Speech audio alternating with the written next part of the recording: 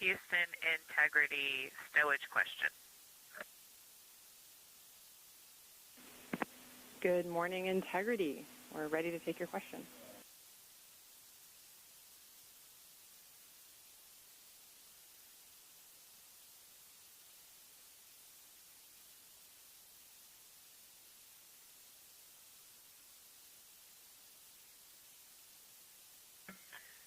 Good afternoon to you, Chris. I think it's afternoon there. We were wondering if we could get some help finding the electric shaver. That's right, Christina. I think we're in afternoon here in Houston time. I'm keeping Orion time myself. And we will get a location for you to look here shortly.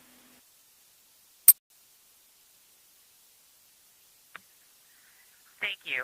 Asking for a friend.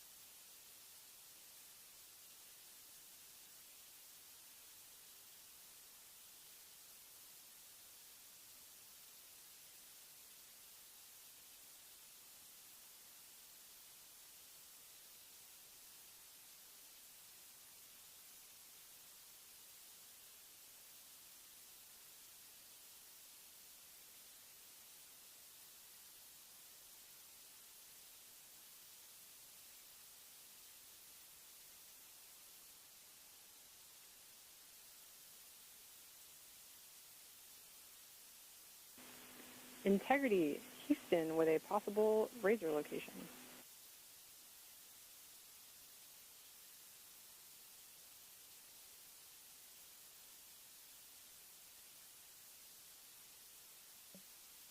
Good morning, Chris. We are ready. Go ahead. Good morning, Christina's friend. You may look for the razor in locker D, bag 6. We'll have a purple label. This is Reed's suitcase, and we expect it to be located in the crew hygiene kit.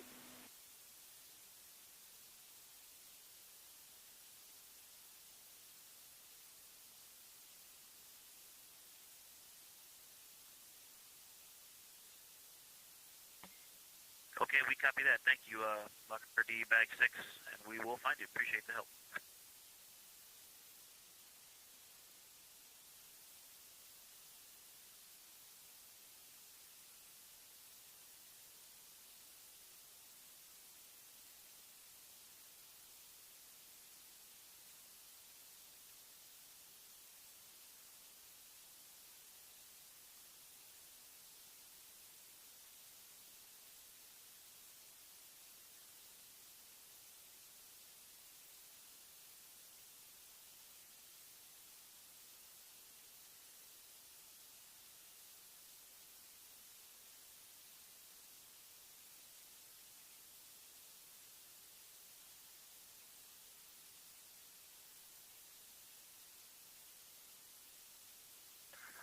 Houston Integrity, we only have it temporarily positioned, but would you like to come on board for DBC here in a few?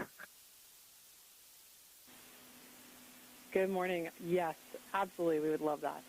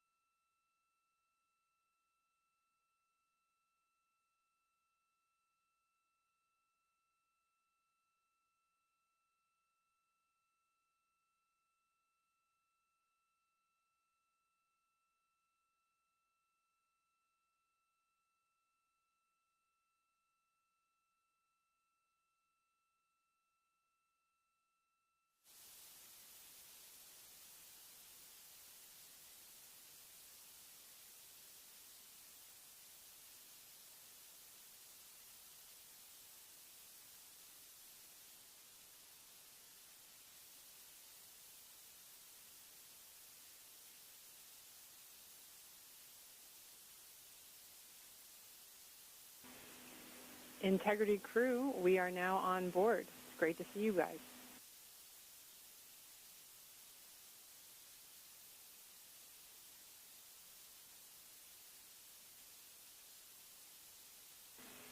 Copy those thumbs. Great to see you guys. Good morning.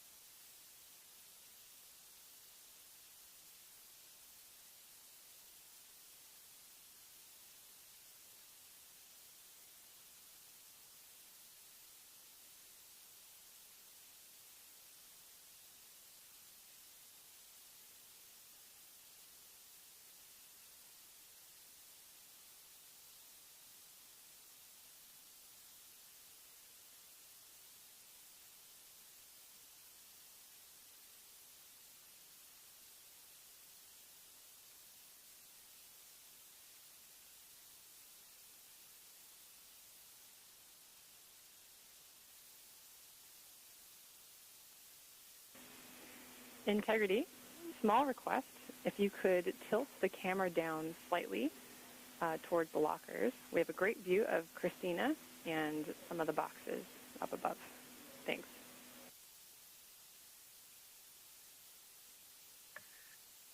Yeah, no problem, Chris. I did not mount it. I just kind of friction fit it, and I'll get a better spot for it later today, and we'll get a more permanent mount going. Sounds like a great plan. Thanks.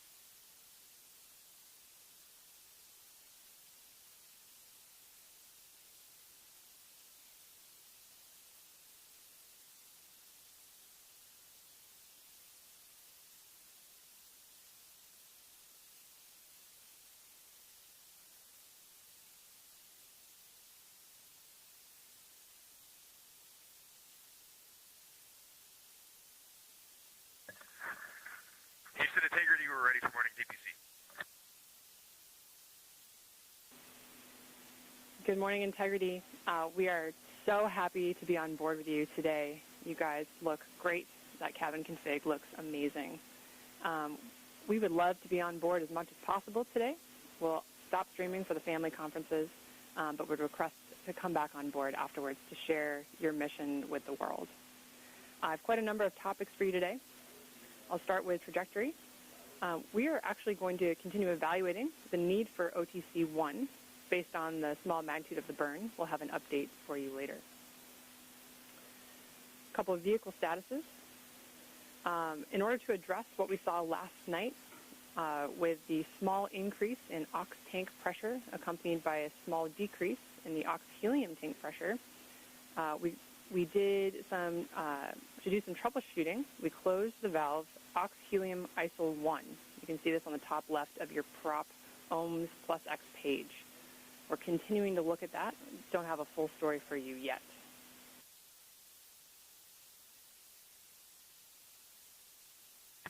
Okay, I'm not at the displays right now, but I will take a look at that soon.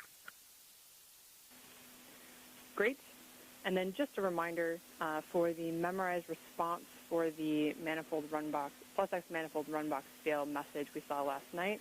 Memorized response would be DAP free first, then secure SM prop.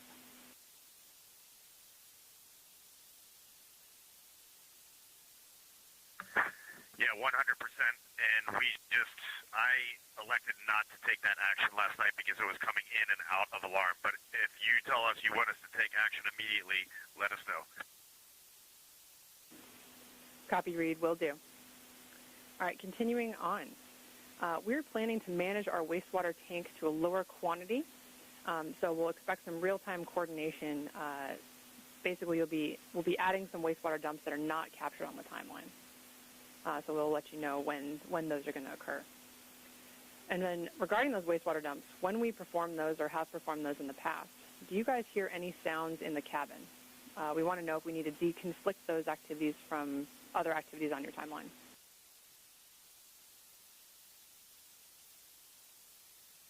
No sounds, but it is certainly visible. Copy that. Thanks. All right, regarding the PWD delayed flow termination, we wanted to let you know that this is actually behavior we have seen on the ground, but we'll still take any data that you gather from the flight. And there are some prompts in the mission summary for that. We can turn to that at the end of this update.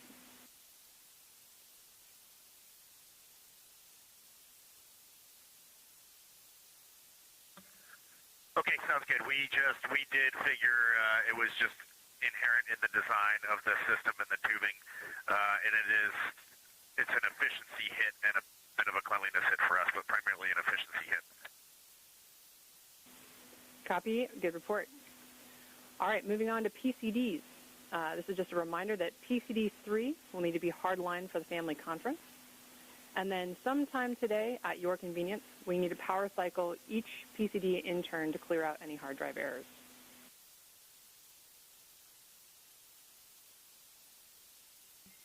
Copy that. We'll get on that after DPC.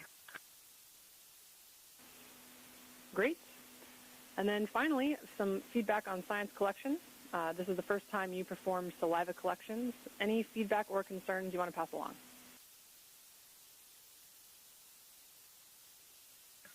None that we can't do in debrief after the mission. It was fine.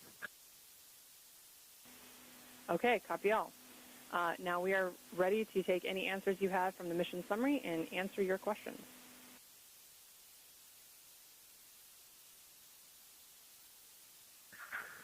Okay, from the mission summary, question number 1, we are good with PCD 3 for now. Question number 2, we are good with cabin temperature overnight. We might make an adjustment in a day or two, but for now we really appreciate all that help. It's going well. For question number 3, I think we just covered that. It is primary and secondary. For question number 4, we put a lot of thought into that, and we definitely agreed that your method was the best. Ike did a good job putting some towels around the dispenser, and overall he and Christina had a very good cadence going of doing the fill.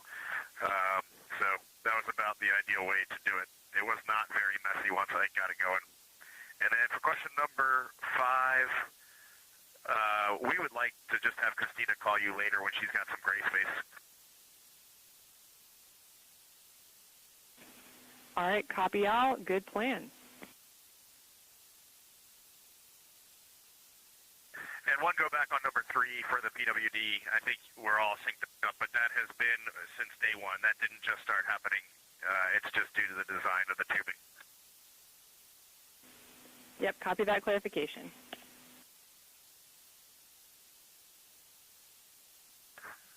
All right, it was really great to wake up this morning and look out the window and see the full moon off the front of the vehicle. There's no doubt where we are heading right now, and really appreciate all the work down there. It was also really awesome. Thank all the FIDOs. I can't believe that actually all worked.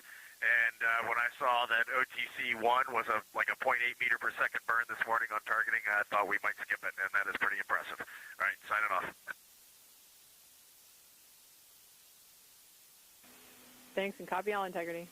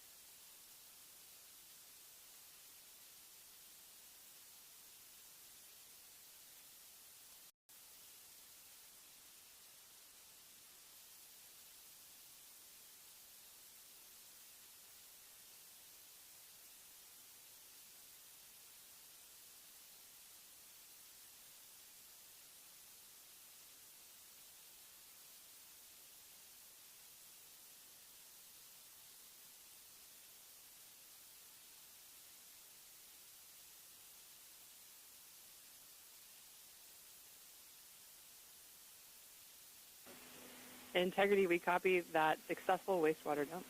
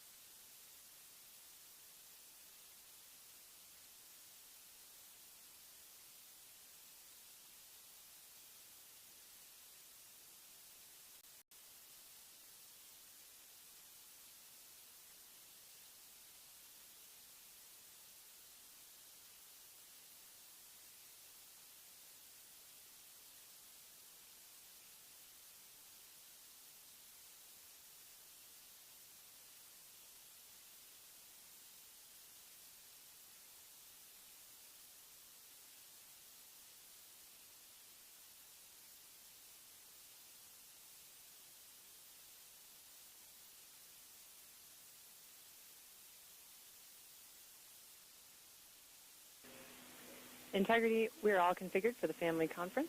You are go to deroute the live stream video, and we'll see you after the conference.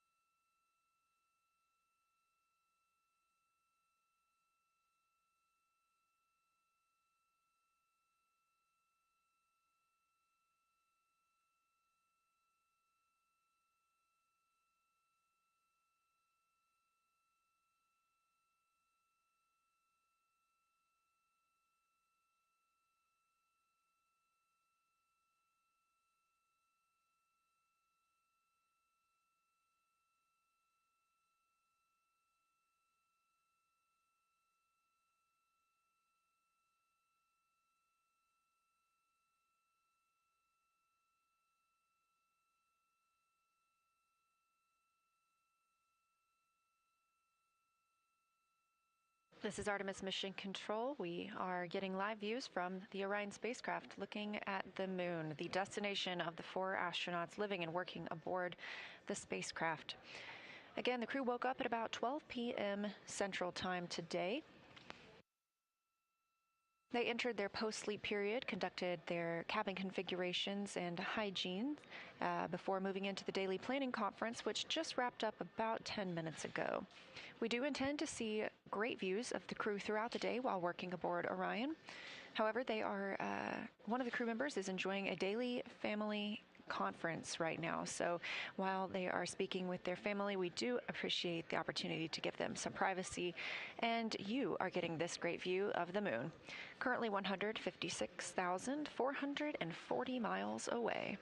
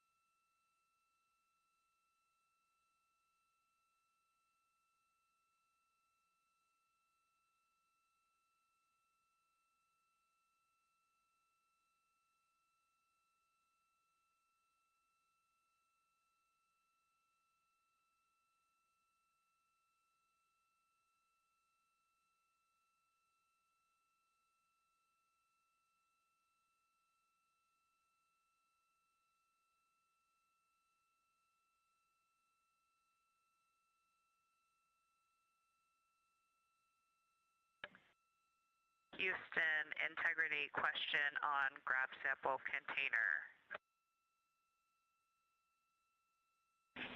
Christina, ready for your question.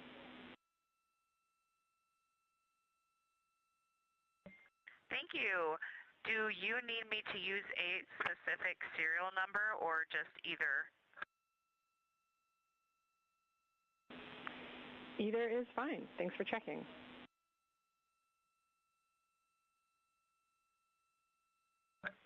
Copy. Thank you.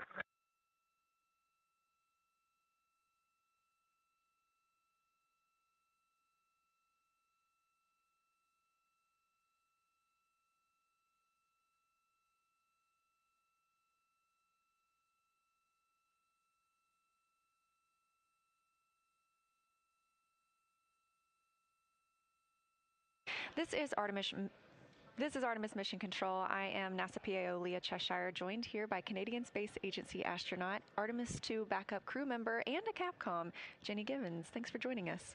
My pleasure. Thanks for having me. So I would love to know a little bit about your experience as a Canadian Space Agency astronaut. What has that journey been like for you?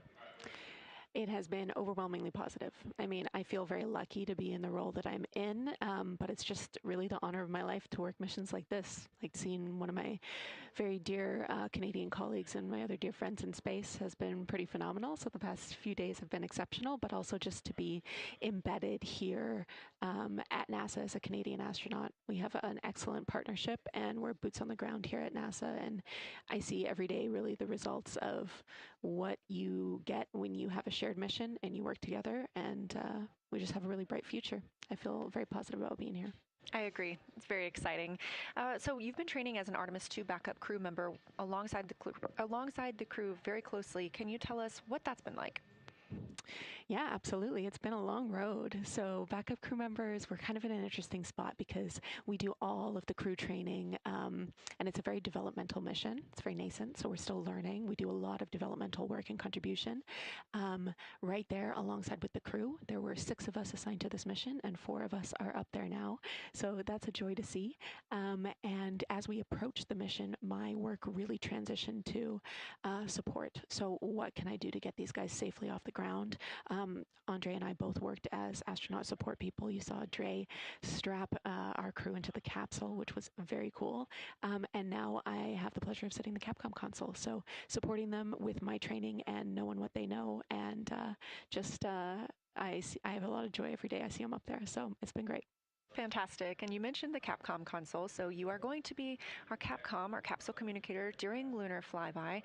Aside from participating in sims, the simulations alongside where the crew is in the simulator, we're here in Mission Control Houston. How else have you been preparing for that monumental day? I have had the pleasure of working very, very closely with our science console. So for Flyby, we'll have Kelsey Young in there. She is a phenomenal geologist, along with many of other science support people, and they really have been training us about how to observe the moon in a way that's accurate and helpful, but also just beautiful. Like, imagine what these crew are going to see. I just can't wait for that shift, like talking to them as they approach the flyby, fly so far away from our Earth, look back and observe both the moon and observe our own Earth. It's just an honor to share that milestone with them. So a lot of crew training, a lot of work with the geologists, which also has been a joy, and my own preparations about how I just want to share this with the world. I want people to be really proud when they see our crew do this and see themselves in the words that they share. We are so excited. I am counting down the hours. In fact, we are 3 days, 3 hours, and 49 minutes into the beginning of Lunar flyby. And so talking about your Capcom experience, you were the lead Capcom for Expedition 63 aboard the International Space Station. So how did that help prepare you for this, and what are some similarities and differences? Absolutely. Well, flying the ISS is obviously, you have a lot of the same roles here in Mission Control, but it's very different. This is a very small ship. We have our crew totally plugged into what's happening all the time, a very defined mission and a much shorter mission. So I would say it's much busier. But our ISS training has really equipped us well. So like the relationships that I formed on that increment, I am seeing a lot of those flight controllers in the room with me for TLI. We had the same INCO or like comms controller here, that was a joy. So really relying on the relationships that I formed earlier, that's just paid dividends and has been so positive to see those people shine in their roles. And then you just learn how to talk to your friends in space, and what a cool thing. What a cool thing we get to do. So really we laid the groundwork in a lot of our ISS work for this mission. Yeah, truly an honor. And so before we wrap up, I know you do need to get back to the Capcom console. Do you have any parting words? Anyone you'd like to give a shout out to here? Yeah, absolutely. I have to give a shout out to the families. So seeing the resilience that the families of this crew and my own family have shown as we work to go further than we've ever gone before. You guys are amazing and the unsung heroes of this mission. And I just had the pleasure of being with a few family members during the launch, and it was beautiful.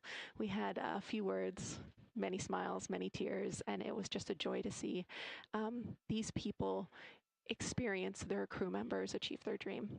I will truly remember it forever, and I am so proud of you. That's beautiful. Thank you, Jenny. Thank you for bringing this mission to the world as well. And we are counting down the hours to lunar flyby, but for today, focused on Flight Day 3 and all that the crew has to bring to us. So thank you again. I love it. Let's do it. Thank you.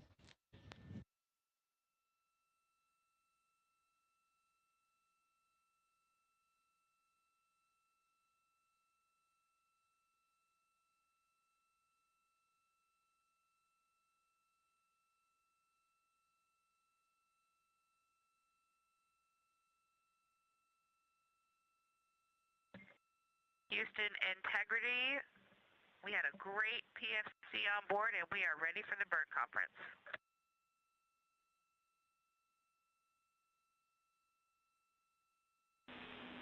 Copy, Integrity. Great timing. We just finished our discussion about OTC-1.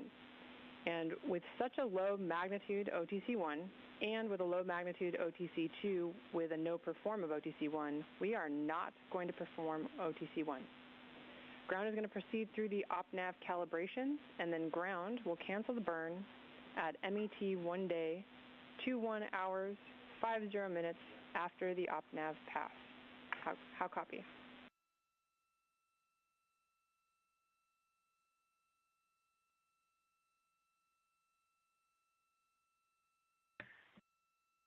We copy snow day, and understand the time is about an hour and 10 minutes from now when you're going to cancel. That was something like 21:50. That's it, firm.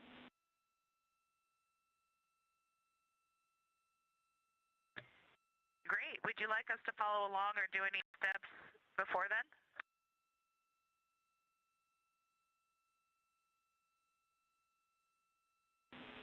No crew action or monitoring required today.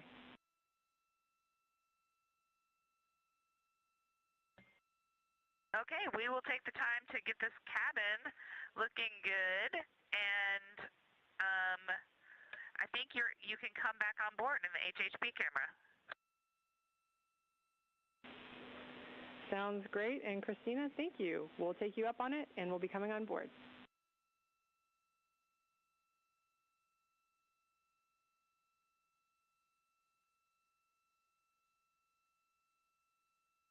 This is Artemis Mission Control, 1 day, 20 hours, and 43 minutes mission elapsed time into the first flight of humans aboard the Orion spacecraft, NASA's Artemis II mission.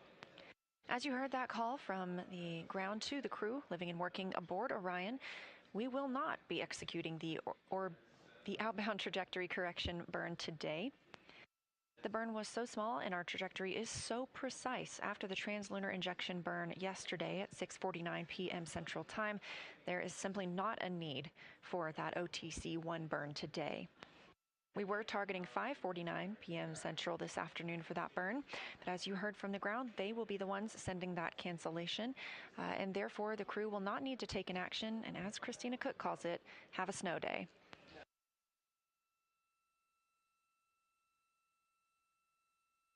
This is a live view outside the Orion spacecraft looking at the moon, 155,860 miles away.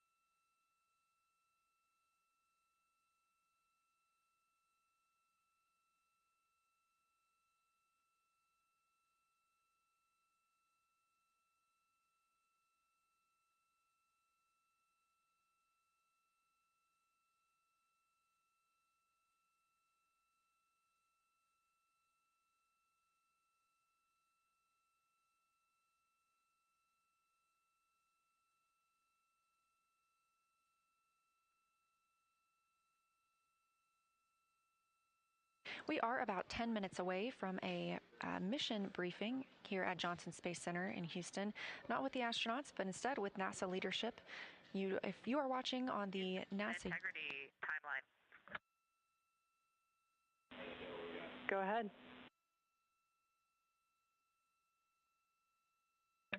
Hey, Chris.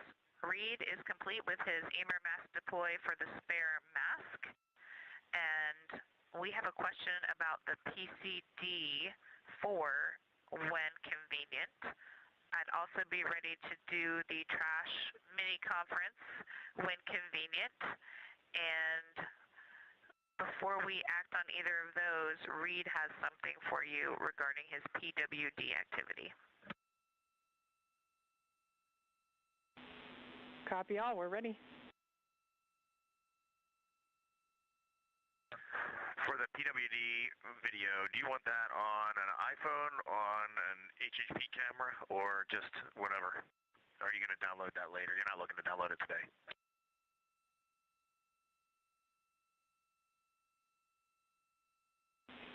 Reed, we are not planning to download that video during the mission, so dealer's choice. Okay, awesome. Thank you. That was Commander Reed Wiseman calling down about a timelined activity for the crew today. The PWD stands for Portable Water Dispenser. And the potable water dispenser is what the crew uses to fill drink and food bags. So the request from the ground and timelined on the astronaut schedule for today is to take a video using that potable water dispenser while filling up a drink bag, filling up a rehydratable food bag. Again, this is a test flight, and so we are experiencing everything for the first time with humans living aboard Orion.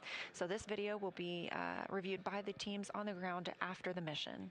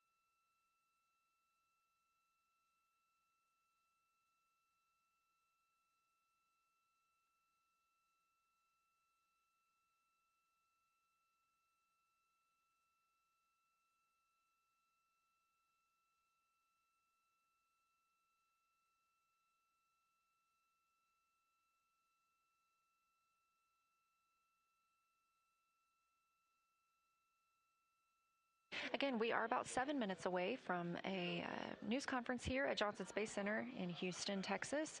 And if you're watching this live stream on NASA's YouTube, you won't need to go anywhere to tune into that news conference. However, if you want to continue watching this mission coverage, we do have a second stream of views available on NASA's YouTube. So you can just back out of this stream, click on that other one, and we will continue providing views of the crew and commentary here in Artemis Mission Control.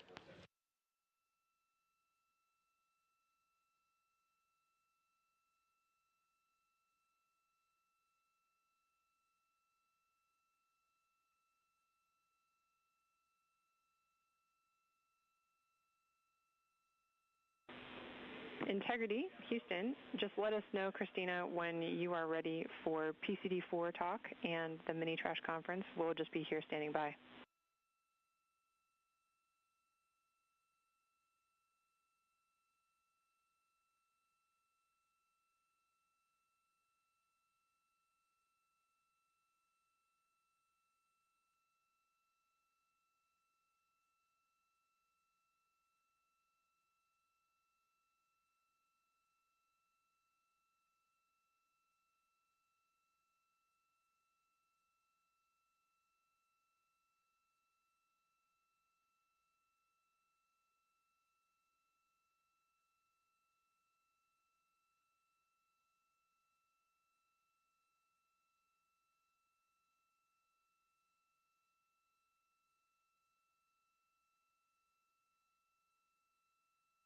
And I'm ready, Chris. Go ahead.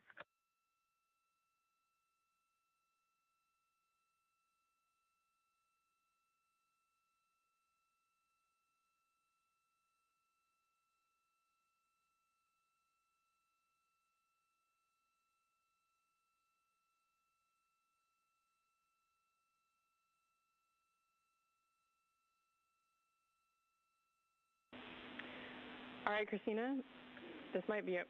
And Houston Integrity, let me know if you'd like me to go ahead and start with what I've got based on the question from the flight message, flight day message. I can just get started, and then we can generate some back and forth after that. Yeah, Christina, we will take what you got first. All right, thanks. Well, first of all, as you might imagine, there's kind of an inrush of trash when we first get up here as we're deploying everything. So we did generate quite a bit of trash in the first 30 hours of the flight. We've been managing that by kind of finding hidey holes for it and putting some of it back into empty locations. The majority of it is in official Orion trash bags. However, some of the packing material was just packed back into some of the Ziplocs that were part of the unpackaging process. So one question we have is, our understanding is that we were basically free to put trash into open locations in CTBs as it was generated, and that the hope or priority would be locations in the D and E lockers. We haven't really opened up much space in CTBs there, like there aren't any fully empty CTBs to start packing with trash. So our ask is, do you have a recommendation for where we should start prioritizing putting the Orion trash bags as we generate them, and potentially a request to consolidate some stowage so that we can designate a CTB that's all for trash?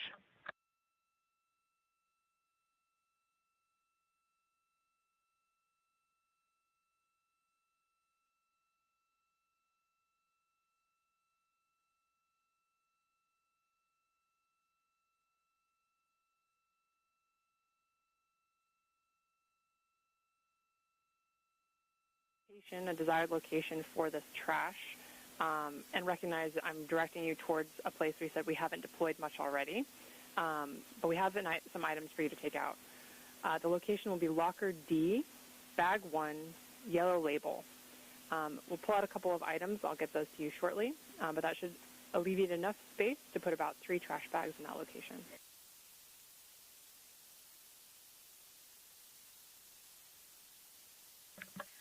That sounds great, and that will cover the loose trash that we have right now on board. We have about 4 bags altogether, and we found a home for one of them.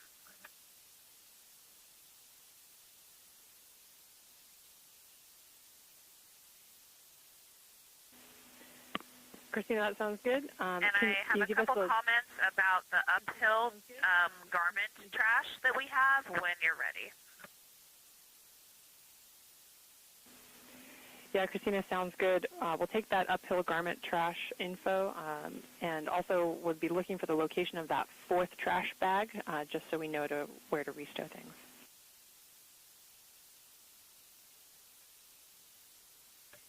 Okay, perfect. The uphill garments, so the comfort garments, we put into the Flight Day 1 clothing bags. So we basically just swapped the locations as we changed into our Flight Day 1 clothing, and we restowed it into the locker that they came out of. Additionally, into that locker, we have our mag trash. It is currently double Ziploc bagged, but it is not in an Orion trash bag. And we prefer to keep it that way because we have all 4 single Ziplocked mags with their odor absorption sheets in one big Ziploc, so the 4 of them together would not fit in an Orion trash bag.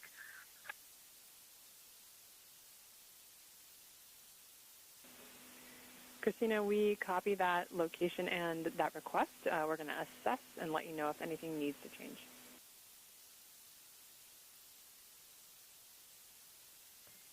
Awesome, thanks.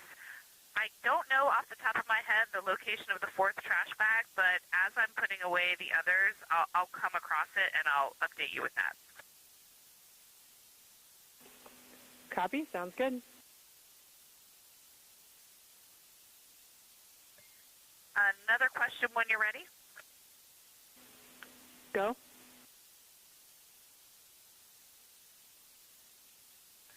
For all of the packing material, this would include clamshells, bubble wrap, Ziplocs, and regular Ziplocs.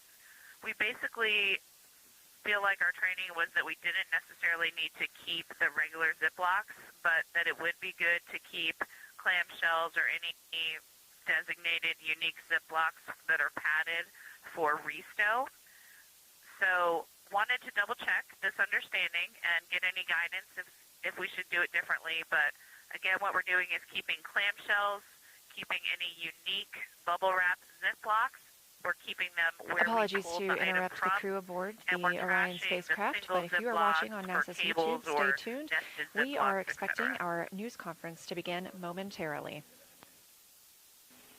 Christina, we copy all. That's a great config, great understanding. We're very happy with that down here.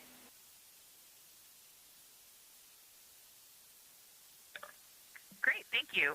I think that's all I needed to cover, but glad to take any more questions you have.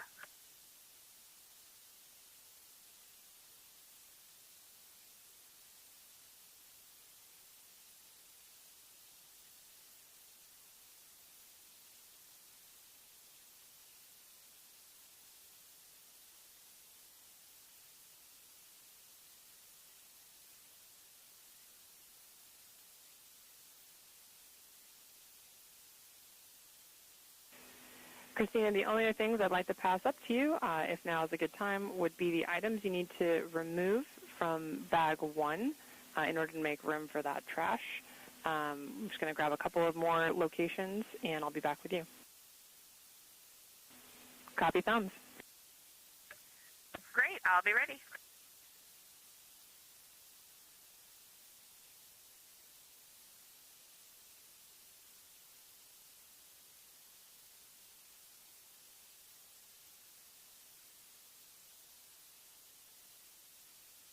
And Chris, I have 2 more items for you. One, timeline. Ike report T is complete with the docking cam bracket removal.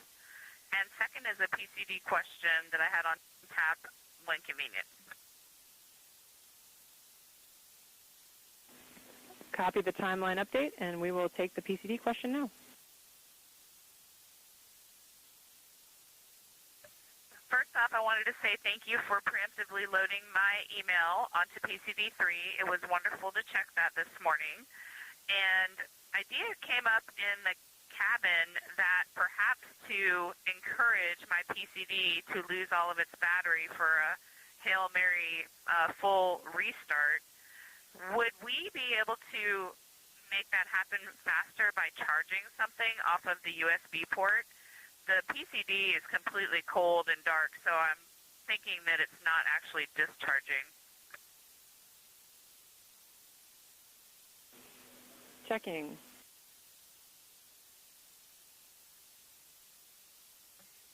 Thank you, and I can take that answer later. When you are talking, if you think it's worth trying, then we would be wondering what a good candidate thing to charge off of it would be.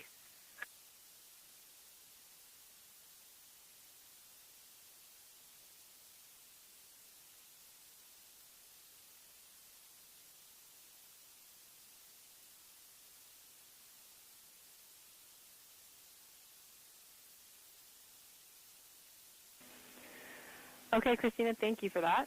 We're going to think about that suggestion and evaluate it before we give you the go to do so. I do have some additional troubleshooting steps you might try. So in its state now, discharged, completely dark, from that state, we'd like you to try the same last troubleshooting steps we read up, holding down the power and the volume up buttons for 20 seconds and seeing if you can get to that BIOS page.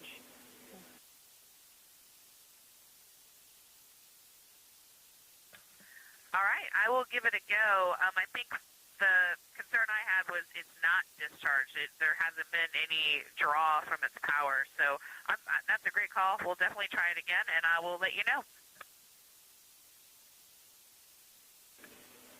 Copy. Also, we are about to stop HHP. Copy. Thanks, Christina.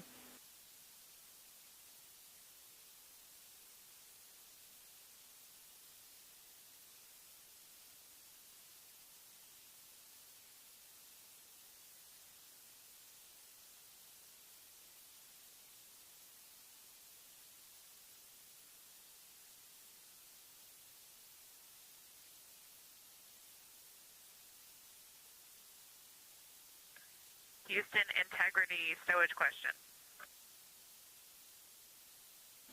Go ahead, Christina.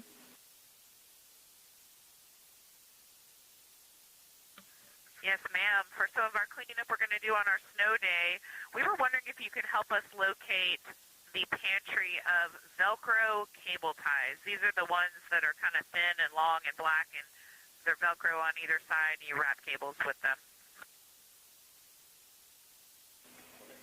Copy, Christina. Yes, those wonderful Velcro cable ties. We will get a location up to you as soon as possible.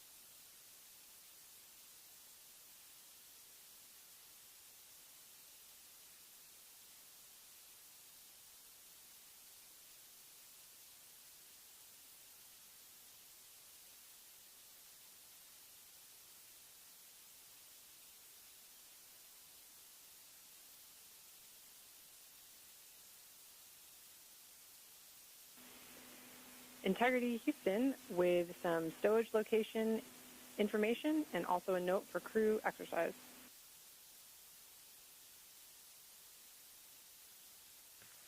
Go ahead.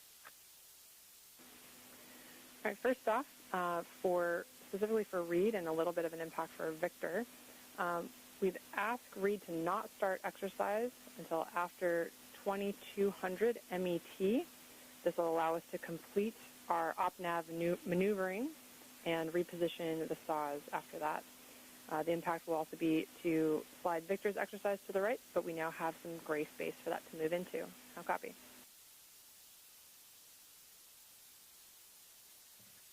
We copy. All right, Christina, for you, your question about Velcros and straps, their location will be in bag 16, yellow label, inside 2 Ziplocs, and the inner Ziploc bag will say Velcro and straps. Velcro and wraps. Copy, thank you.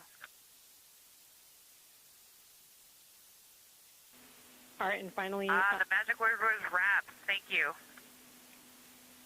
No problem. Finally, to make room in Bravo 1 for the trash bags, we'll have you remove Wiseman's Bob 3 from Bravo 1, and that can be cabin deployed. You'll need to pull out some Nat Geo hardware and possibly some bags from Bag 1 to make room, and they can just go into the Bravo 1 location. Both you and Jeremy have a Bob in Bag 1, and that can either go into F locker, Foxtrot, or be cabin deployed. And then once Bag 1 is full of trash, it is good for return.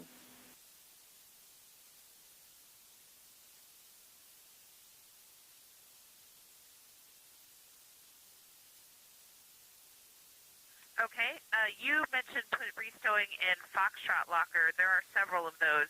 Are you just saying anywhere we find room? Good words, anywhere you find room. Copy. And are you keeping the packing plan updated and uplinking new ones? If so, we can be very diligent about letting you know where all these things go. Copy, Christina, and yes, we update it every night. So the more you tell us, the more accurate we can make that. Thanks.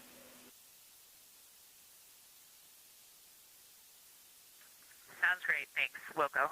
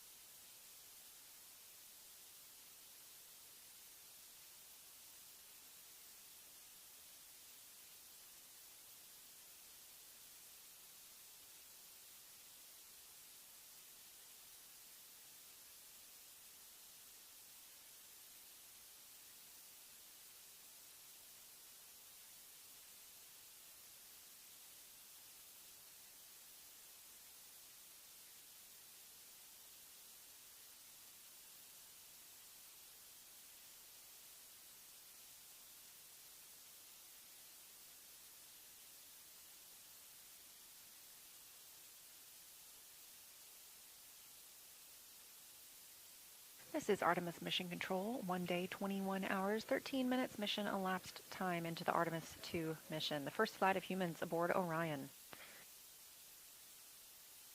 We're continuing to get communications from the crew while on this channel, and if you switch to our other channel on NASA YouTube, you can find today's press conference with NASA and Mission Management.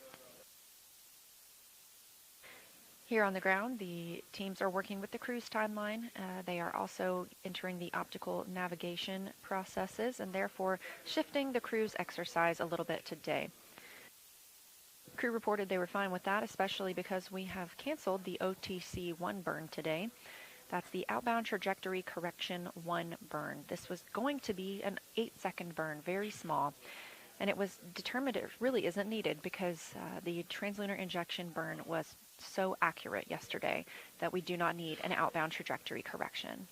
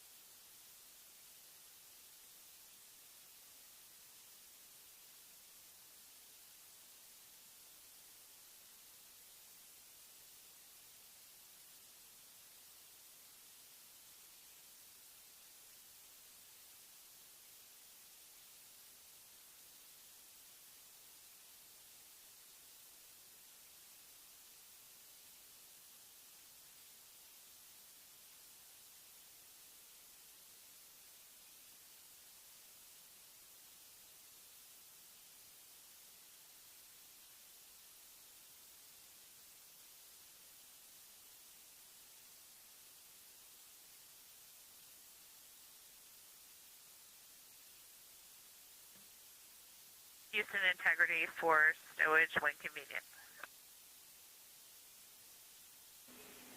Go ahead, integrity.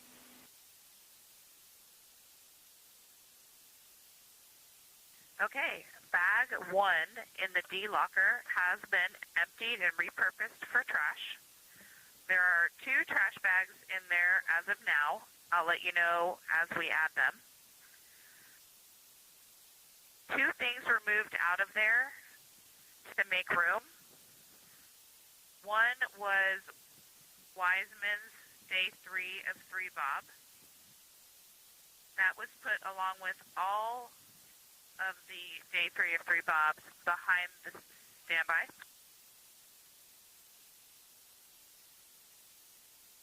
Yep, correction. It is Bob 3 of 3, and the days are 7 to 10, so I was just calling the wrong thing there. But all 4 of the 3 of 3 Bobs are behind the seats under the eclipse wall. I'm going to pause for any clarifications before I continue. Thanks, Christina. We copy that report. No questions so far. Okay. The other item removed from bag 1 was 2 Ziplocs of Nat Geo equipment. One Ziploc had the Nat Geo Hero 11 and the Nat Geo GoPro handle. The other Ziploc had several things: 3D mic cable, Nat Geo used SD card bag, Nat Geo recorder SD card bag, Nat Geo camera SD card bag, and Nat Geo arm. Those 2 Ziplocs were moved to Flight Day 1 clothing CTB, the small CTB. Stand by.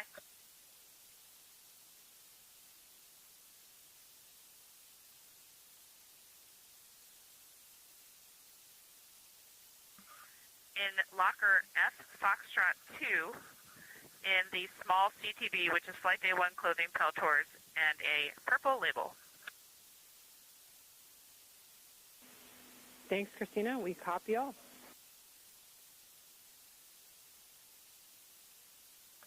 Thank you.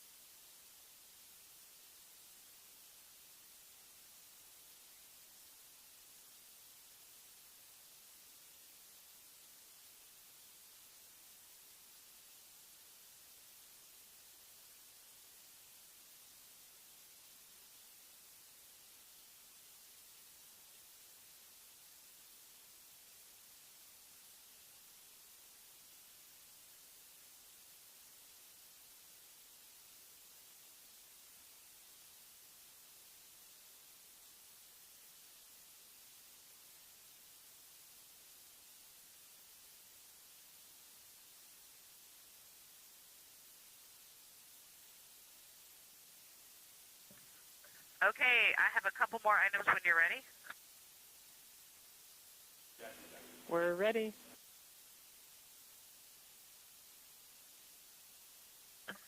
The 2 JSBs that contain the contingency urine stowage bags are stowed under the Eclipse net behind seat 4.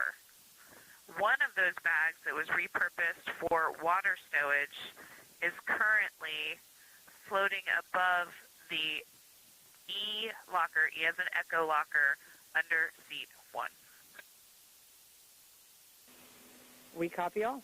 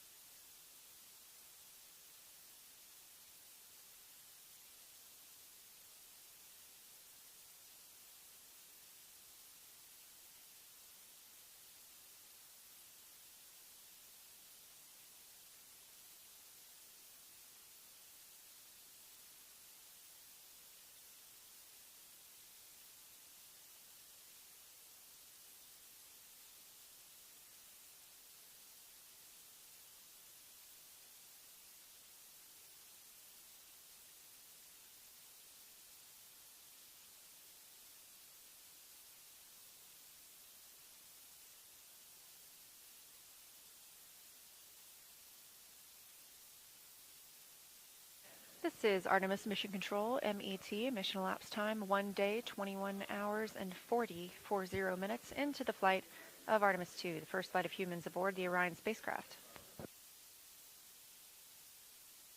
On our main YouTube channel on NASA's YouTube, we do have our live press conference where mission leadership is addressing the media and answering questions about the status of the mission. But here we're still continuing to provide any crew communications that we're getting, as well as, obviously, our live commentary throughout the mission. We do expect the press conference to last another approximately 15 minutes.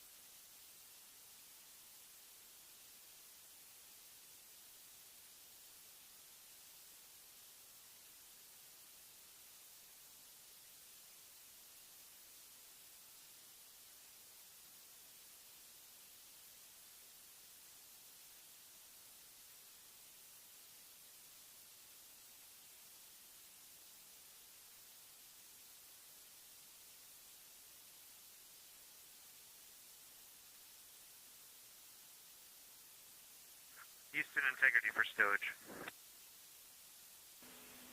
Go ahead, integrity. We're going to stow the second Nat Geo GoPro Max camera in F4 video network bag, if you can track that for us. We've got it. Thanks.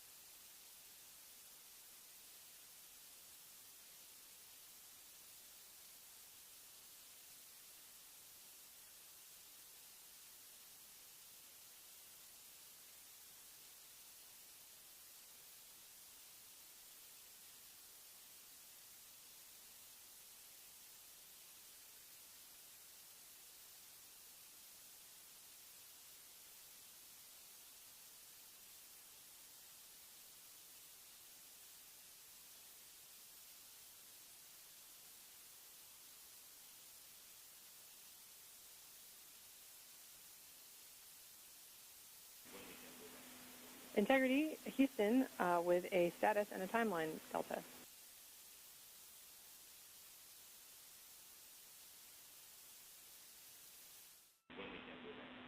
Integrity, Houston, with a status and a timeline, Delta.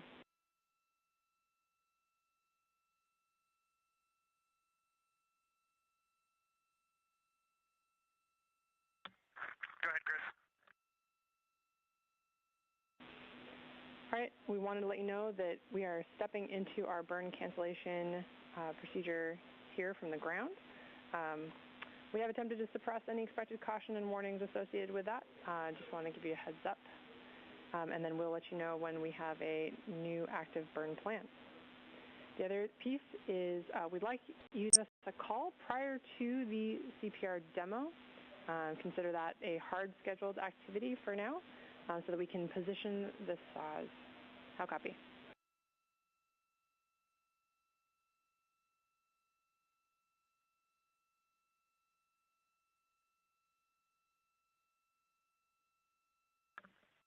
Copy all, and let me know when you're ready for me to start exercise.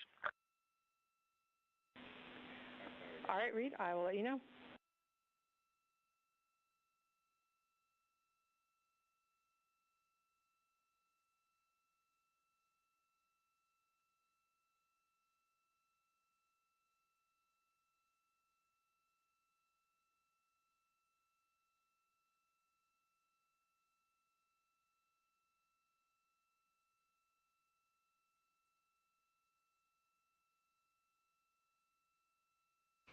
As previously mentioned, we are expecting the crew to get into the CPR demo later today.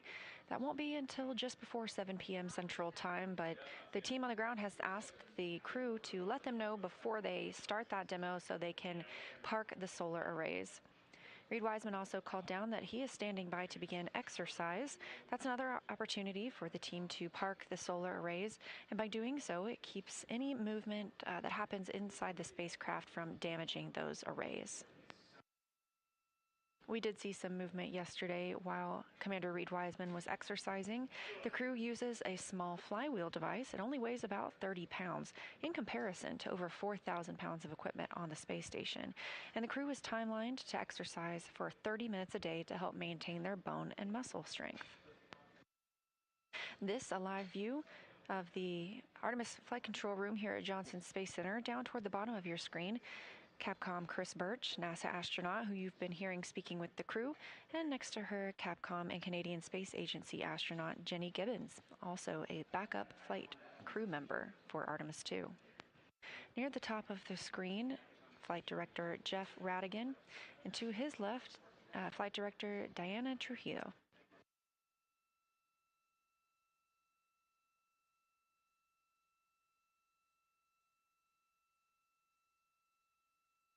On the left side of your screen, a live view from the Orion spacecraft, now over 112,000 miles away from Earth. And that is our little crescent Earth over to the right.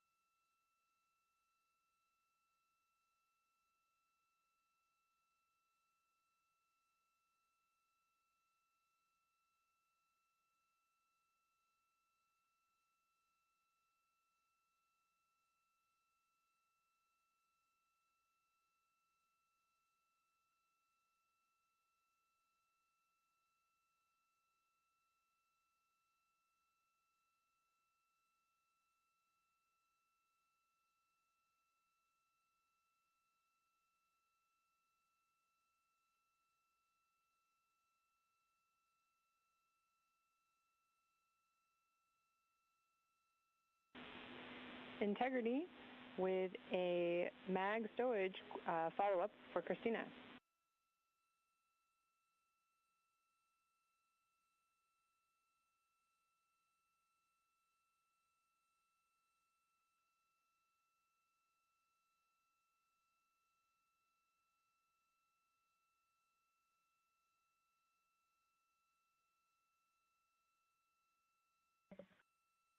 Go ahead.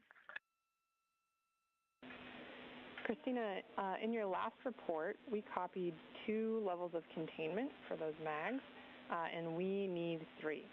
So our suggestion was to put in a trash bag, if able, or another Ziploc, unless you can correct me and say we've got 3 levels of containment.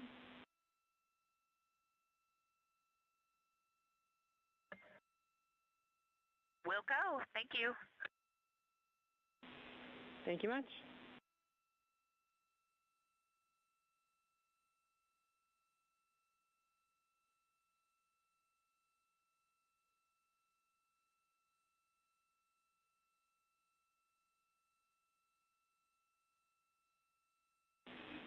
And integrity, read is go for exercise. We are configured.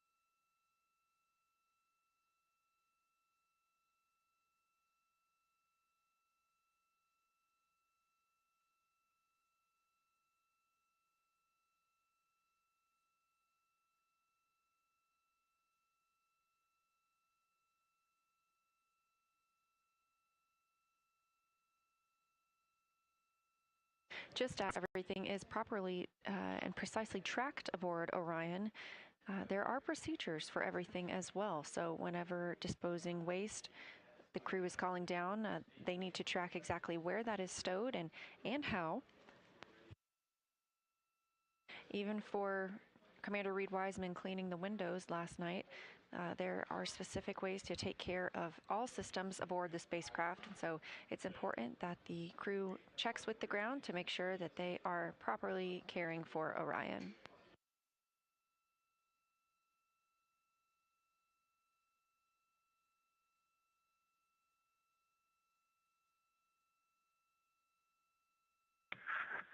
Chris, I copy on exercise. I'll be starting in about 5 minutes.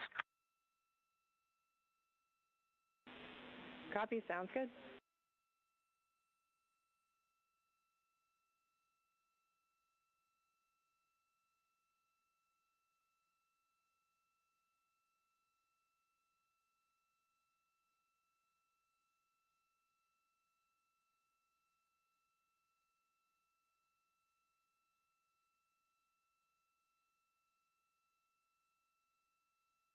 Commander Reed Wiseman calling down that he is planning to start exercise pretty soon, and yesterday we did see some motion as he was exercising. We will look for that again here on the left side of your screen, a view from Orion looking at the European service module and that orbital maneuvering system engine. Again, we don't expect to fire the orbital maneuvering system engine again after the translunar injection burn. That was the final major burn for that engine. But this is the engine that would be used should we have an abort of the mission. However, everything's still looking great for Orion and for our 4 astronauts on the Artemis II mission.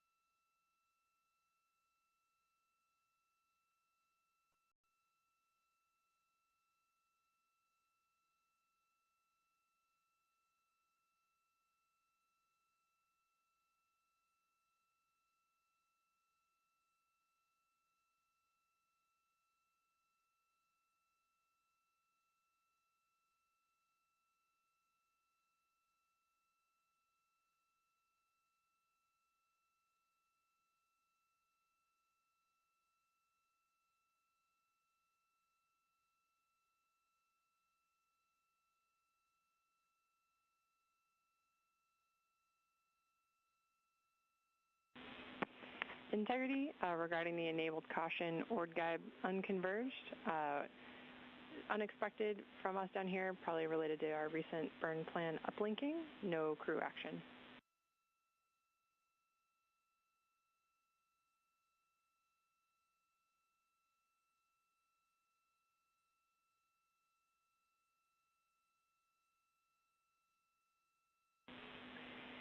And as we're performing an attitude maneuver, we're going to need Reed to stand down from his exercise until we can get the saws repositioned.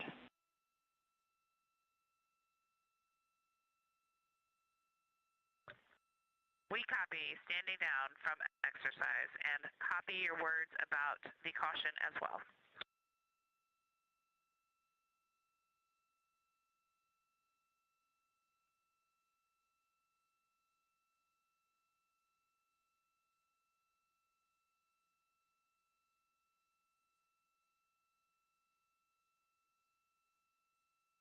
Those calls to the crew as they received a caution on their displays for orb guidance. That's due to the cancellation of this orbital trajectory correction burn. No action called to the crew. Again, we canceled that orbital trajectory, outbound trajectory correction burn due to having such a precise translunar injection burn. This other burn today would have only been 8 seconds long and was deemed unnecessary. As we are currently maneuvering the attitude of Orion, Commander Reed Wiseman was also asked to hold on beginning his exercise due to the need to maneuver the solar arrays as well. They will then park those solar arrays and put Orion in the proper configuration for Wiseman to begin exercise.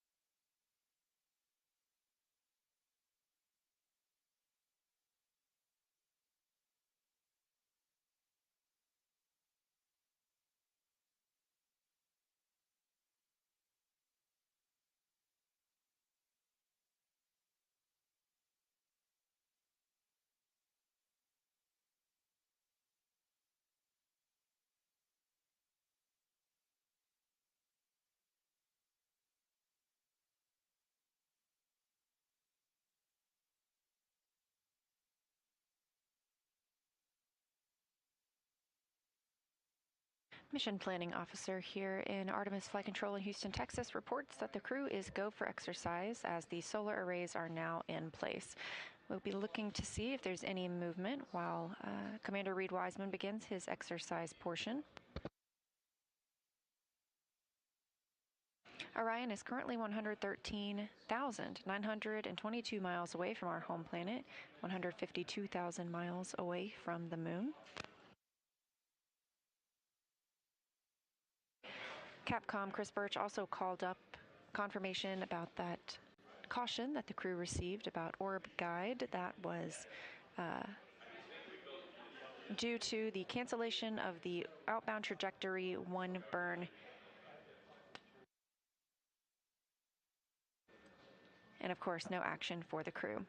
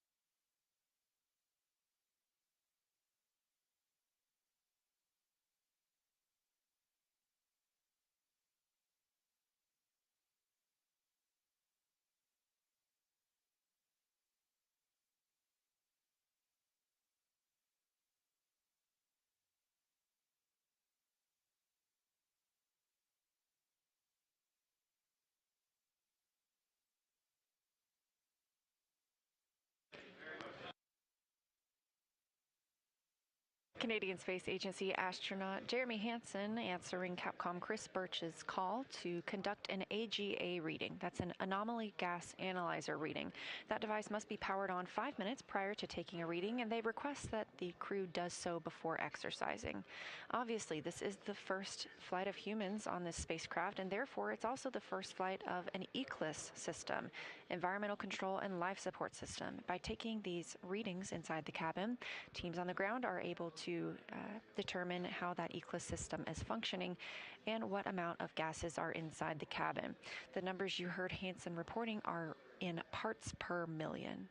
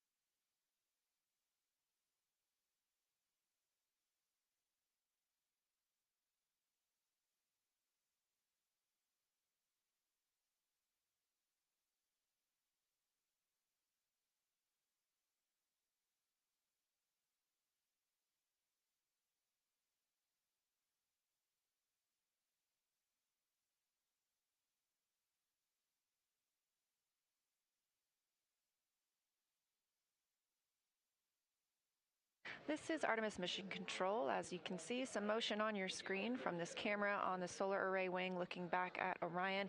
We are expecting that to be from Commander Reed Wiseman, exercising yet again.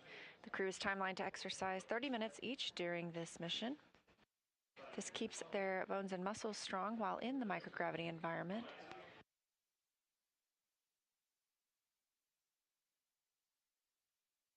This type of motion doesn't damage the spacecraft, but the solar array wings are locked and parked to keep them from being damaged by any loads imparted from this movement.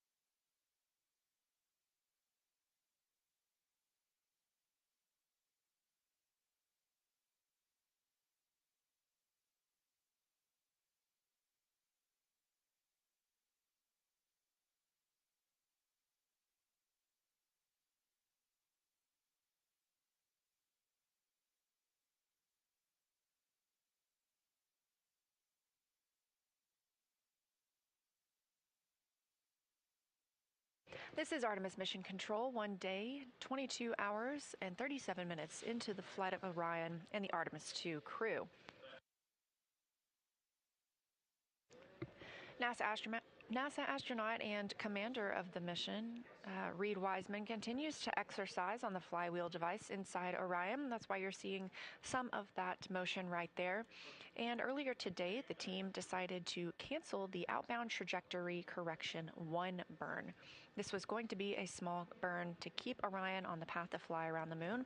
However, our translunar injection burn was so precise that this correction burn was not necessary. So the crew has a little bit of free time back on their day.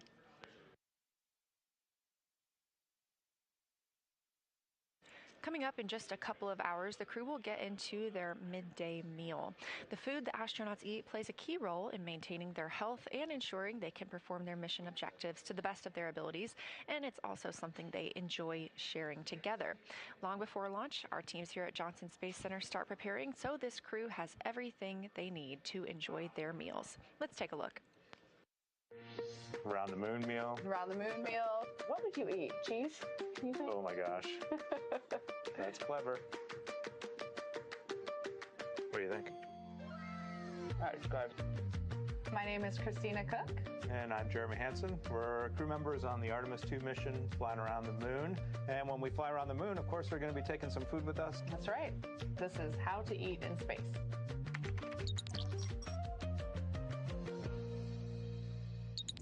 Here we are in what we call our food lab at NASA Johnson Space Center. We come in here quite often to sample space food.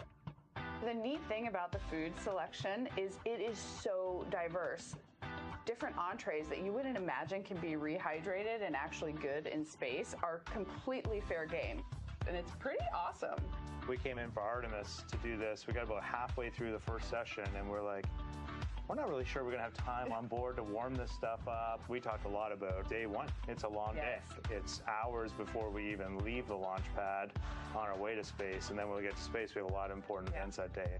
We just did a sim yesterday where lunch is scheduled. It's midday meal. Yeah, midday meal for all 4 of us. And so those would be great moments, I think, in our mission to have prep some food and sit down or float as a crew and just have a joint meal. For sure. I think that would be fun.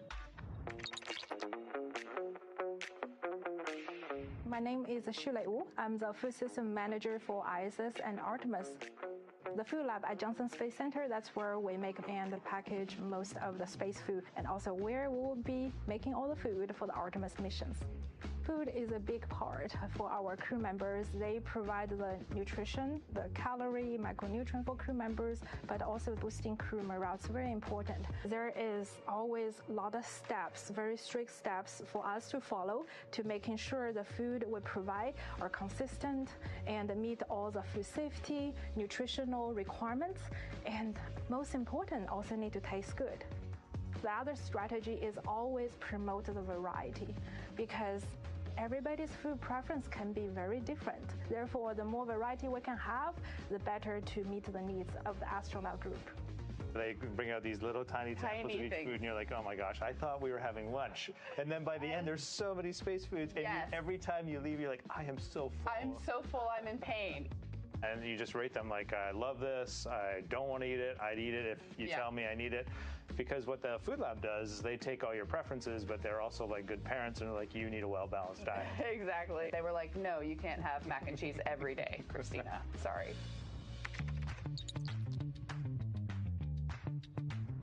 I'm Wyeth McKinley. I'm a flight controller and a crew instructor for Artemis II.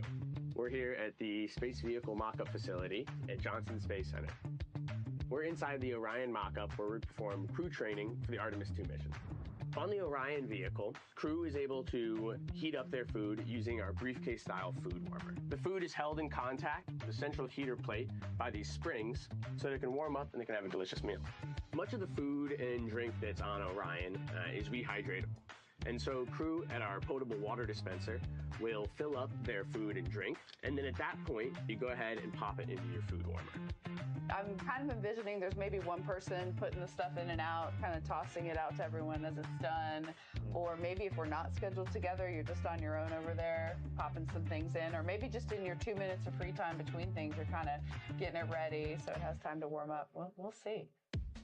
Eating together really resonates with me. I think it's just a human thing to break bread together and to enjoy that necessary thing you have to do, the thing you should be grateful for. And so doing that as a group, as a family, has always been meaningful for me. Absolutely.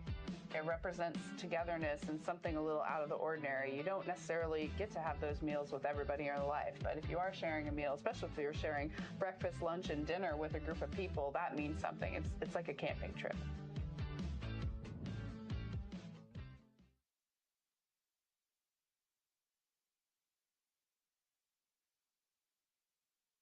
This is Artemis Mission Control, just a little inside look at some of the food flying aboard the Orion spacecraft with the crew. Today for lunch, the crew has a variety of options. Some of the things they'll be enjoying include beef stew, smoked turkey, chicken with peanut sauce, roasted turkey. They have cheese tortellini, butternut squash, cauliflower and cheese, and of course a fruit salad in there too.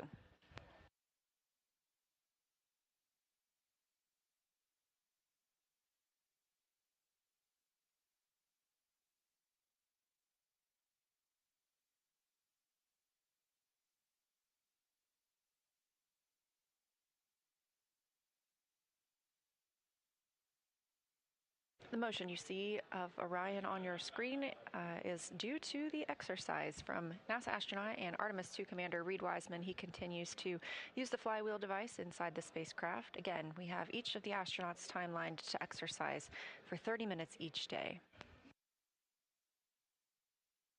Elsewhere in the cabin, Christina is working with the ECG device. As we discussed, the crew are performing checkouts of some of their medical equipment today. This is the electrocardiogram device checkout. This is, of course, with the crew being the first humans to fly aboard Orion, the first opportunity that all systems and teams have to check out their devices and hardware with humans on the spacecraft. Everything we do on this mission informs our plans for future missions around the moon.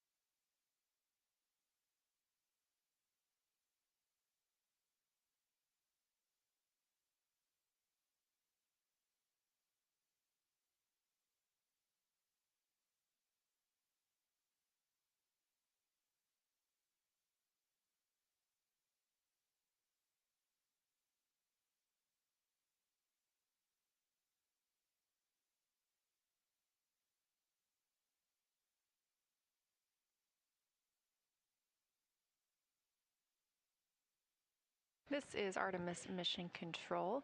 Again, the movement you see on your screen is due to Commander Reed Wiseman exercising inside the Orion spacecraft. That's a view from a solar array wing camera looking at the European service module, that large thruster in the middle, the OMS engine, the Orbital Maneuvering Services engine. We were expecting to have an outbound trajectory correction burn today at 5:49 p.m. Central Time. However, that burn was deemed unnecessary due to our precise trajectory thanks to the translunar injection burn.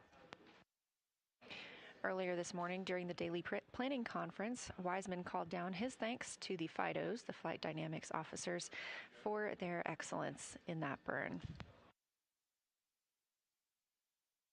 Once he's complete with exercise, Wiseman is also timelined to work on his National Geographic filming. Again, we selected National Geographic through a competitive selection process to help us document and tell the story of the Artemis II mission. The crew members have time throughout the day scheduled to help capture those items, and a shot list provided by National Geographic with everything from exercise to family life, bedtime preparations, what it's like to live in space. They'll also explore the medical kit, which we've discussed today, and take plenty of photos, including just some memories of their time aboard Orion.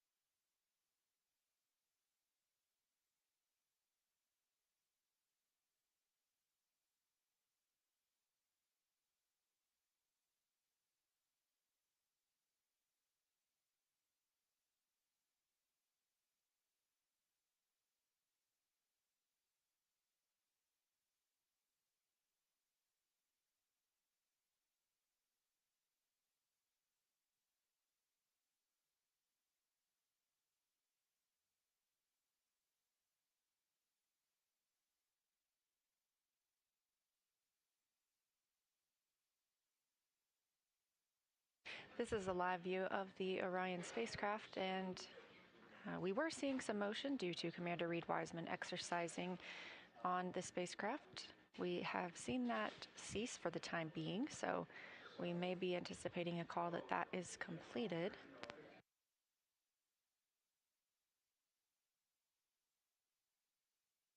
Here in Mission Control Houston, the Orbit 1 team is on console monitoring all systems aboard Orion.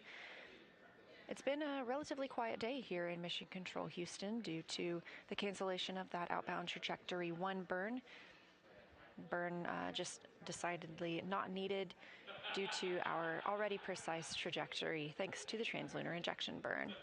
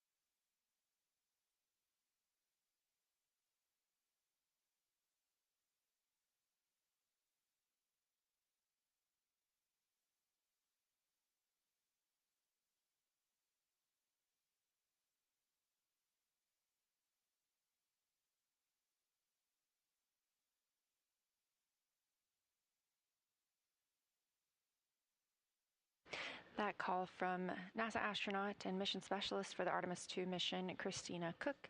She is conducting a checkout of the ECG device. That is an electrocardiogram device that is aboard Orion that requires her to use an app on the medical tablet.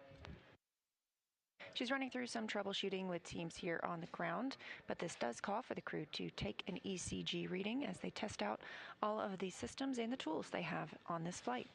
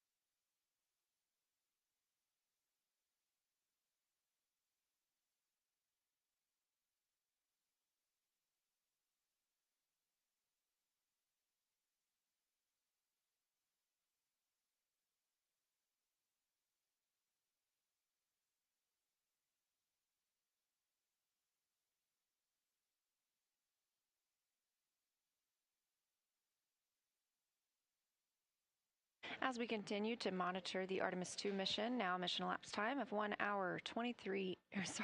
day, 23 hours, 8 minutes. The Orion spacecraft is now 116,700 miles away from Earth. This mission is built by people and companies in all 50 states and with international partners. So with Artemis II flying, this is a testament to everyone's hard work and dedication. Let's learn a little bit more about them. What we're doing here is a collaborative effort of hundreds of thousands of people.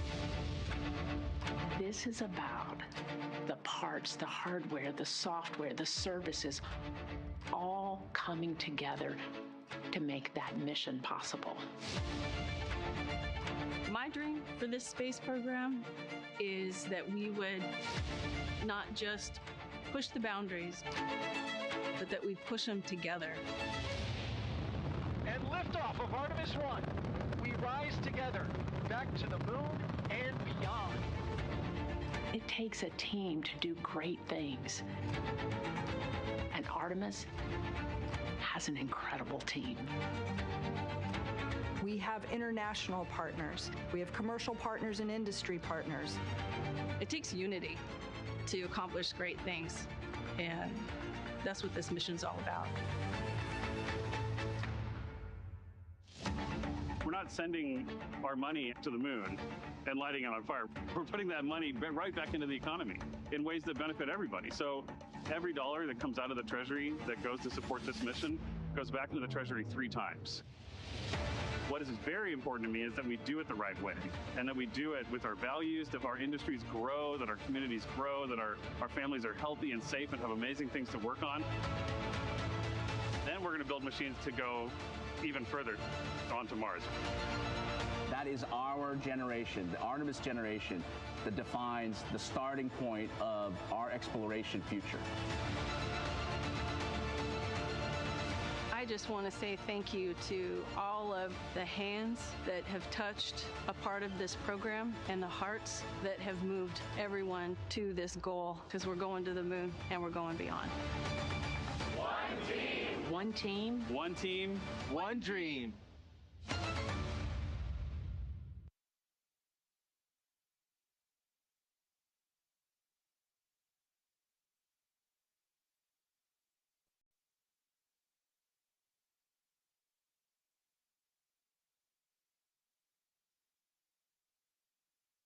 to exercise right until midday meal.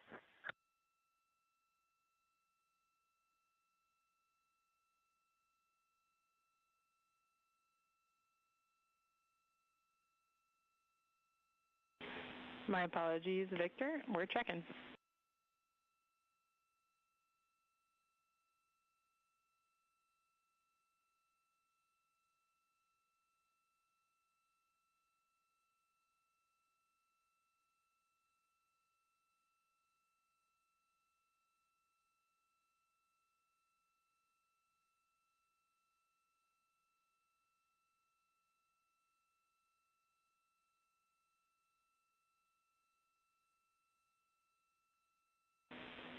Integrity, Victor, you can go exercise all the way up to midday meal.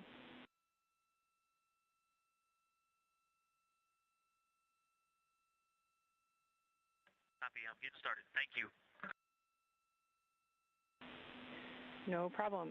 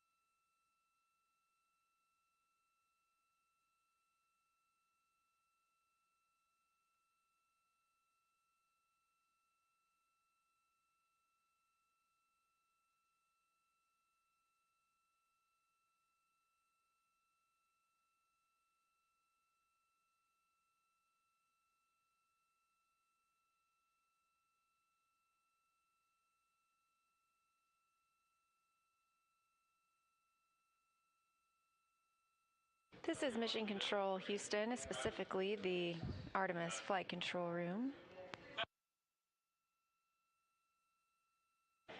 NASA astronaut and pilot of the Artemis II mission, Victor Glover, calling down to report he is hoping to get started soon on his scheduled exercise for the day. And since it's a little late, he's hoping to continue that until the midday meal. Now, we were expecting the outbound trajectory correction burn during that time. However, that burn has been canceled as we did not need it. We are on a perfect trajectory toward the moon.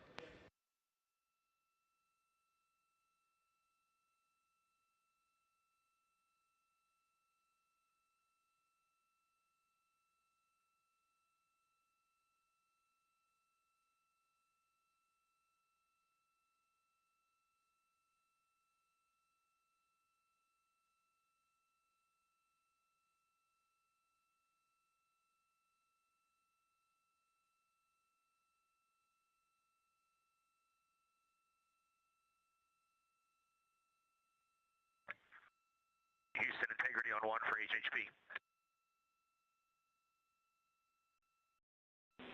We're with you.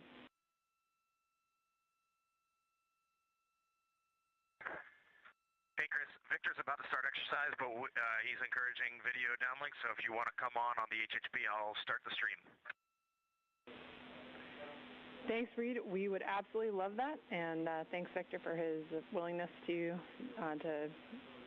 let that happen. Reed, I do have an additional comment for you and the rest of the crew about a possible opportunistic photography and science opportunity over your midday meal. There's a period where we're going to have Earth viewing followed by moon viewing. You can reference the Orion Attitude Band in Optimus, kind of right in the center of your midday meal. And if you'd like to do any photography, we're recommending deploying and using the camera shroud over window 2 to reduce glare.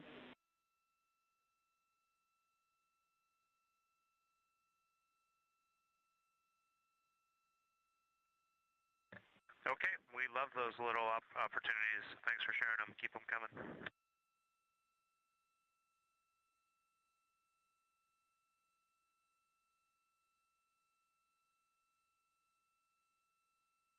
Commander Reed Wiseman calling down to the ground. That is Capcom Chris Birch in the center of your screen, responding to him. Capcom stands for Capsule Communicator, the one person communicating with the crew. Wiseman reporting that they expect to be able to turn on the camera inside the cabin soon, so we look forward to gaining those views of the crew. And Birch sharing Houston integrity for ECG. Go ahead, Christina. How's the troubleshooting going?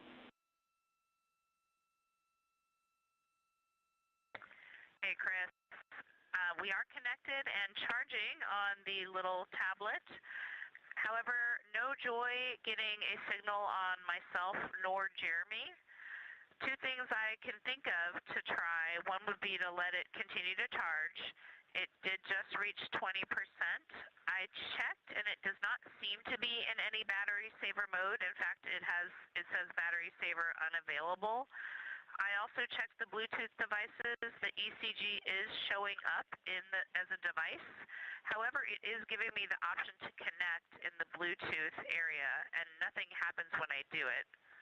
It does seem to be finding the device when I'm in the app. So the other thought I could try would be to forget and reconnect the device.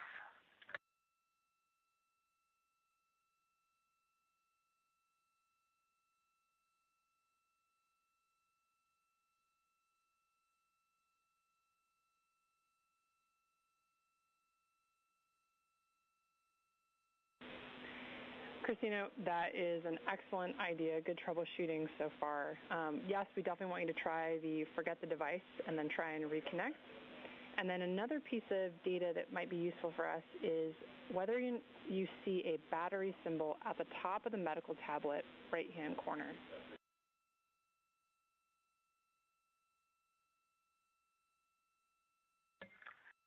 Do you mean within the app or just in the screens of the tablet? Good clarification, within the app.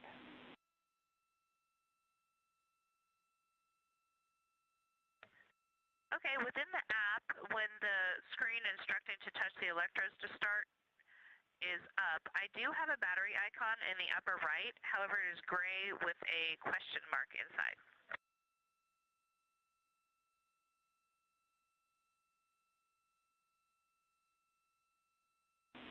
Okay, Christina, thanks. Yeah, that just gives us that confirmation that it's not connected to the ECG.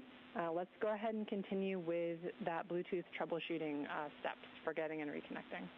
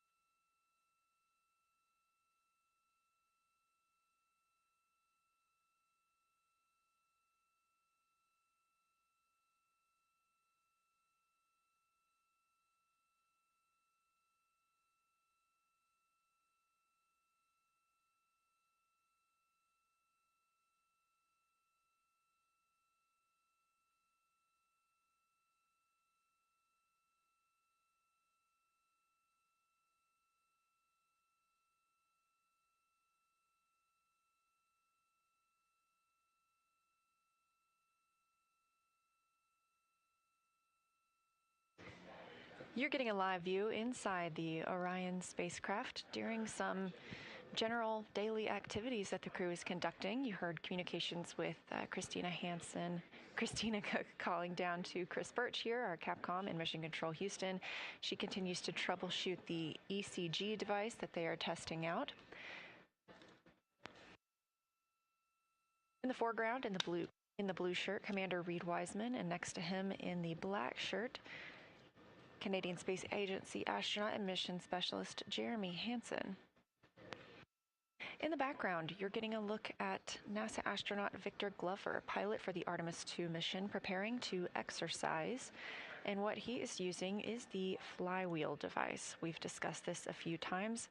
This is Houston, integrity for ECG.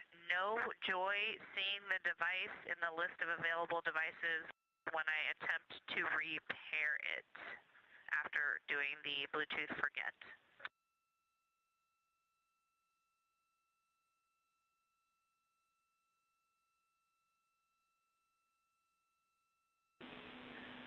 Okay, Christina, unfortunately, we are out of ideas at the moment. We're going to do some more thinking.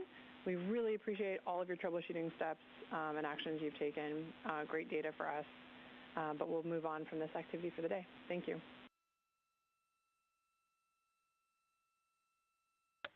Copy all. I will keep the medical tablet charging and restow everything. Thanks for the help. Copy all.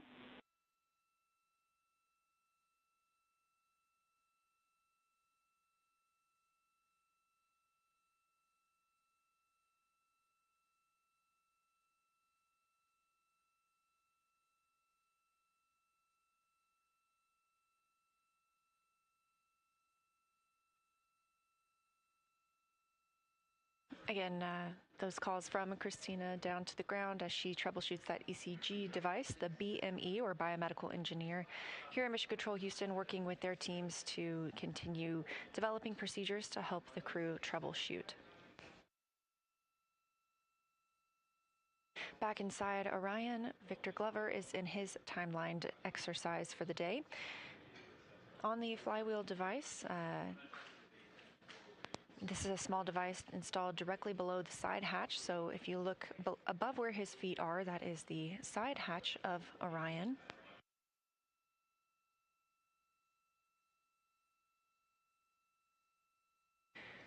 The flywheel is a cable-based device, so you can use it for either aerobic exercises like rowing or resistance workouts like squats and deadlifts, and today Glover is timelined to do resistive workouts.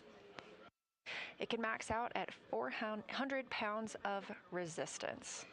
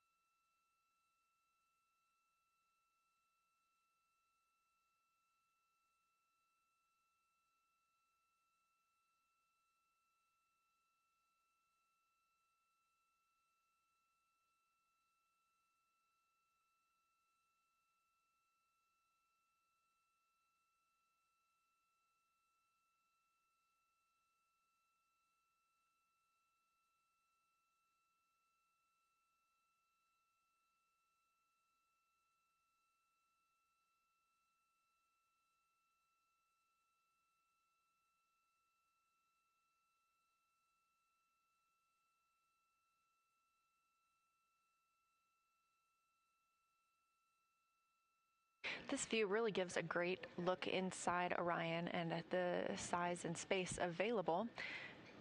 Again, you're looking at 330 cubic feet habitable volume, so about the size of 2 minivans inside.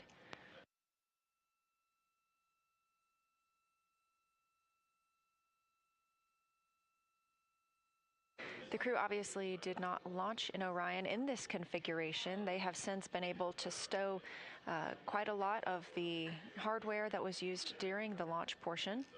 That gives them more space to move about the cabin.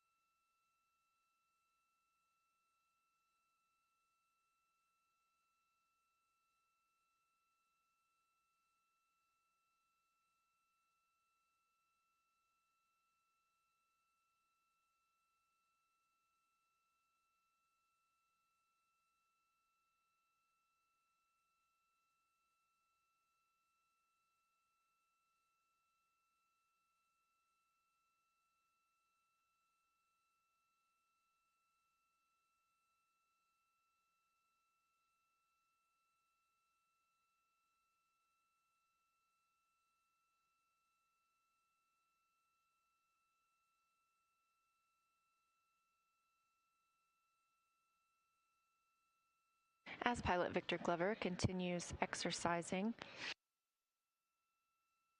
using the flywheel device, this is something that we learned early on during our spaceflight history would be critical for astronauts living and working in space for longer periods of time.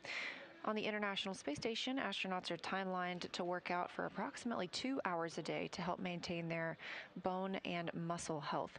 On Orion, they're timelined to exercise for 30 minutes a day.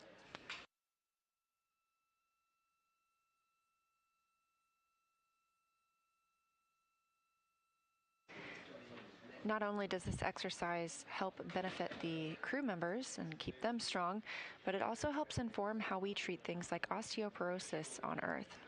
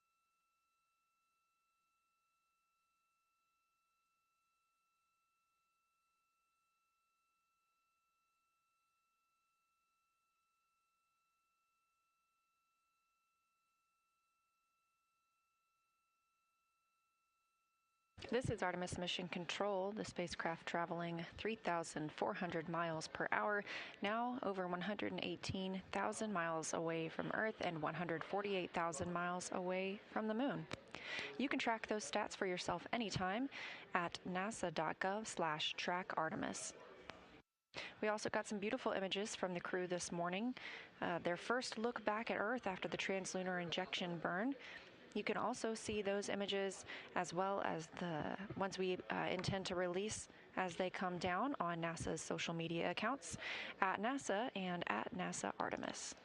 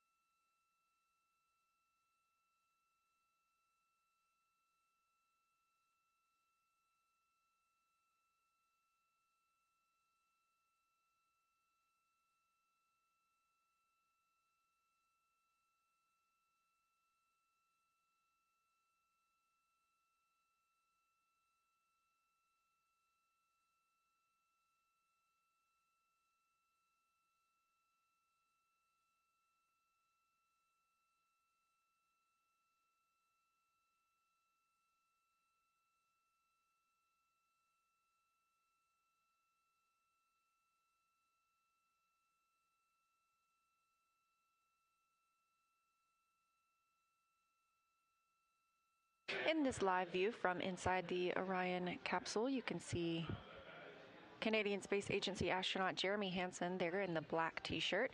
Looks like he is unpacking some of the crew's meals ahead of their midday meal coming up. We talked through some of their lunch options for today: beef stew, roasted turkey, cauliflower and cheese, cherry blueberry cobbler, butternut squash, roasted turkey again, cheese tortellini, vanilla pudding, and the most appetizing, chocolate pudding cake.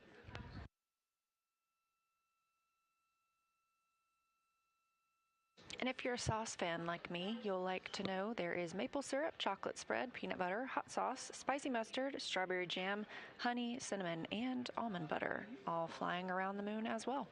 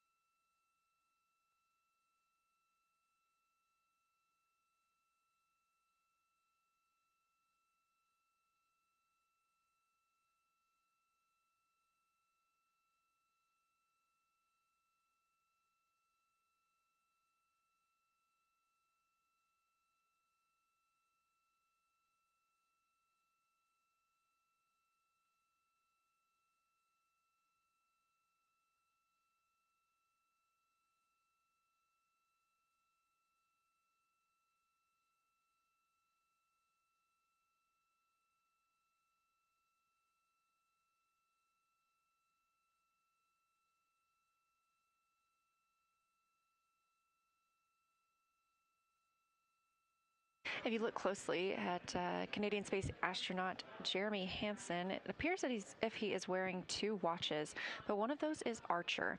Artemis II astronauts wear wristband devices that continuously monitor their movement and their sleep throughout the mission. This data is going to be used for real-time health monitoring and safety assessments. And what they've completed pre-flight and will complete in post-flight evaluations help us get deeper insights into their cognition and behavior, their teamwork, of course, and their sleep quality in the deep space environment and inside Orion. Archer stands for Artemis Research for Crew Health and Readiness. And everything we learn from this test flight helps us prepare for future mission planning and crew support systems.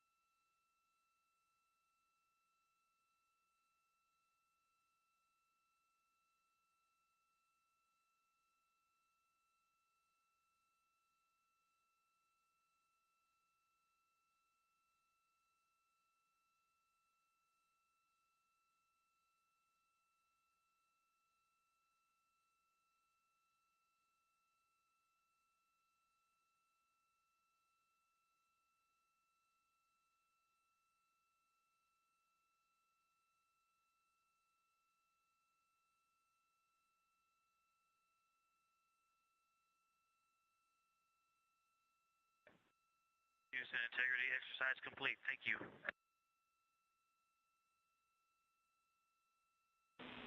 Thanks, Integrity. We copy.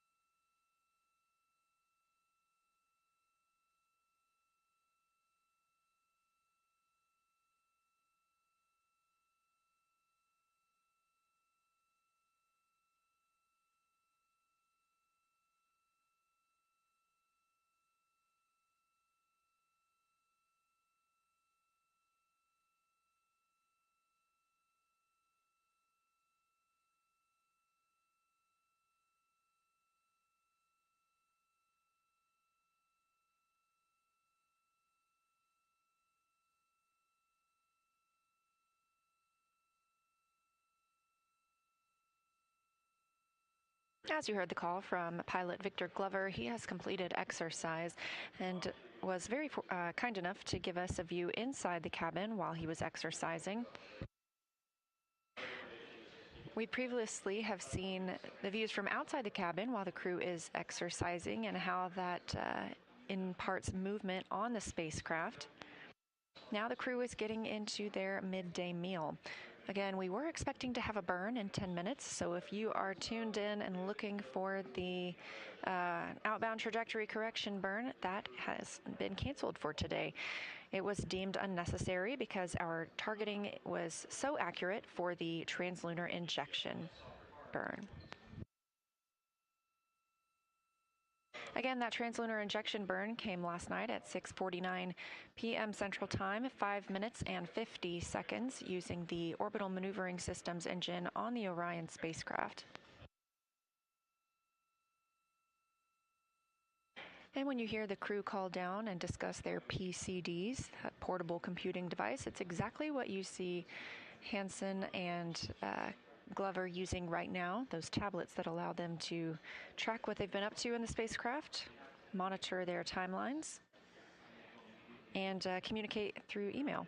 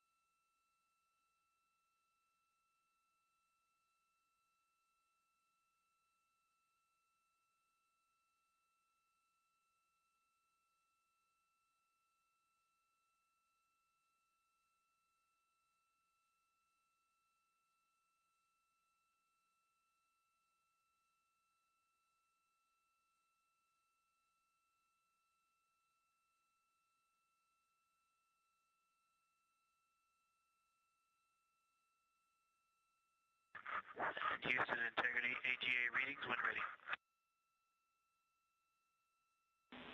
All right, we'll take them.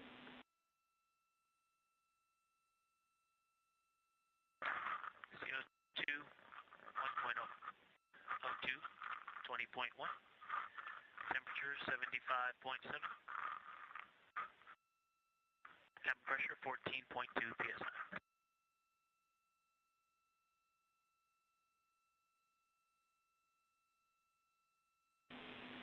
Copy all, and we believe we copied CO2 1.0. Just want to confirm.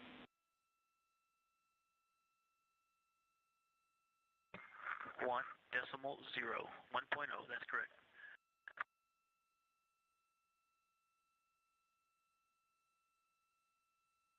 Okay, thank you.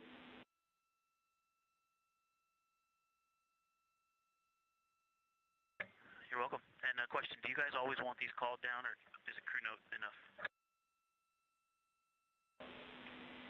And our preference is call down. Just helps us keep in sync with you guys real time.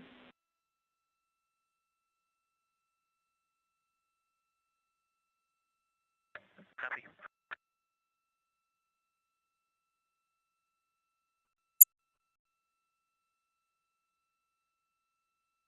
With the completion of this block of exercise for today, Glover calling down readings from the AGA, the Anomaly Gas Analyzer.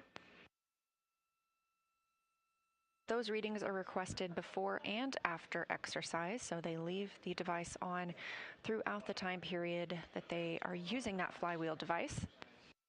This helps teams on the ground monitor what the levels in the cabin are for the various molecules that Glover called out, and those are reported in parts per million.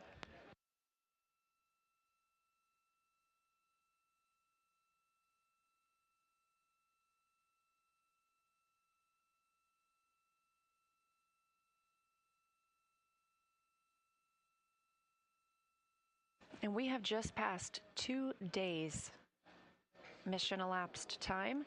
2 days since the launch of Orion, atop the Space Launch System spacecraft from Kennedy Space Center in Florida, a very smooth ride uphill. We are now 3 days and 19 minutes away from the opening of our lunar flyby, targeted for flight day 6, when the crew will fly around the moon, the first time in over 50 years for humans to do so.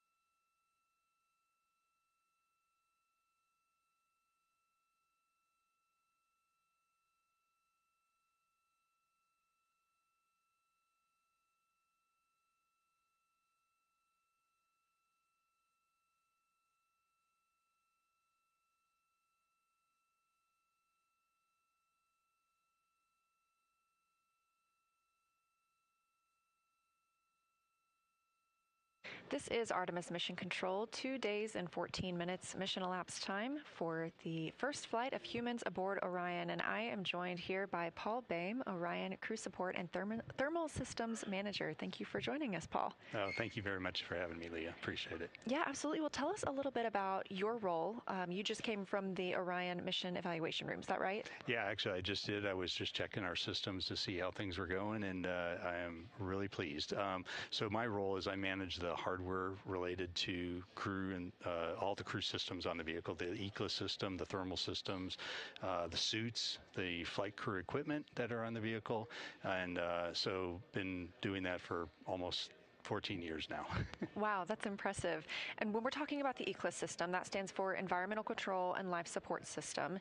So what all makes up ECLIS? ECLIS, yes. The biggest thing everybody thinks about for ECLIS is the life support system, the pressurization system, the air revitalization system that we have, and then the other parts of it that are also part of it is the thermal aspect of it, where we're cooling the air to be able to keep the crew temperature down exactly where they want it to be comfortable in the cabin, and so that is also part of our system as well. Yeah, we heard them make some calls a couple days ago about being a little chilly, and your team is the one that works on making sure they're comfortable? Yes, we've been working that the last couple of days, trying some adjustments. It's one of the things I will stress with the new vehicle. We are learning every single day that we're flying this vehicle right now, especially with the crew in it. We flew Artemis I. We learned some things about the systems there, but now we have the crew involved, which adds a whole new dynamic to the vehicle, and that is what is really what we're looking at today and learning how to interact with the crew and adjust things as we need to make the crew comfortable. Yeah, that's fantastic. And you also work with the food systems a little bit as well. So they're actually getting ready for a midday meal. We've been fortunate enough to have in-cabin views for some of today, and we saw them getting out some of their food. So can you tell us about the food warmer? Yeah, the food system is, the crew is, a lot of the food that we use is very similar to what they fly on ISS. It's the rehydratable food, and what we use on Orion, we have what we call a food warmer. It's about a little suitcase-sized device, and our biggest challenge is mass and volume on Orion going to the moon.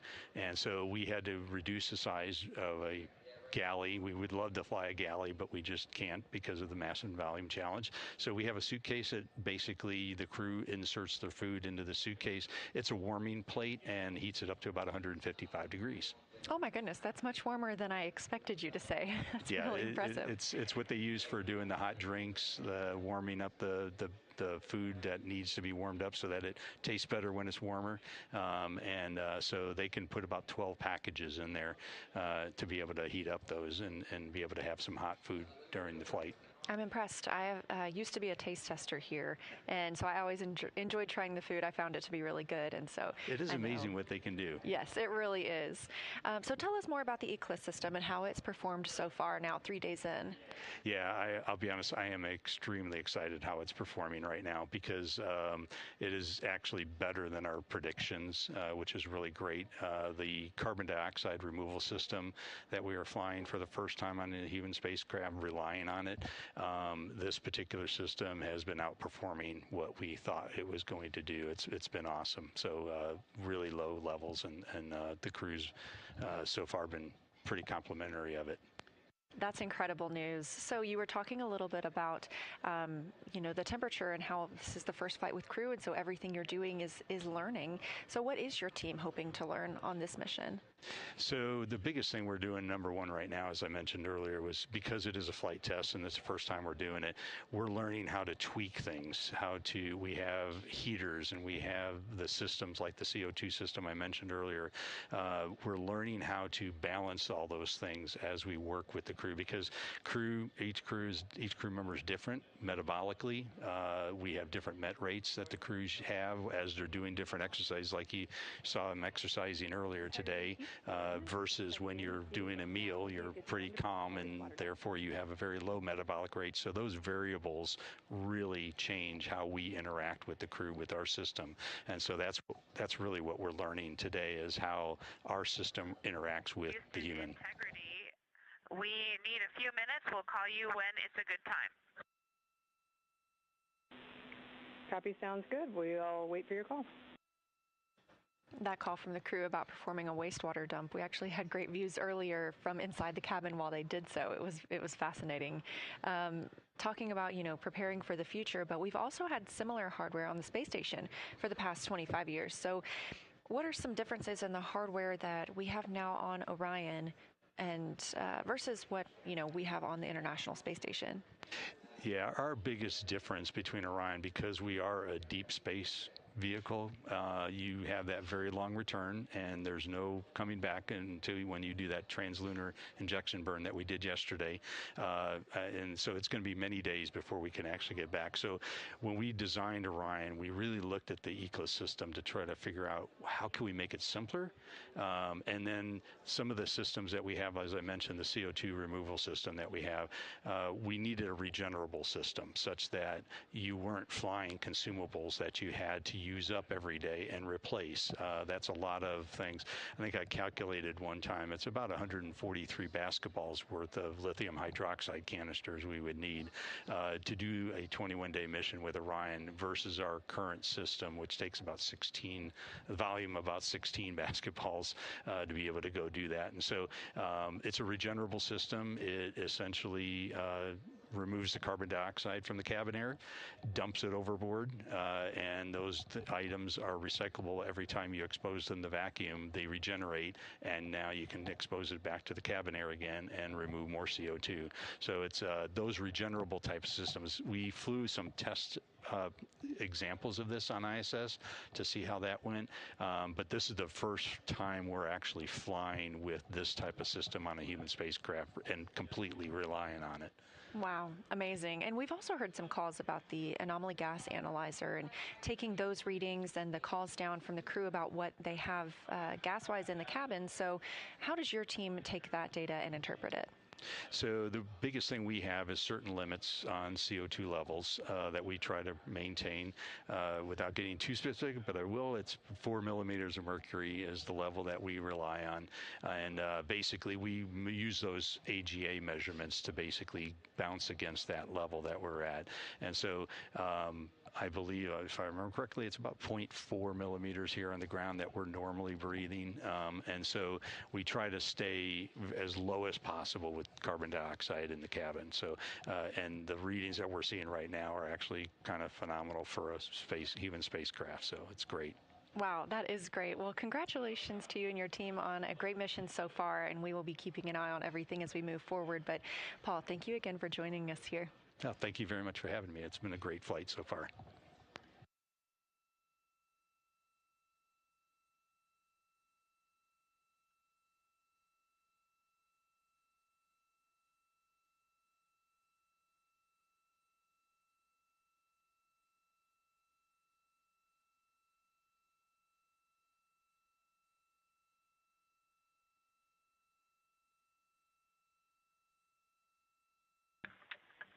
Houston Integrity, you are go for Blizzard.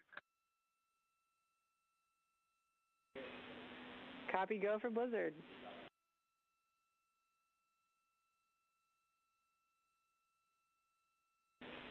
Christina, while I've got you and the crew, I have some information regarding a replan for the afternoon. Shouldn't require too much back and forth, but let me know. First is, we don't have any other vehicle statuses from what we've already told you. So unless you guys have questions for us, we were going to go ahead and cancel the flight director crew conference that's in 10 minutes. We also are going to do a little bit of a replan with you guys managing the afternoon post-midday meal, basically after the PAO event. We'd like to give you a bit more time for exercise and sliding back that S-band SAT mode DFTO a little bit.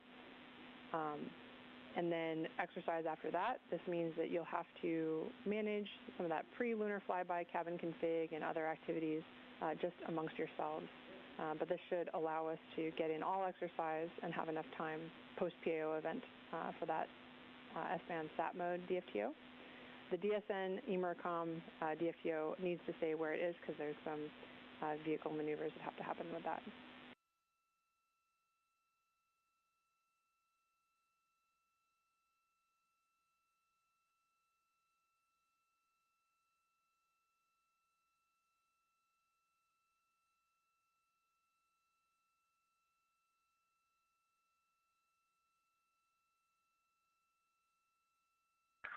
Hey, Chris, let me just make sure. Are you saying we can defer the S-band SAT mode DFTO, but do the DSN emercom on time?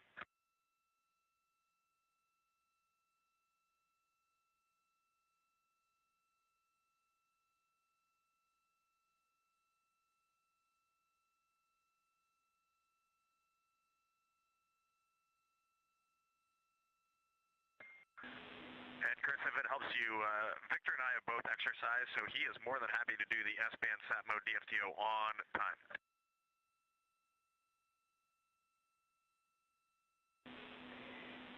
Thanks, Reed.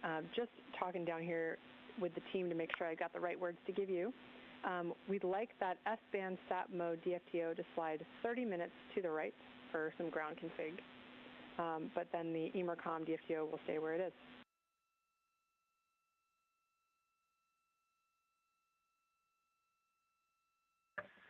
Okay, that sounds good. Ike will be ready 30 late for S-band SAT mode, but if you could also please give us a heads up when your commanding is done and you're ready for that activity, that would help us out.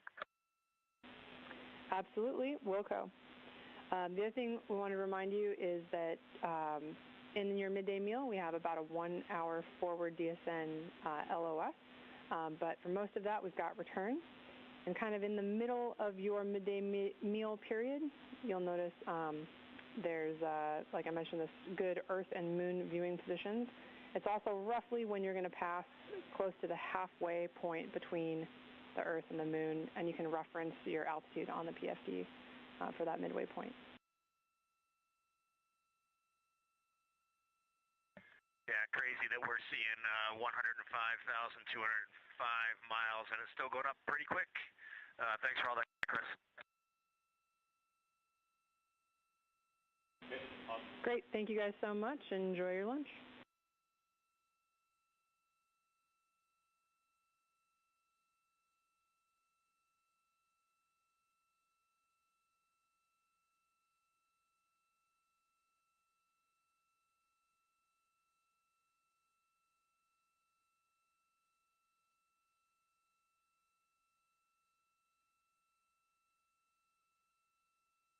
Those calls from Capcom, capsule communicator Chris Birch, also a NASA astronaut here in Mission Control Houston, up to the crew aboard Orion, named Integrity. This view of Artemis Mission Control, the Orbit 1 team still on console. The crew was enjoying their midday meal. We do not have fresh foods flying on Artemis II. Orion does not have refrigeration or a late load capability prior to launch that we need for fresh foods. So we have shelf-stable foods aboard Orion and rehydratable foods that the crew is used to, having flown on the International Space Station.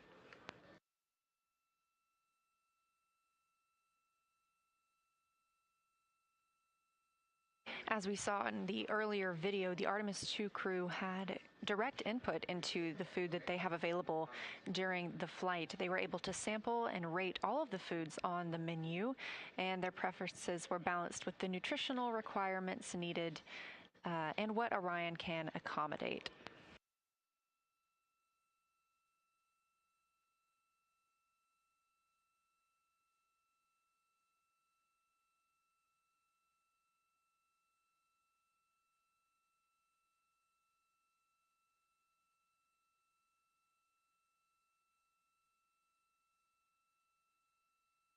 Back with those live views of the Artemis II crew.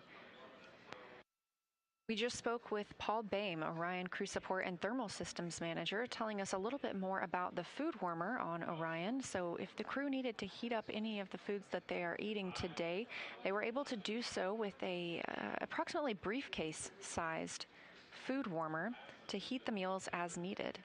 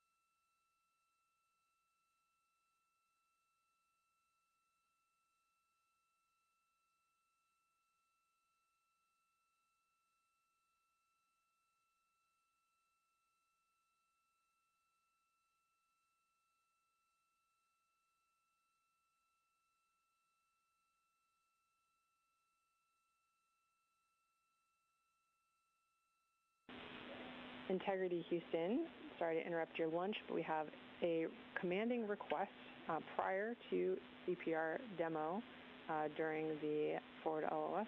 Let me know when you're ready.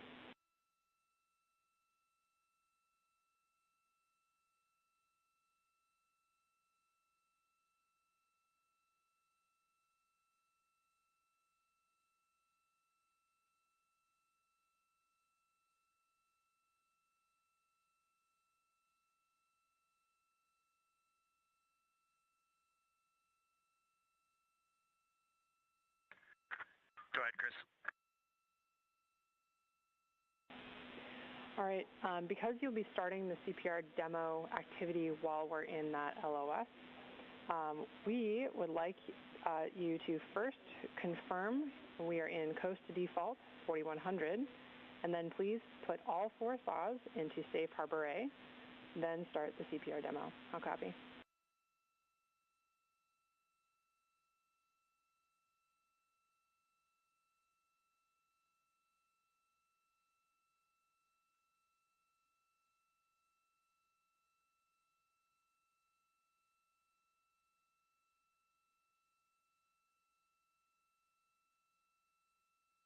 Okay, Chris, before starting CPR demo, we will verify coast default 4100, and we will command all 4 saws to Safe Harbor A. Good read back. Thanks so much.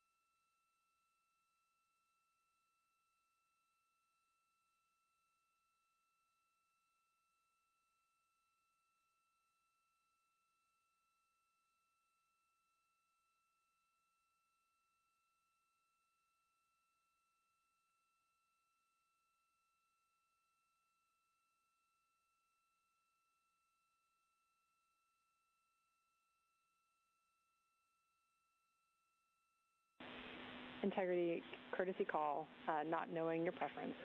We did have video of Victor, which we have stopped going out on our PAO stream.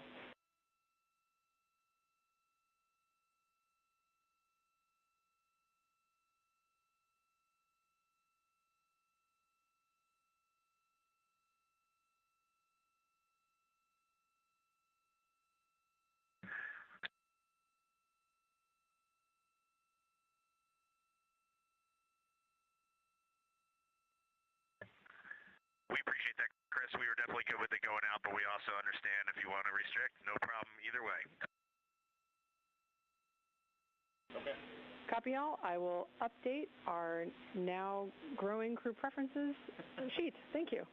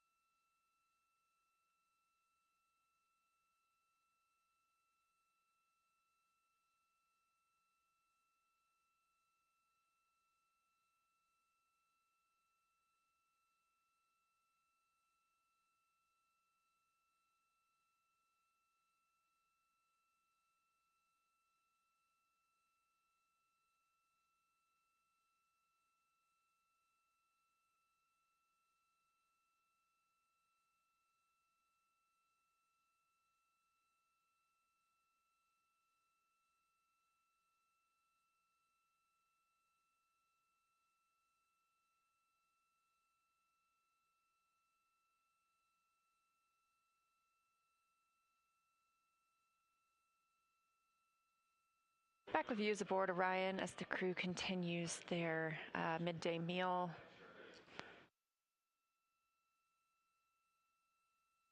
NASA astronaut Victor Glover having completed his exercise. Cleaning up in space. Obviously, we do not have showers aboard the Orion spacecraft.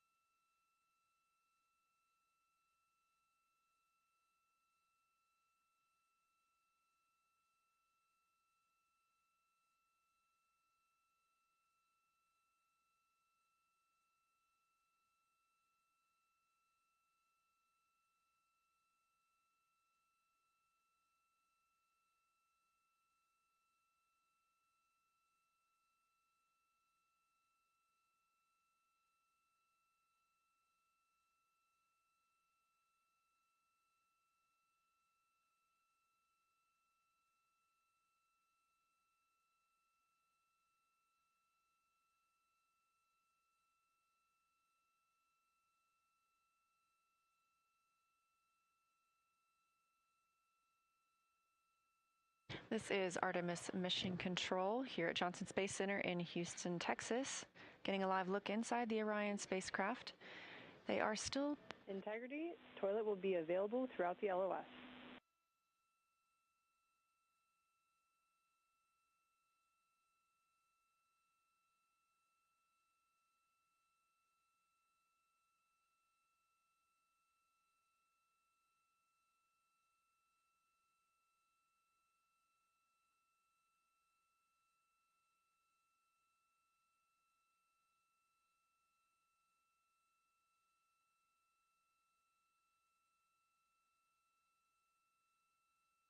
The crew is timelined in their midday meal right now. Obviously, they have mostly finished eating, but the ground teams also let them know they should have some great views of the moon and the Earth outside of their windows, should they choose to take pictures at this time. As we saw earlier, there are also timelined wastewater dumps from Orion, and during that time, the crew is instructed to not use the toilet. So the crew is about to go into an LOS, loss of signal, while they're on the Deep Space Network, and the ground teams here were calling to let them know that there will be no wastewater dumps scheduled during that time, so they'll be able to use the toilet as they need.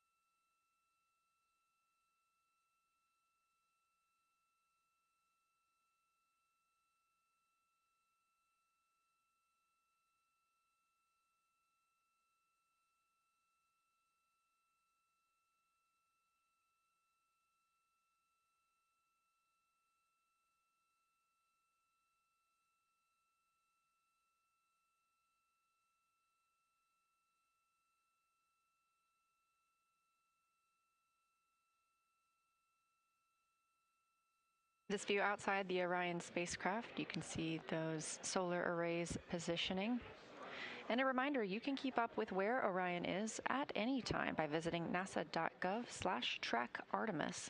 Currently, the spacecraft is 122,500 miles away from Earth and 146,000 miles away from the moon.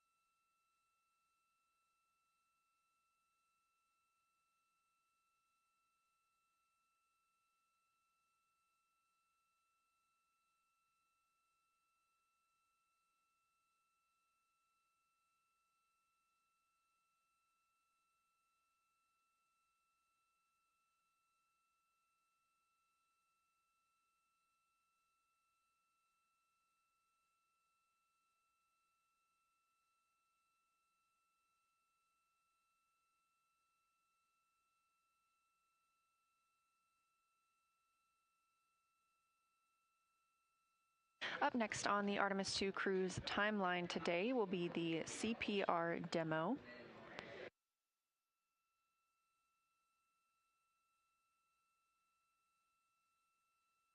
Ground teams have requested that as the crew conducts this demonstration with choking and CPR responses in the cabin, that they configure one of the cameras for recording.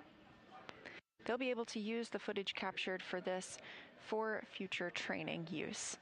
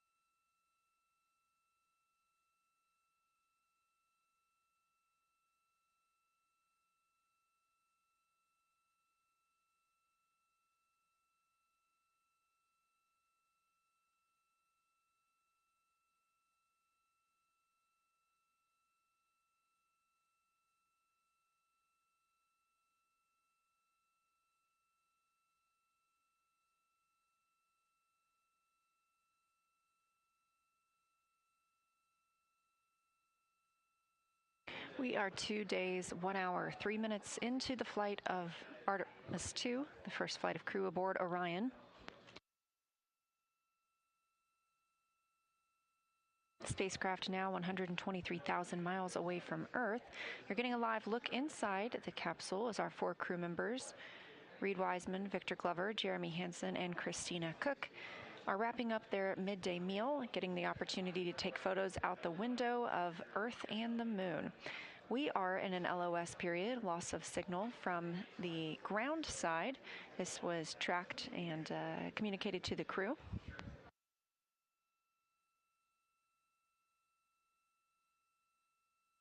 However, we do receive communications from the crew members. Obviously, we have their live video right now.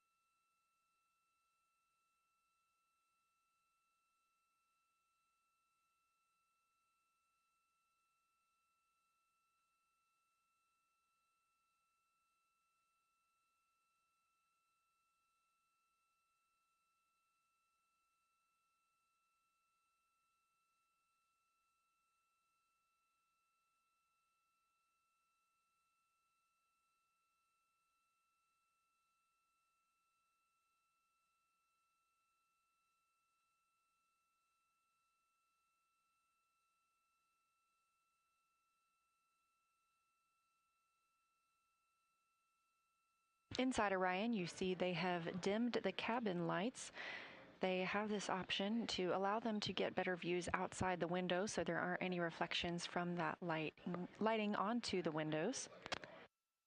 Being that we are 123 miles away from Earth and that distance continuing to grow, we are 145,000 miles away from the moon, and I think I previously said 123 miles from Earth. That's 123,000. So we are getting closer to that halfway point between the Earth and the moon.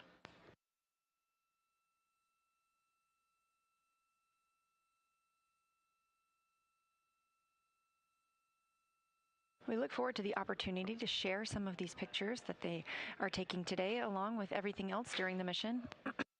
We did receive some beautiful images this morning from the crew as they departed Earth after the translunar injection burn yesterday. You can follow NASA on social media at NASA or at NASA Artemis to see these pictures as we receive them.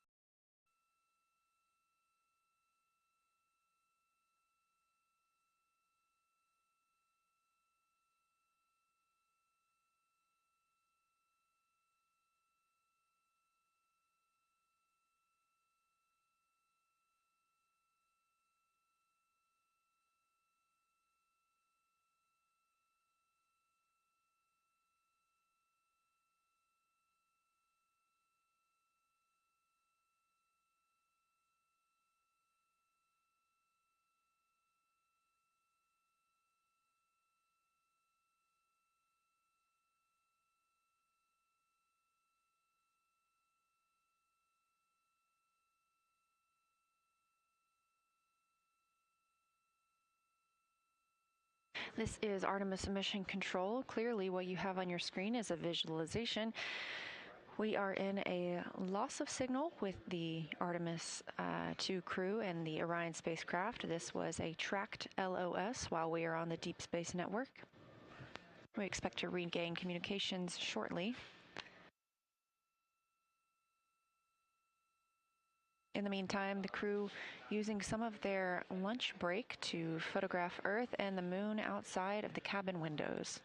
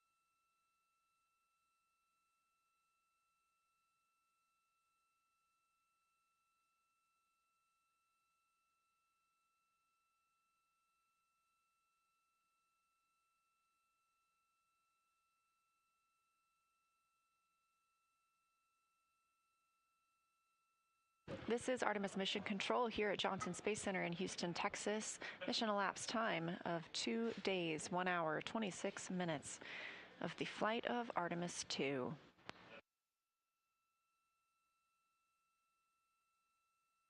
Our crew members aboard have wrapped up their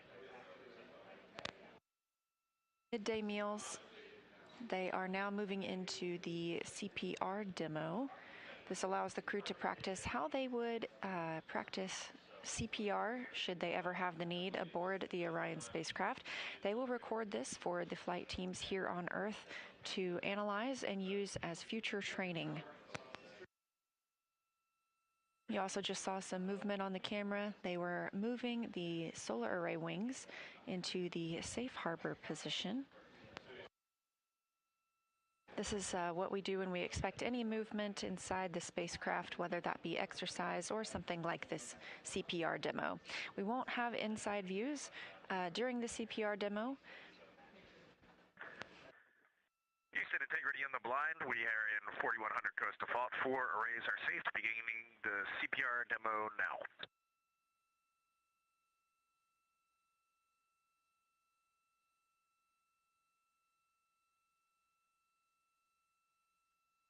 And if you heard that call from Commander Reed Wiseman, he says in the blind, not knowing whether we can hear them or not because we recently experienced a loss of signal or an LOS. Obviously, we did hear that call from the crew.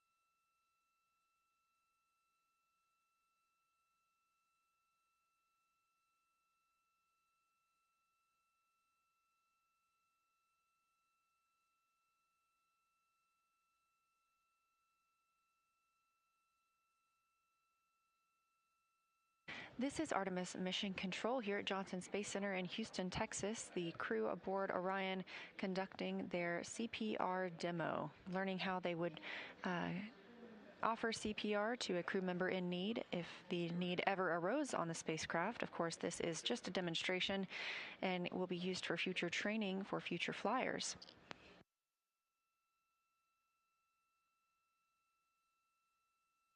Another consideration when we fly in space are solar eruptions. Between the Apollo 16 and 17 missions, the solar eruptions were a near miss for our lunar explorers. Today, those Apollo-era flares serve as a reminder of the threat of radiation exposure for astronauts in space, as well as technology. So understanding and predicting these solar eruptions is crucial for our safe exploration.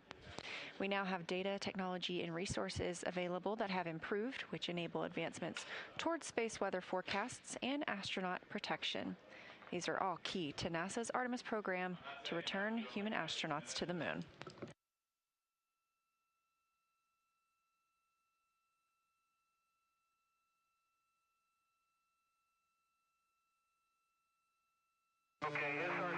It's August 1972, and Ian Richardson, a future NASA scientist, is watching TV when the BBC announces the interference is caused by solar activity. He didn't know it then, but the sun had just erupted in one of the most powerful solar events ever recorded. There was no threat to humans because Earth's magnetic field deflects much of the sun's radiation. But the explosions were so powerful that intense radiation disrupted TV signals and caused radio blackouts. So what if you were outside Earth's magnetic field? On the moon and beyond, astronauts face the risk of extreme radiation exposure. Luckily, the intense radiation in 1972 occurred right between the Apollo 16 and 17 missions, when no astronauts were in their path. As NASA plans missions to go back to the moon and then onto Mars, predicting the sun's activity to protect astronauts from space radiation is one of our biggest priorities. One of the biggest unknown factors about going to space is the radiation hazard from the sun. This is Ian today, studying the effects of the sun, also known as the field of heliophysics.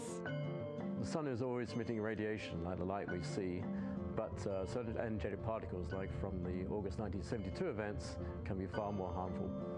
To be able to forecast solar energetic particles, we need to know how the sun energizes them. The sun is made up of electrically charged particles called plasma. As this plasma moves, it builds up energy inside its massive magnetic field. This energy is usually released in two types of explosions. Flares are intense flashes of light. Coronal mass ejections are giant eruptions of solar material. These solar eruptions send shock waves across the solar system, accelerating particles as they go. These are solar energetic particles, or SEPs. They consist mainly of protons and possess a lot of energy that can affect satellite measurements and humans. SEPs can bombard you with a lot of radiation in a short period of time. They can penetrate your skin, damage your DNA, and increase your chances of getting cancer and radiation sickness. But they don't occur with every solar eruption. Only a small number of flares and coronal mass ejections create SEPs. So we're trying to predict when SEPs form and how they travel through space.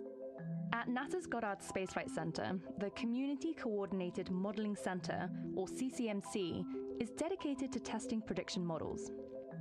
Working with global partners, they use data from NASA satellites at different vantage points and models to figure out how solar explosions behave, including how shockwaves energize SEPs. And as we get better at predicting, we get more time to prepare. Preparation for an SEP event, of which you may know that is already coming and perhaps the magnitude as well, the technique that you would want to use is to put as much mass between you and the source. On the surface of the moon or Mars, astronauts can go underground or build shelter with local materials. But in transit, astronauts can only be protected with what's on the spacecraft. Which means that you might have elements on a spacecraft that have multiple purposes. NASA's space radiation specialists are testing different ways to do this. One strategy they tested on the Orion spacecraft involves crew members barricading themselves with as much mass as possible in the center of the spacecraft. Other possible techniques in development include vests that add mass and electrically charged surfaces that deflect particles. In terms of radiation protection and radiation mitigation, the factor of time is extraordinarily important. The sun has a natural 11-year cycle that transitions through low and high activity, which is indicated by the number of sunspots on the surface. More sunspots mean more eruptions, resulting in a higher risk for SCPs. But during this increased solar activity, the sun's magnetic field strengthens, enhancing its shield against another important source of radiation, galactic cosmic rays. These are charged particles traveling at nearly the speed of light that are thought to come from supernova explosions from within our galaxy and possibly further out in the universe. If solar energetic particles are intense sporadic storms, then galactic cosmic rays are a constant drizzle. Galactic cosmic rays are more sparse, but also much more energetic. They include heavier elements that can penetrate through vast amounts of materials. Understanding the rate of galactic cosmic rays helps us determine how much time astronauts can spend in space safely. To date, humans have only been on the lunar surface for a cumulative total of about 12 days. A trip to Mars will take 6 to 10 months each way. That means even more radiation exposure, and so NASA is doing work to prepare for that. The moon is going to be a test bed for us in order to be able to prepare for Mars. The more that we understand the impact and the duration of radiation on the moon, the more we can extrapolate that to the length of time that we will be spending in transit and on the surface of Mars.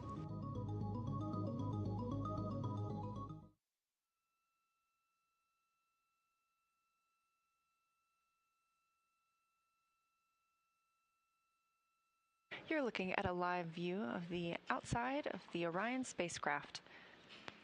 Specifically in this frame, you can see the European Service Module and the Orbital Maneuvering Service engine.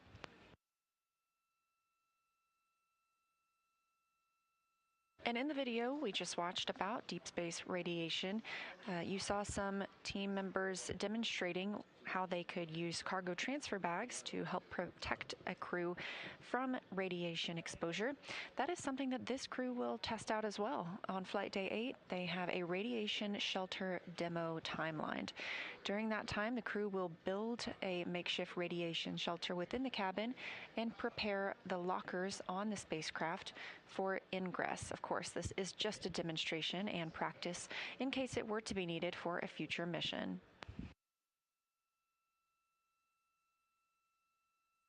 Orion is currently traveling 3,246 miles per hour, 125,130 miles from Earth, and 144,220 miles away from the Moon.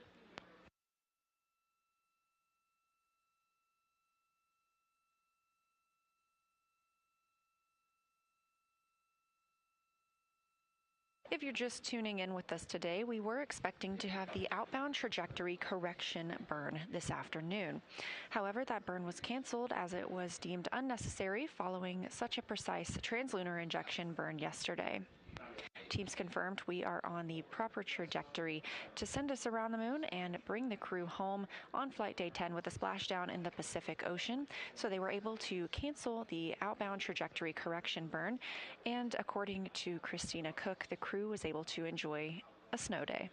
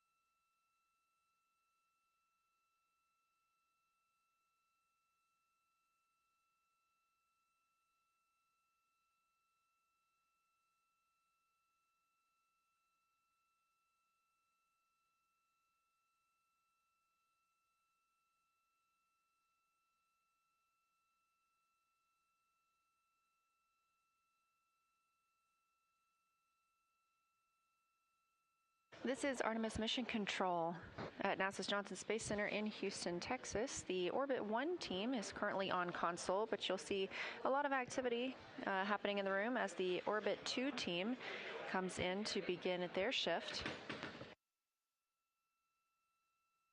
Of course, Mission Control is staffed 24/7 while in flight with Orion. And just down the hall, we have the International Space Station Flight Control Room, which has been staffed 24/7 now for over 25 years.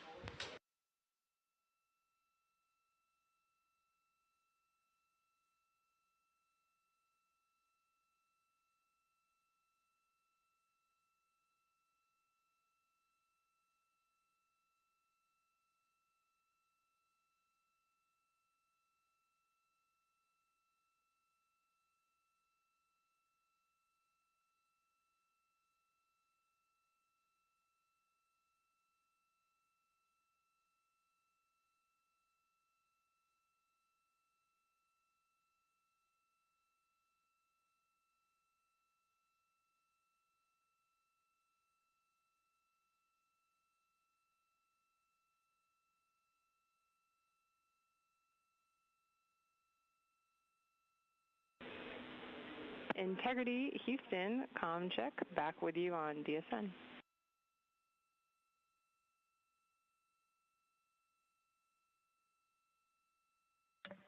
We have you loud and clear. Fantastic.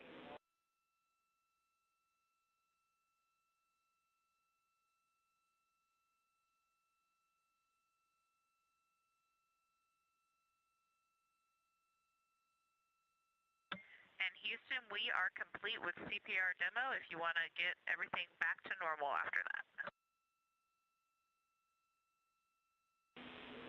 We copy. Thanks, Christina.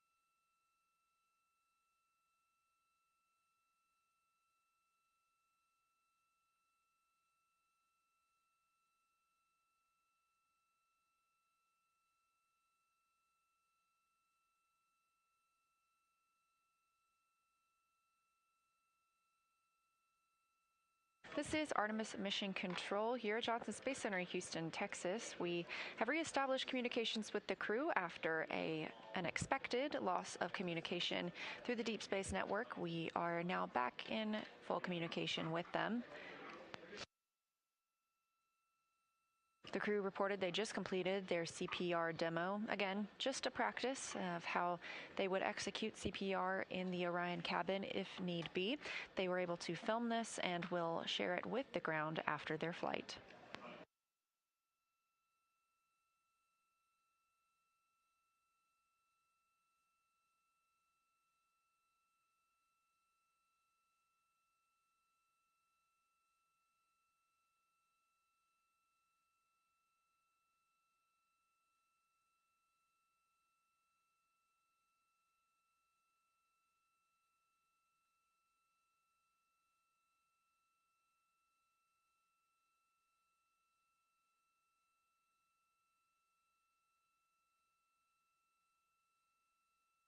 And this view on your screen coming from a camera mounted on one of Orion's 4 solar arrays. Each solar array wing has its own camera, and this one is currently pointed back to see all of us on Earth.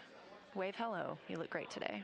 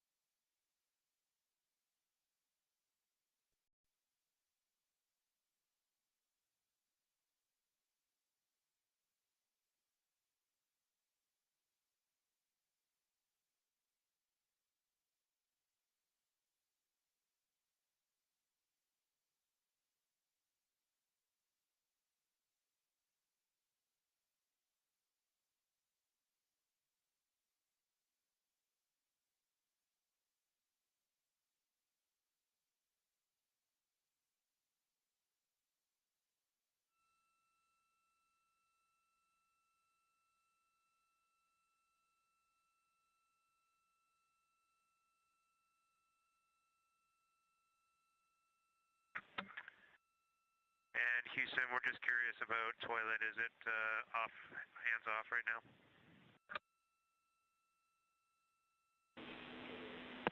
Integrity, toilet is go for use.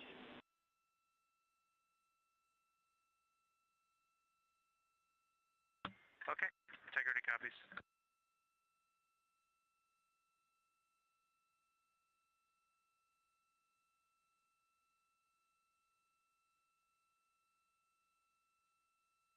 This live view inside Orion of the Artemis II crew. Integrity feedback on your camera position. For your information, the top third of the flags is not visible.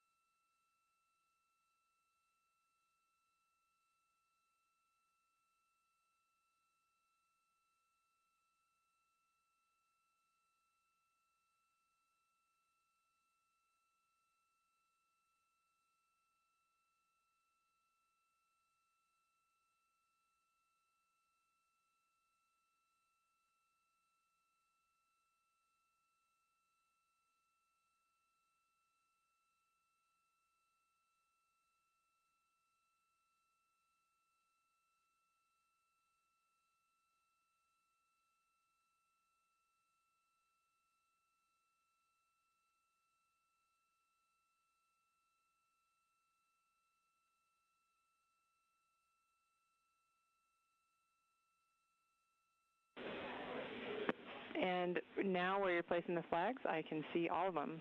On the bottom part of the image, I can see about midway on Christina's calves, and I can see Victor's head and the camera to the in the right side of the field of view from the perspective of this camera. Copy thumbs. Looks great. Christina is well centered in the frame.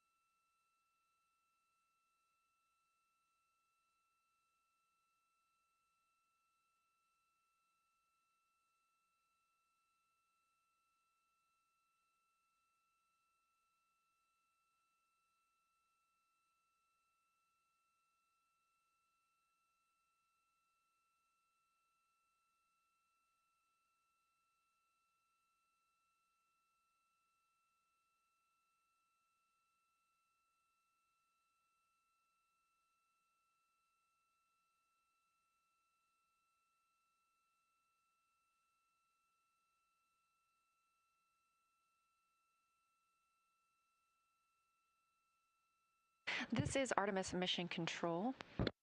Here at Johnson Space Center in Houston, Texas, the Orbit 1 team is handing over to the Orbit 2 team, now arriving on console. A live look inside Mission Control.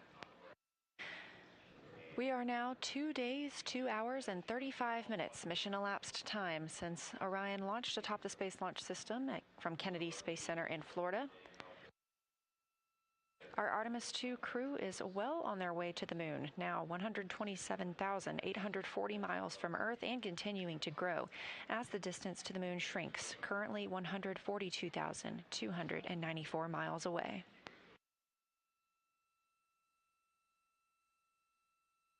This a live view from a camera on the solar array wing on Orion, looking back at the spacecraft, and over there on the right side of your screen, home sweet home, our planet Earth.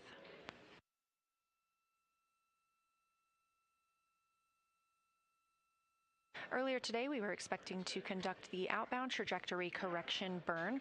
However, because our translunar injection burn yesterday was so precise, that outbound trajectory correction burn today was canceled, considering it not needed.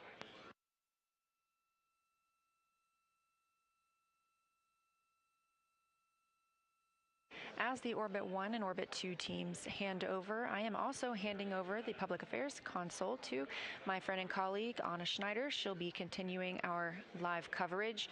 Again, we're here 24/7 throughout the mission, all the way through splashdown and recovery of our astronauts.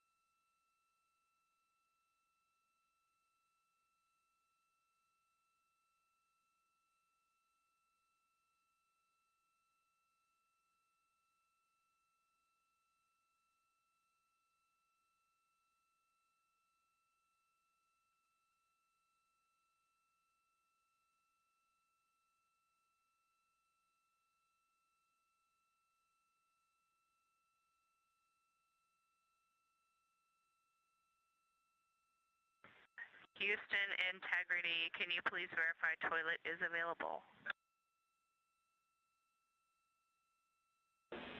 Integrity toilet is available. Go for use.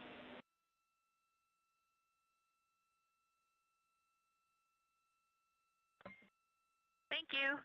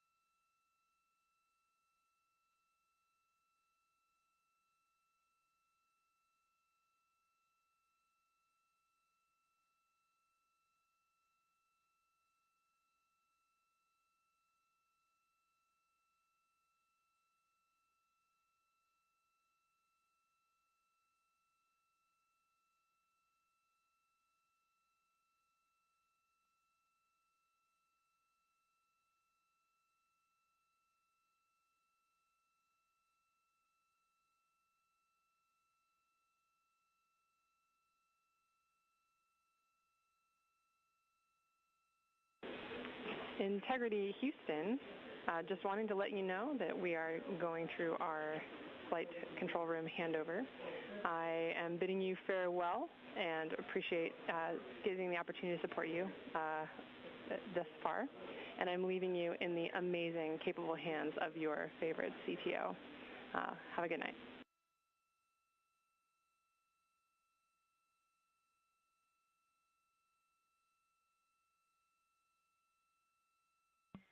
Good night, Chris. It was a great day working with you, and safe travels.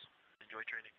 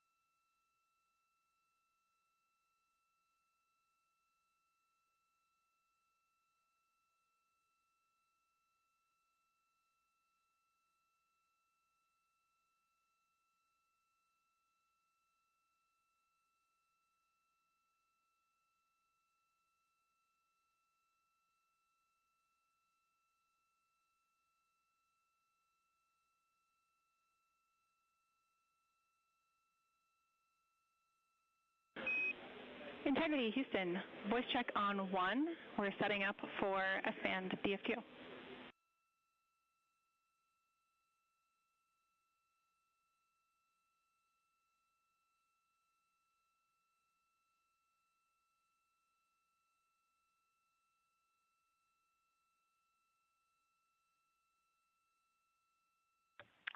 We missed that call. Houston, can you repeat?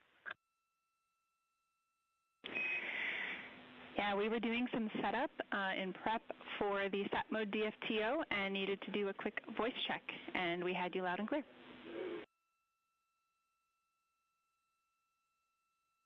We having the same, and I have 21.1.10 up on DU3 lower, and I am ready whenever you are. Please give us a call when you're ready.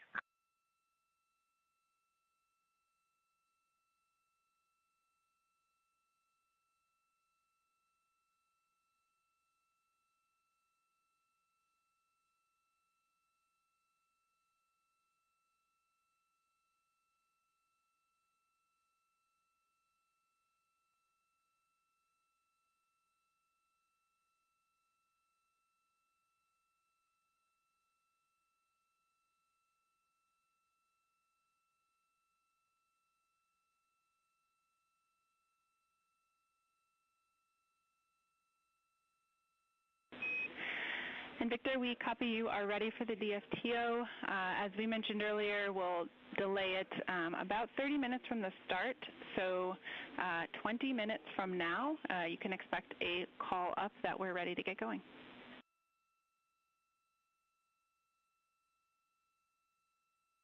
That sounds great. It's good to hear your voice, Jackie. How are we doing so far? It's great to talk with you, and doing great. Keep it up.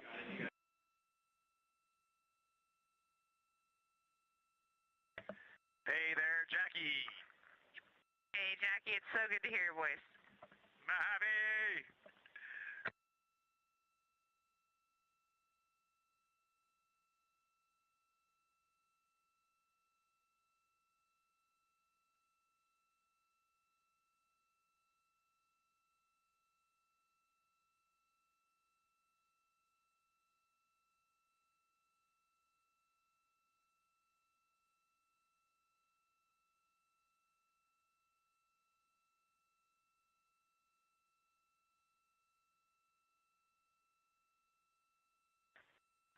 Houston integrity for acoustic monitor question. Go ahead for acoustic monitor.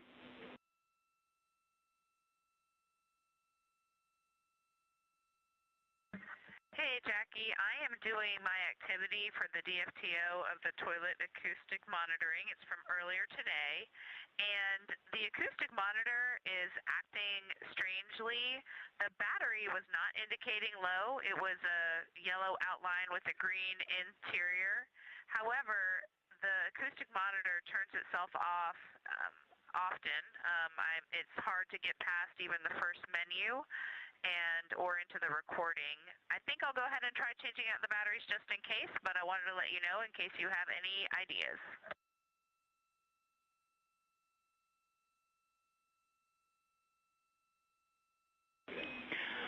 Okay, Christina, we copy on the acoustic monitor. We agree that trying to change out the batteries is a good first step, and we'll think about whether we have any other advice in case that does not work.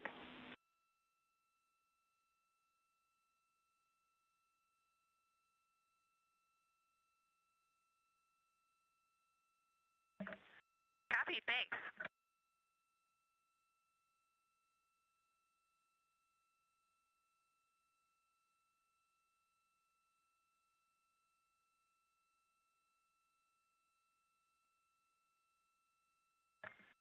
Houston integrity for AGA and exercise. Go ahead.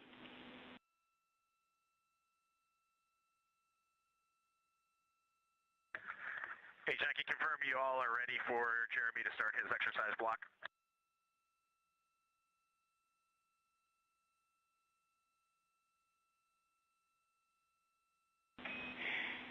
Hey, great question. Thank you for checking. We still have a couple of things to configure before we're ready for active exercise.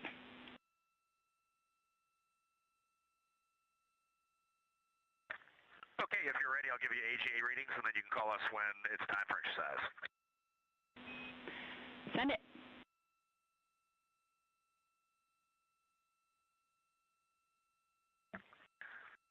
Carter, CO2 is 2.0, O2 19.7. Cabin pressure is 14.1, and temp is 76.1.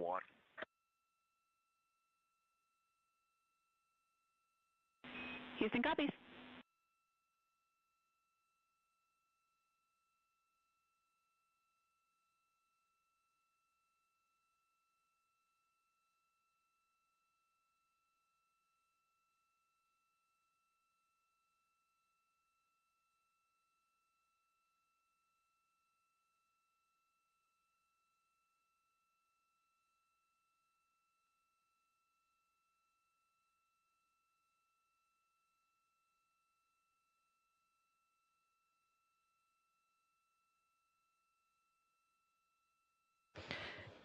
Good evening from Mission Control Houston inside the Artemis Flight Control Room.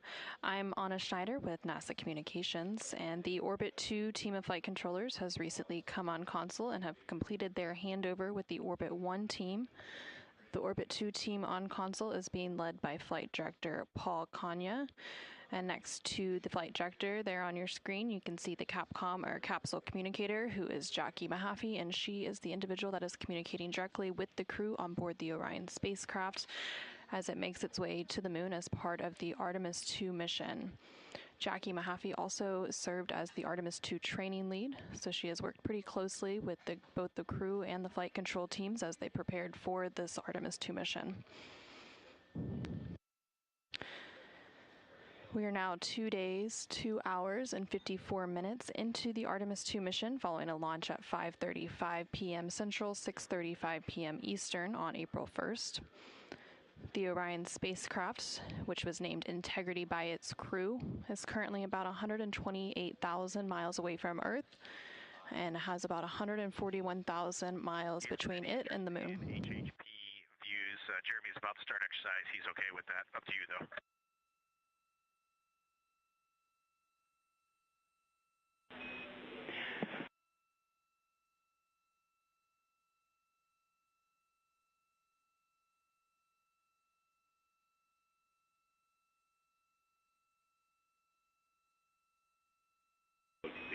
We copied. Stand by.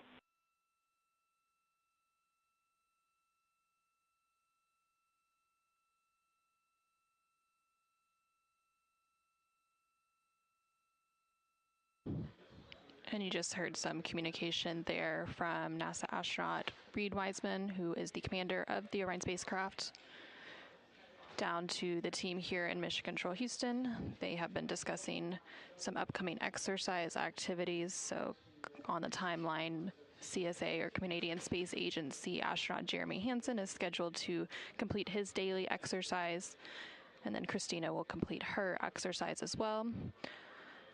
The crew uses a device known as the flywheel on board the Orion spacecraft to complete that exercise every day. While Christina and Jeremy complete their exercise, NASA astronaut Victor Glover is also scheduled to complete a SATBAN, or a search, acquire, and track DFTO, or developmental flight test objective. And then a little bit later in the day, NASA astronaut Reed Wiseman and NASA astronaut Victor Glover will also complete some checkouts of medical devices. And then all 4 crew members will work to complete some pre-lunar flyby cabin configurations as they continue on into their day.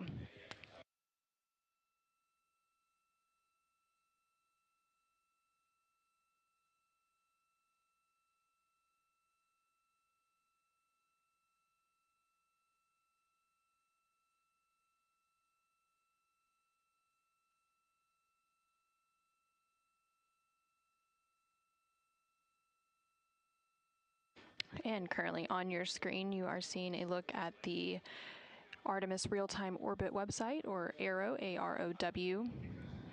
This website is available to the public at all times at nasa.gov/trackartemis. And we provide this view when we don't have live views from the Orion spacecraft itself, but using this view, you can see the real-time data and telemetry coming from the spacecraft.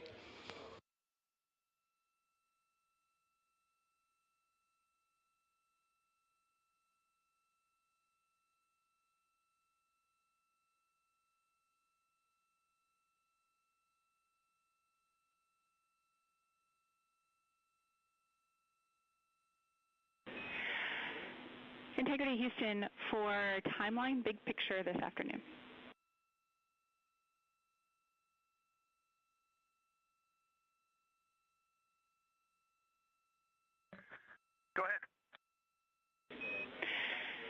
we are wrapping our arms around some of the different DFTOs, the maneuvers that they require, the solar array configs that they require, and the fact that we've shifted the S-band DFTO a little bit relative to the planned exercise. So bottom line, we are not going to go for any exercise prior to the S-band sat mode DFTO. And during that DFTO itself, we go to BLDR, so we do not want the streaming set up from Orion Integrity because we don't have the bandwidth for it. After S-band sat mode DFTO, there will be a window to get exercise in, and then once we head into the EMERCOM DFTO and D5 camera imaging maneuvers, we will need to stand down from exercise again. How copy?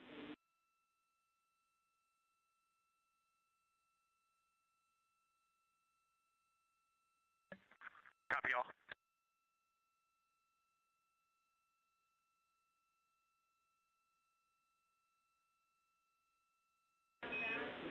All right, and we still expect to pick up with sat mode in 10 minutes.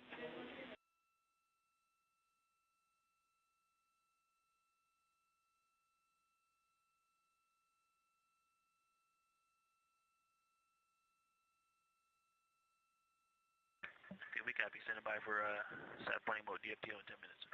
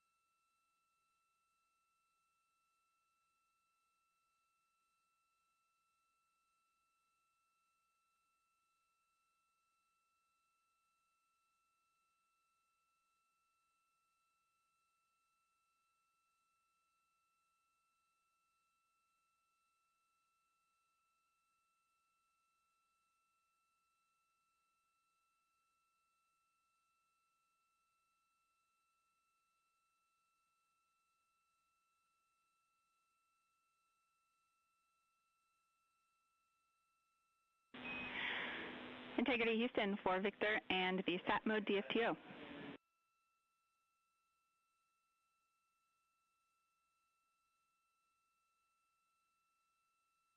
I'm with you, Jackie. Hey, we are ready for you to get going in that procedure. One answer for you in step 5.2, instruction 68. The answer will be yes, you would like to do that type of maneuver.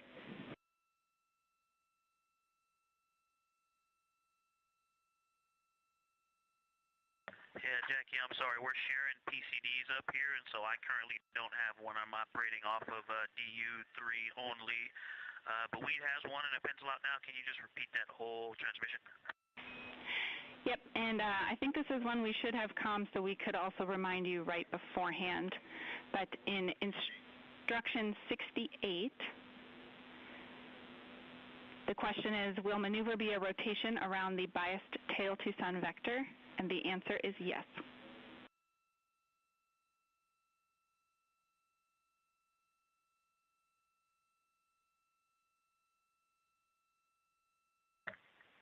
Okay, we copy.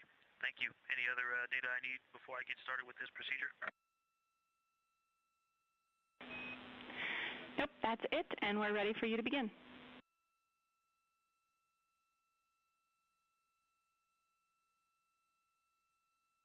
Copy and confirm you have step 1. Concur, step 1 is complete, and we're ready for you in 2.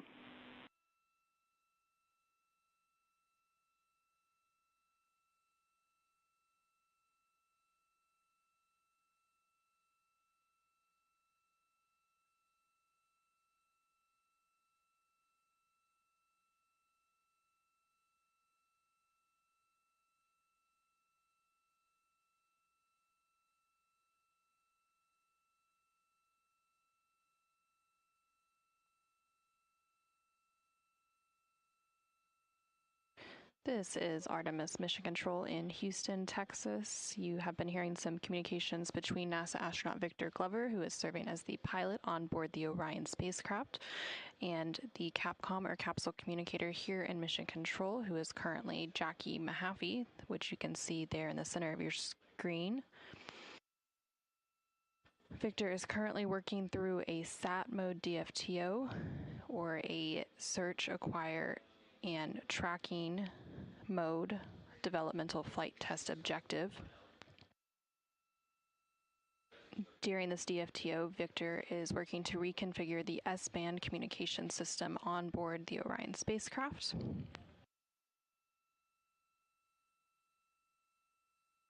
The Orion S-band communication system provides functionality of 4 radios in one, and allows communication with multiple space vehicles, as well as NASA's Near Space Network, NASA's TDRS system, and the NASA's Deep Space Network.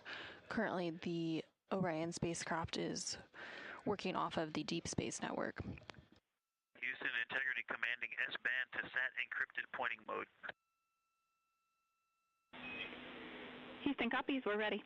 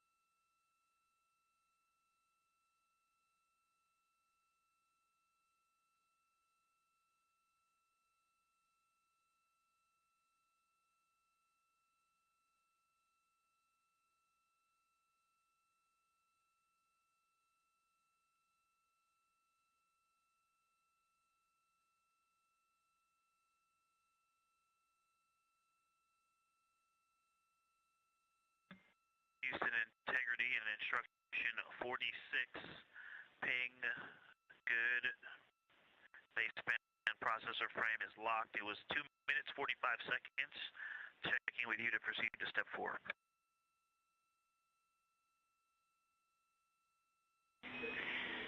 Houston, we have you loud and clear. We're ready for step 4. And Victor, could you read the instruction number of your step 4, please?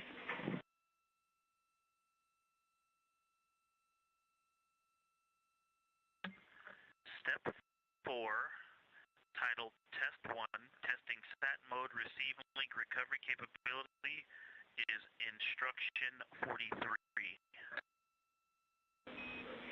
Okay, thanks. That is what we had. I think I misheard an earlier instruction call from you. Thanks.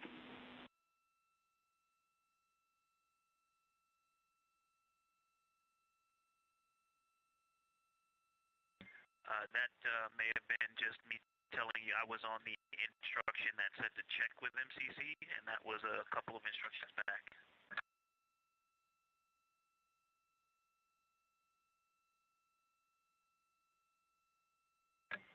Houston, integrity, ready for receive link loss of signal.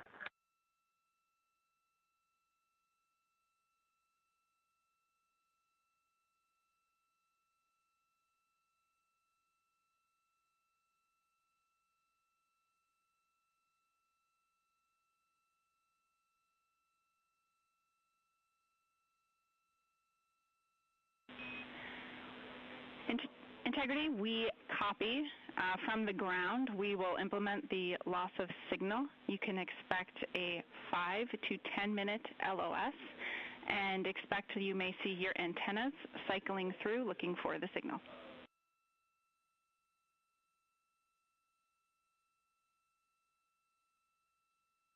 Copy all, and we're watching.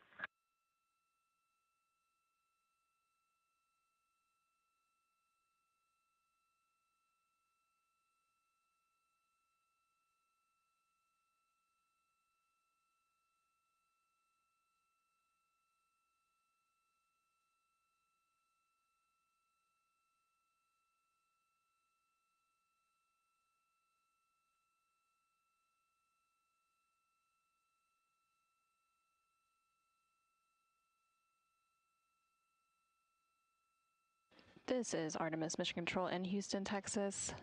On board the Orion spacecraft named Integrity, NASA astronaut Victor Glover continues to work through the SAT mode DFTO, or the Search, Acquire, and Tracking Developmental Flight Test Objective. And he has been coordinating the steps and procedures between the team here in Mission Control Houston, namely the CAPCOM, or Capsule Communicator, who is currently Jackie Mahaffey. Of course, there's many other console positions here in Mission Control, but they all flow their information through the Capcom, and they serve as the single voice link. So for this particular developmental flight test objective, one of the main console positions working all of the objectives is the INCO position, and that stands for Instrumentation and Communication Officer, and they are responsible for managing the communication systems of the Orion vehicle, including the phased array antennas, baseband, signal processors, and audio systems.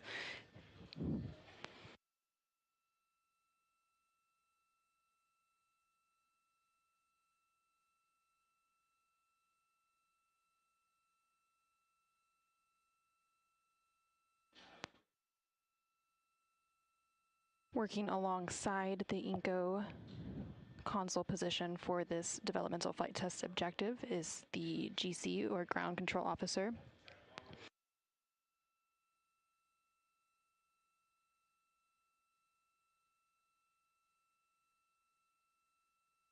And that position manages the team that maintains and operates ground and network facilities, including voice systems, building systems, redundant power systems, and more. And there you're currently seeing a live look inside the Artemis Flight Control Room here in Mission Control Houston, and it's actually just down the hall in the same building as the International Space Station Flight Control Room, which is continuing to monitor the operations of the International Space Station and that crew. So currently there are 2 different NASA crews flying in space. Of course, the Orion spacecraft and its crew, comprised of NASA astronauts Reed Wiseman, Victor Glover, and Christina Cook, and CSA or Canadian Space Agency astronaut Jeremy Hansen, on board the Orion spacecraft on its way to the moon. Yesterday, they completed the translunar injection burn, or TLI burn, which set it on its path towards the moon and back on a free return trajectory, and they are currently about 130,000 miles away from the Earth and about 140,000 miles away from the moon, so they're about halfway.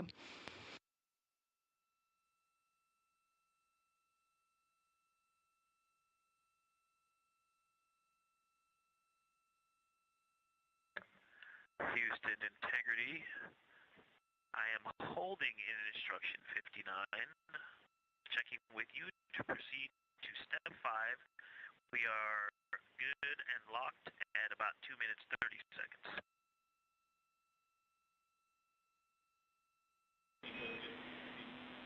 Victor, we have you loud and clear as well, and we are ready for you to proceed to step 5.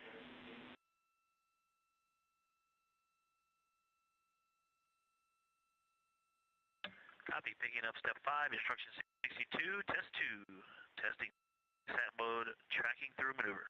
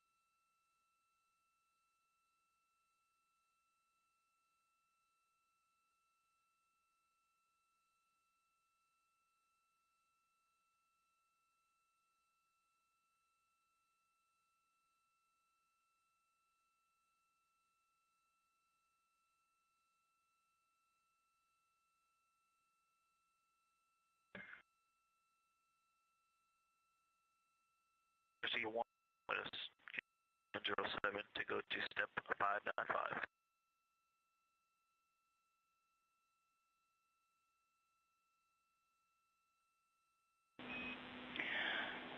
Victor, we had you loud and a little choppy, but copied. You're ready to proceed to step 5.5, and we are ready.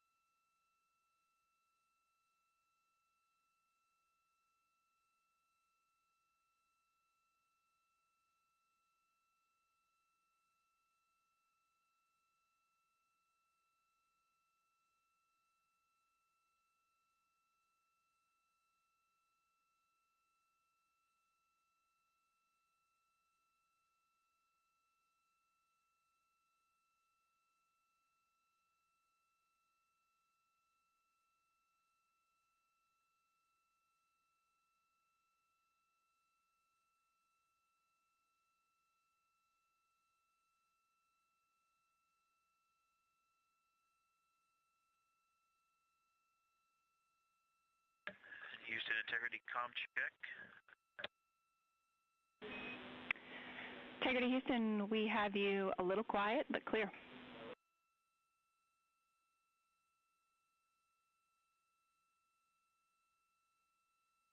Awesome, and that one, it was only, it went back to locked and ping good in seconds. It was definitely not minutes.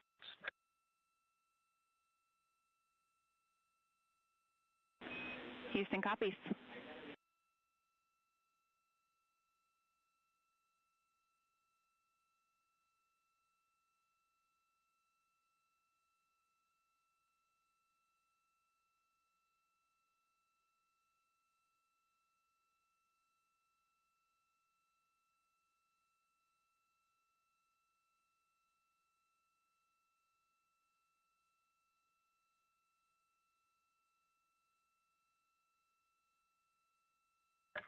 And Houston Integrity instruction 136, desire to exit sat mode early.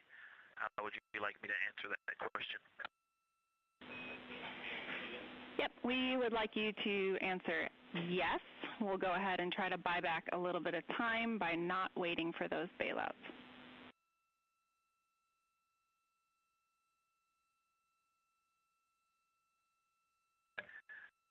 You broke up right when you gave me the important data, yes or no?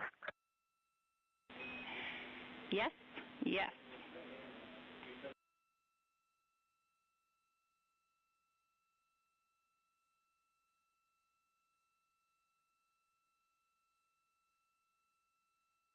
Copy, exiting sat mode early.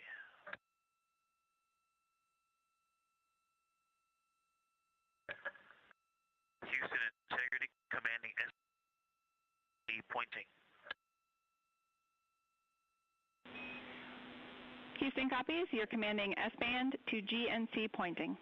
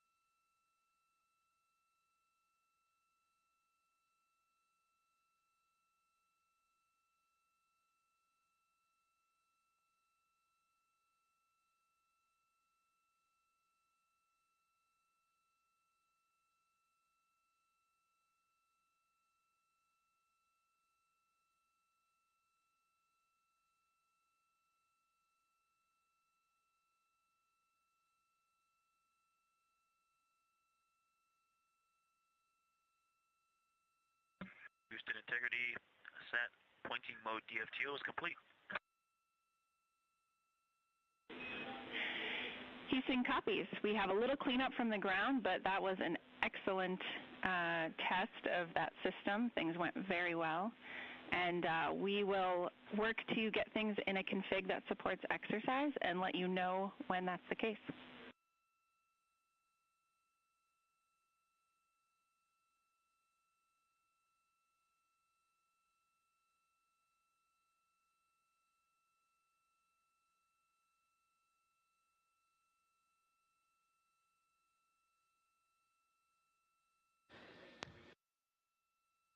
This is Artemis Mission Control in Houston, Texas. We just heard some communications between NASA astronaut Victor Glover on board the Orion spacecraft and the Capcom or capsule communicator here in Mission Control, Jackie Mahaffey, as Victor was completing a developmental flight test objective for the SAT or search, acquire, and tracking pointing mode. And during this objective, Victor... For a quick science observation. Go ahead.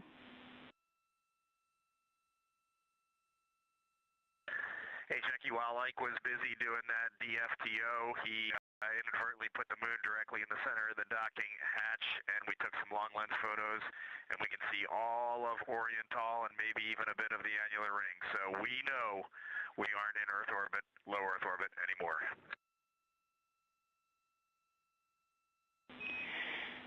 Some faces just lit up at the science console, and we appreciate the call and look forward to the photos.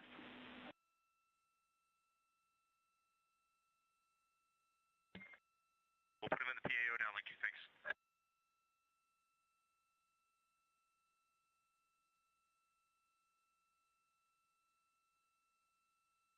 And Houston integrity, just finalizing the DFTO.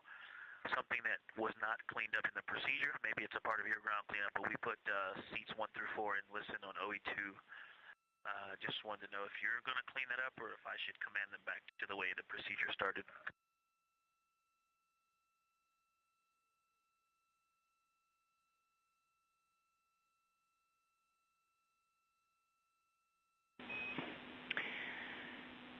Victor, we think seats 1 through 4 were in listen on OE2 to start with. Was that what you were asking about?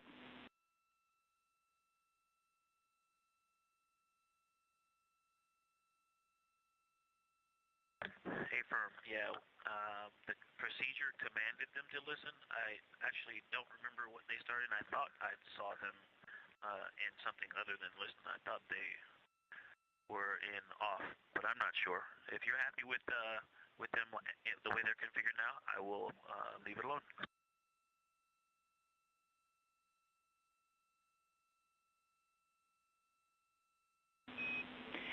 Yep, we are happy with the current config. Thanks for checking.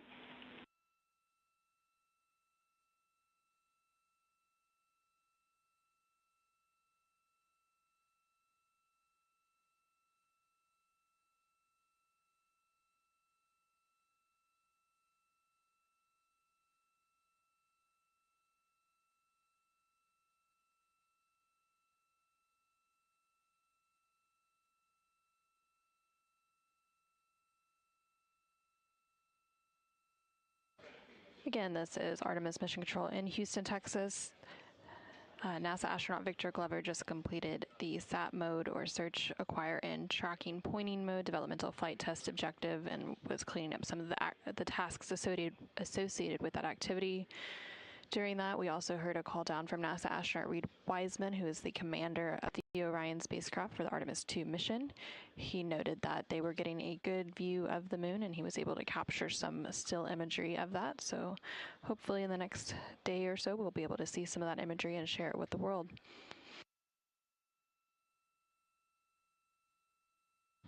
The team here in Mission Control is also working to reconfigure some of the spacecraft so that CSA or Canadian Space Agency astronaut Jeremy Hansen can complete his scheduled daily exercise using the flywheel device.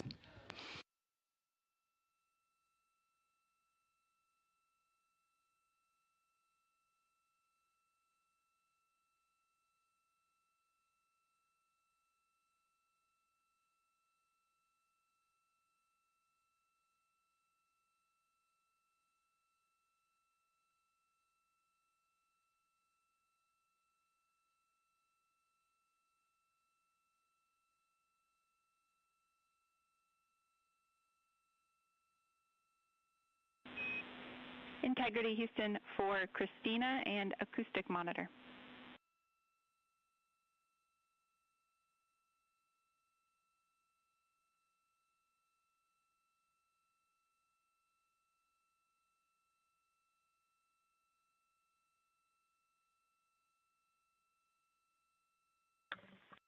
Go ahead. And also, before we start into that, can you verify toilets go?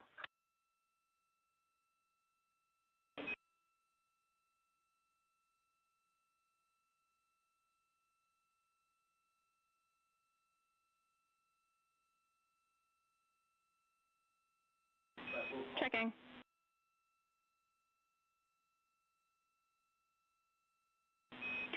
Christina, toilet is go. We are okay giving you a blanket go for the toilet at this point. We will call you if we need you to have a period of stand down.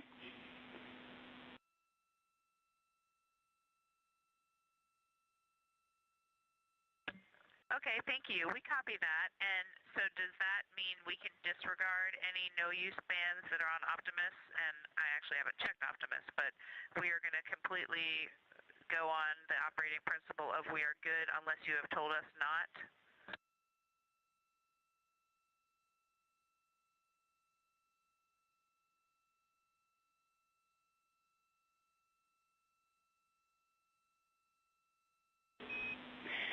Christina, affirm. You can ignore the toilet unavailable for wastewater dumps in the crew band, and we'll try to have a little better story for you tomorrow morning on the rationale and what the plan will be going forward.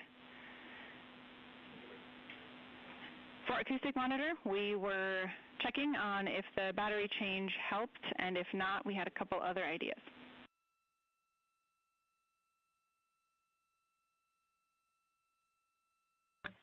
Yes, Jackie, I was just waiting on that DFTO to be over to give you a call about it. Changed out the batteries, had the same issue, but kind of persisted, and what was happening was it was just turning off randomly at different times, but usually very early on in the record process, and never actually was successful recording. I continued to try, did a couple hard restarts, taking out batteries, putting them back, and eventually was able to get all 5 sample locations recorded. I did do them individually just to make sure that I got the 5 recordings and didn't lose them all if it shut down in the middle of one. Will that be okay?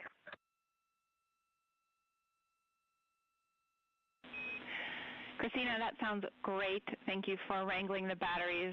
And a little bit of intel we had was that sometimes those batteries do have difficulty seating. So maybe one of the swap outs helped a little. But if in future activities it continues to be a struggle, there is an option to power via the PCD. So just let us know.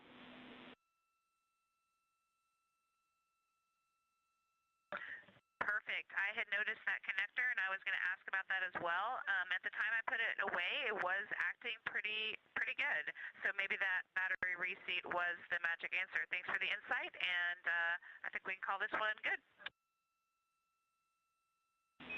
Sounds great.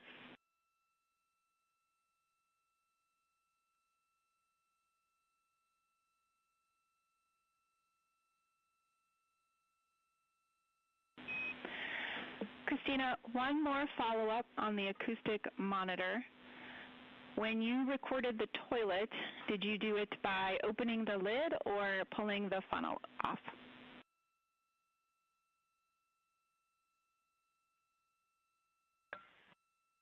Funnel. Houston copies.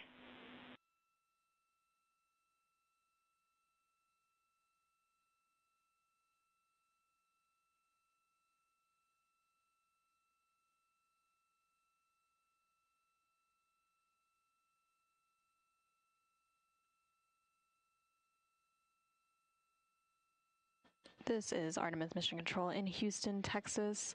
We just heard some communication there between NASA astronaut Christina Cook, who is one of the mission specialists aboard the Orion spacecraft, and the Capcom or capsule communicator, which you can see there on the center of your screen, Jackie Mahaffey.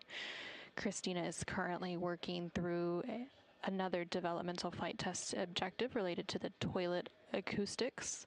So as part of this objective, they're collecting some acoustic or sound data related to the toilet on board the Orion spacecraft to evaluate the operational sound levels.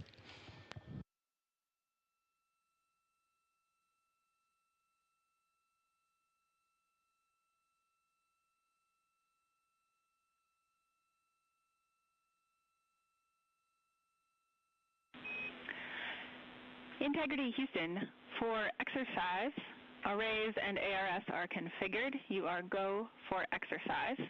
And let us know if you'd be willing for us to come on board.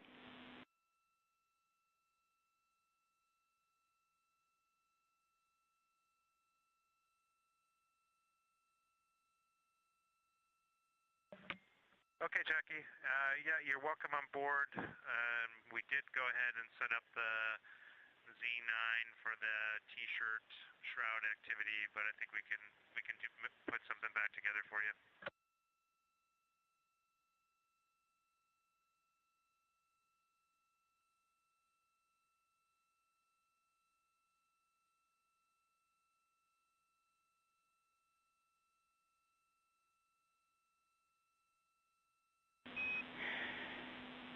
Jeremy, for clarification, are you reporting that you completed the Z9 shroud build, or were you in the middle of it and would need to tear down to set up cameras?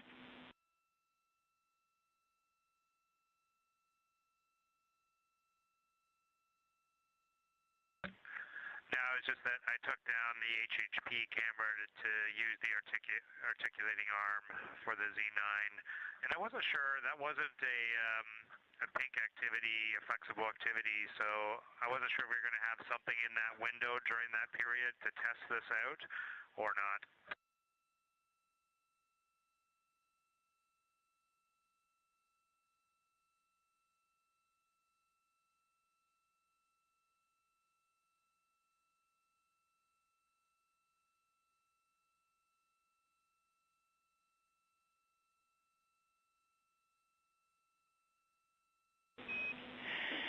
Jeremy, it was absolutely okay to set up the Z9 shroud early, and really it's just a spatial logistics check there, so we didn't need a particular target, and if you are happy with how you would set that up on the flyby day, then you are welcome to take whatever you need to set up other cameras.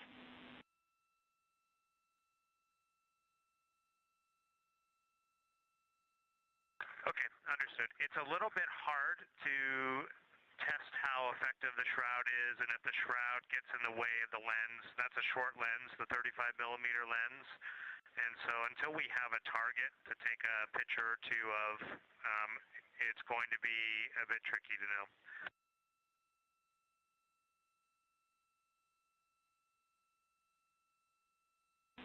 Houston copies.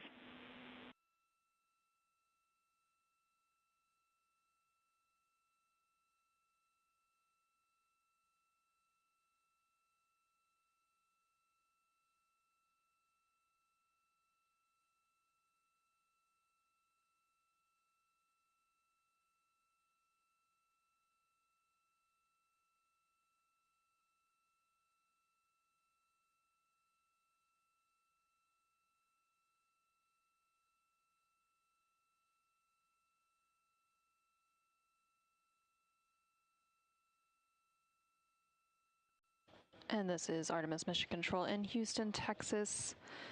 There is some communication there between CSA, or Canadian Space Agency, astronaut Jeremy Hansen and the Capcom, or Capsule Communicator, here in Mission Control, discussing a Z9 shroud. That was a timelined activity for the day, where Jeremy was assessing a makeshift shroud setup for the upcoming lunar flyby scheduled for flight day 6 to help capture better sunrise and sunset imagery and avoid some glares on the window.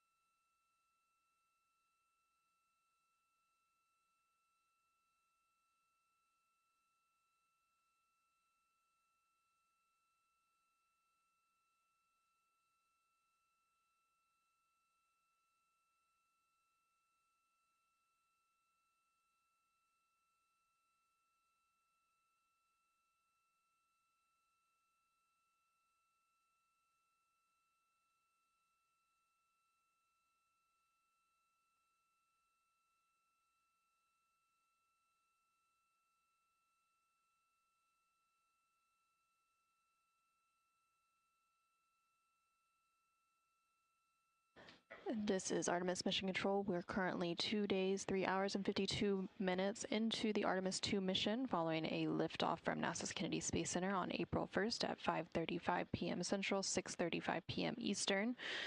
The crew has, of course, been capturing a ton of imagery during their mission, and this image there on your screen is a recent image that was uploaded and shared publicly. It was captured by the crew on the second flight day of the mission, and it shows the Orion spacecraft there in the foreground with the moon in its distance, and it was captured by a camera on the tip of one of its solar array wings, or SAW. And there are 4 cameras, one on each of the 4 solar arrays, that have been capturing imagery throughout, and they often provide our live views as well. So now, on flight day 3, the Orion spacecraft is about 139,000 miles away from the moon, so a little bit closer since yesterday, and it'll continue to close in on that target, the moon, with the lunar flyby and closest approach being made on flight day 6.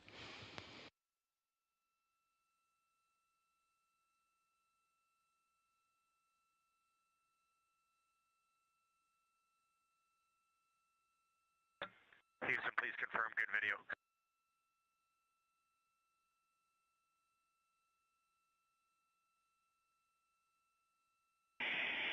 Hey, we are going to do an ACU swap, and oh, we got good video, but just know we're going to lose voice for a minute while we do ACU swap.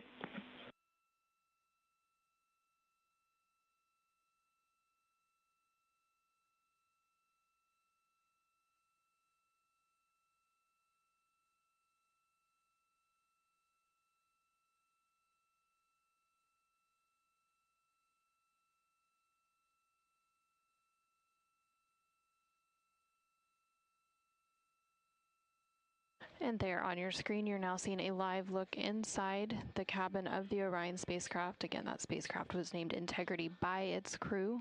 And so you can see a live look as the 4 crew members, NASA astronaut Reed Wiseman, Victor Glover, and Christina Cook, along with CSA, or Canadian Space Agency astronaut Jeremy Hansen, work through the remainder of their activities for their day as they are starting to round out flight day 3.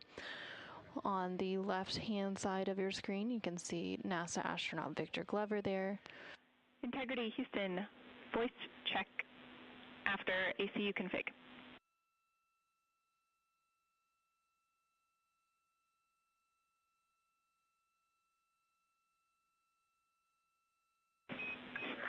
Houston, we have you loud and clear after ACU swap. Reed, we have you the same, and a little bit of clarification. It was not a swap.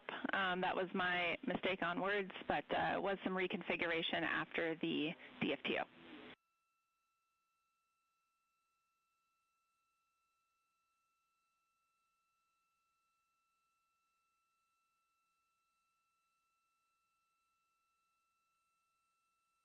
And there you can see NASA astronaut Jeremy Hansen giving a thumbs up to the screen, acknowledging the words that just came up from Capcom capsule communicator Jackie Mahaffey here in the room, who you can see on the bottom right-hand corner of your screen. Also, in the live view inside the Orion spacecraft, you can see CSA, or Canadian Space Agency astronaut Jeremy Hansen as he sets up to complete his daily exercise using the flywheel device. The flywheels uses a series of pulleys along with a torque limiter, which is encased in a frame about the size of an extra large shoebox, which functions like a rowing machine. And so each of the crew members typically has a scheduled block of exercise time each day, and so Reed and Victor have already completed their exercise for the day, and then Jeremy and Christina will complete it now in the second half of the day.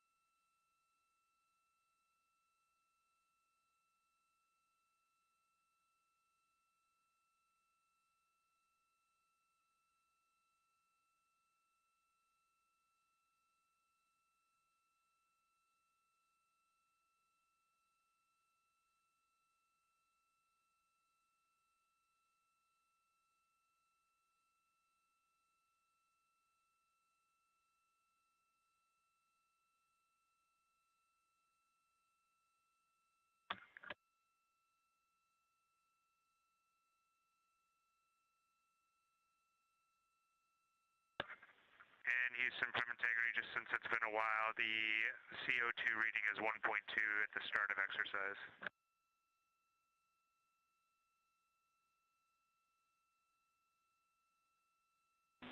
Houston copies.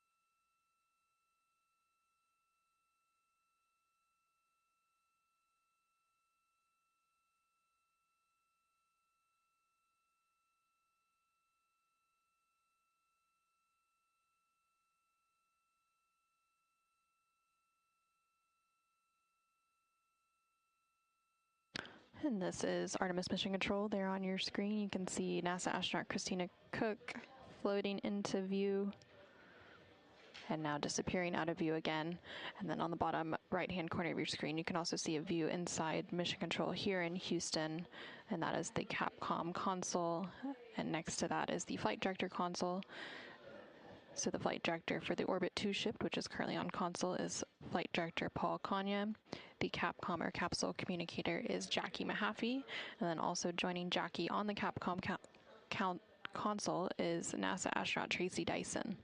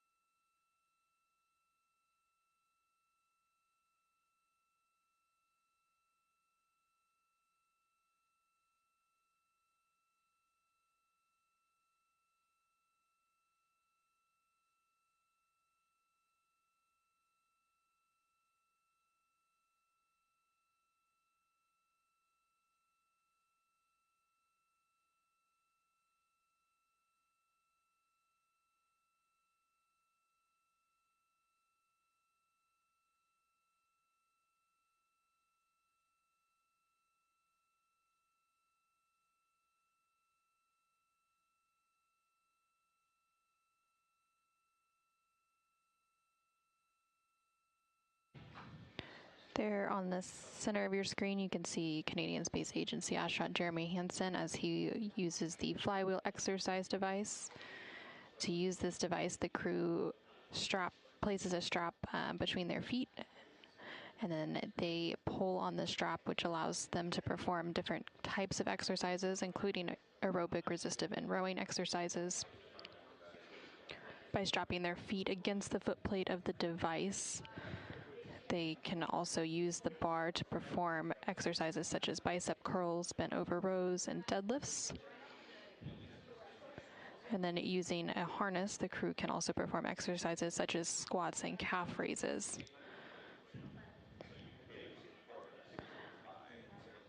Each of the crew members completes daily exercise, and it's an essential requirement for human spaceflight missions because without consistent exercise routines, the zero-gravity environments can cause a reduction in muscle mass and bone density. Similar to the International Space Station, the crew there also completes daily exercise using different devices because they have a little bit more room to work with. So on the International Space Station, they have an ARED machine, which is a resistive exercise device, a treadmill type machine, as well as a bicycle that they rotate between depending on the surgeon prescribed exercise routines for their missions. But here on the Orion spacecraft, they have the single exercise device known as the flywheel, which you see there, which can, of course, perform a variety of different exercises.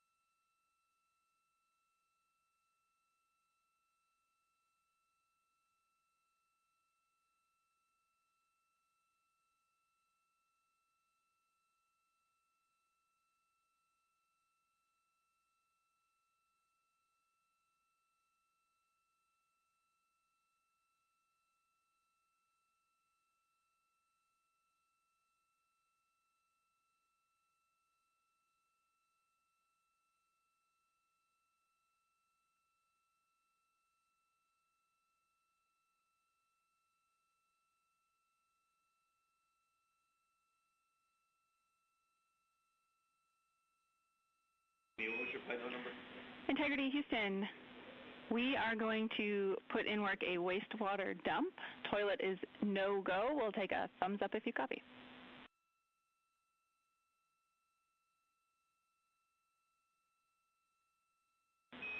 Copy thumbs.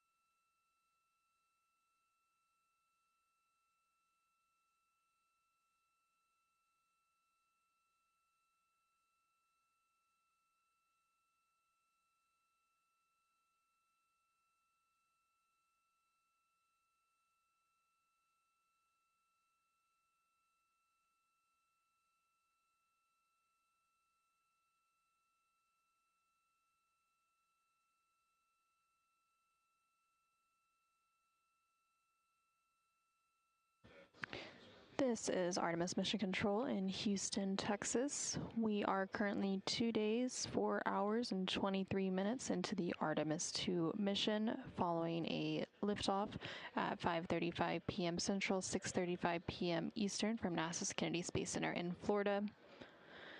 The crew is currently awake and working through their timelined activities for the day. Canadian Space Agency, or CSA, astronaut Jeremy Hansen is currently completing his daily exercise. There's also some checkouts of medical devices taking place. And then earlier in the day, the crew also completed a CPR demonstration. And then originally planned for today was an outbound trajectory correction burn, but it was determined that that burn was no longer needed due to the accuracy of the TLI, or translunar injection burn, which took place yesterday, April 2nd. The next burn on this outbound journey to the moon is scheduled for flight day 4, and that will be the outbound trajectory correction 2 burn. Coming up, the crew will also complete some lunar cabin configurations, and then they will have a public affairs event before they have some private medical conferences, as well as a private conference with the flight director here in Mission Control, which is currently Paul Kanya leading the Orbit 2 team, and then they will get ready for their pre-sleep and sleep activities and then head into their sleep time. Currently on your screen, you can see a view of the Artemis Real-Time Orbit website, or ARO.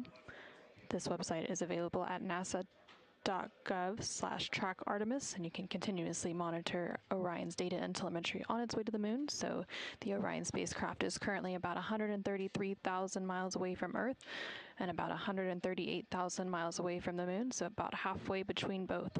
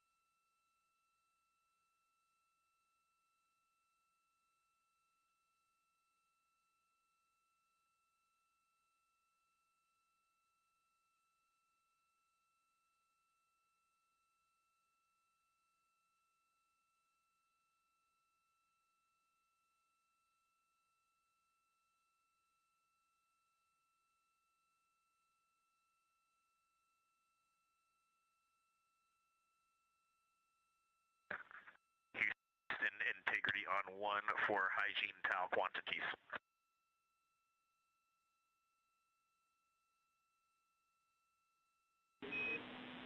Go ahead. Hey, Jackie, can you confirm that we have 20 total, or do we have 5 total? Checking.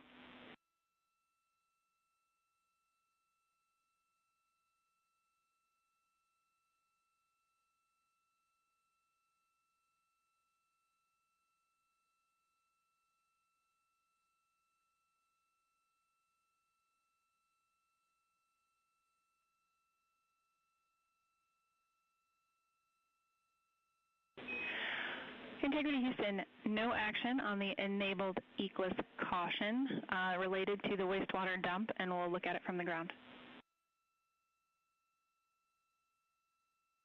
Copy that.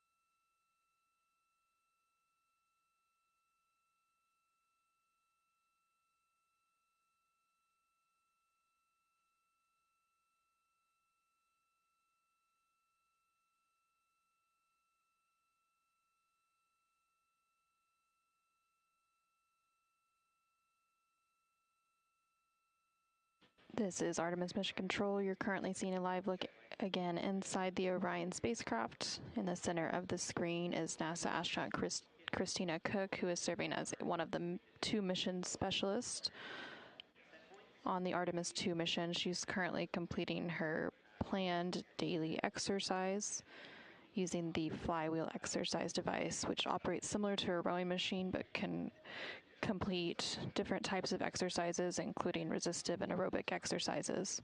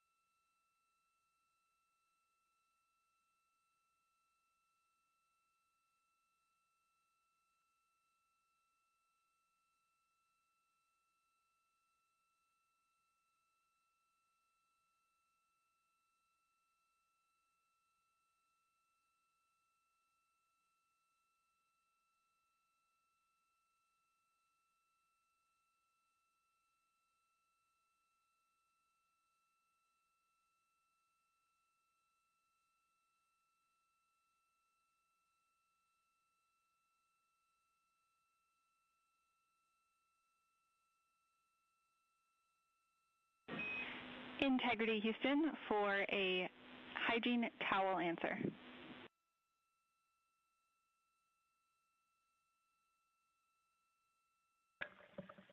Go ahead. Here, there are in fact 20 total towels on board. You can find more in locker Echo, purple bag 15, and they are hiding inside unused fecal canisters.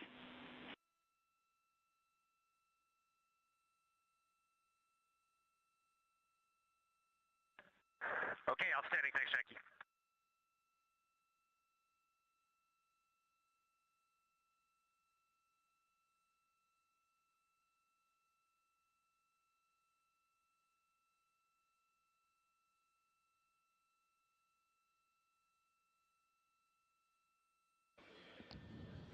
And you just heard some communication there between the Capcom or capsule communicator here, Mission Control Jackie Mahaffey, and the crew on board the Orion spacecraft as they were working to track down or count some hygiene towels.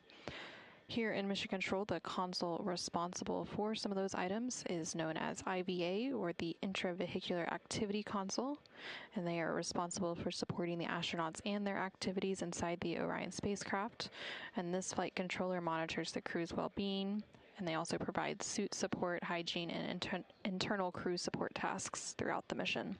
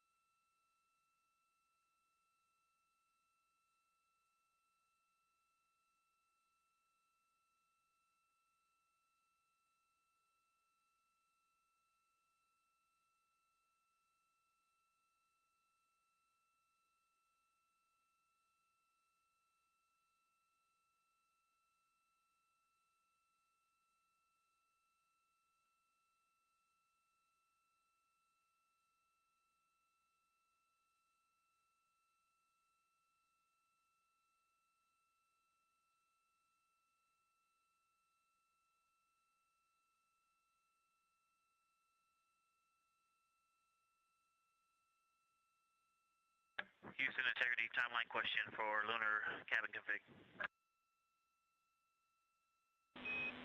Go ahead.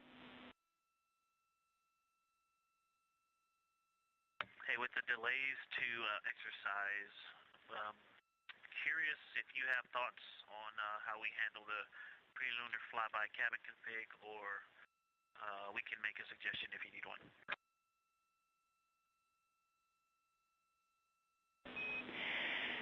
Hey, Victor, we'd like to hear your suggestion. We've been talking a little bit about the timeline and priorities for the rest of the day, and we know it's going to be a squeeze. What you thinking?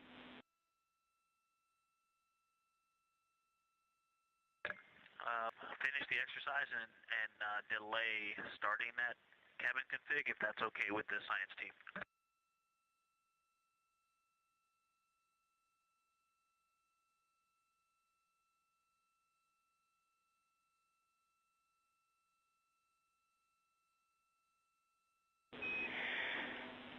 And Victor, when you say delay, do you have a time estimate for us? We're just looking ahead at some of the blue box activities and thinking ahead to the rest of the shuffle.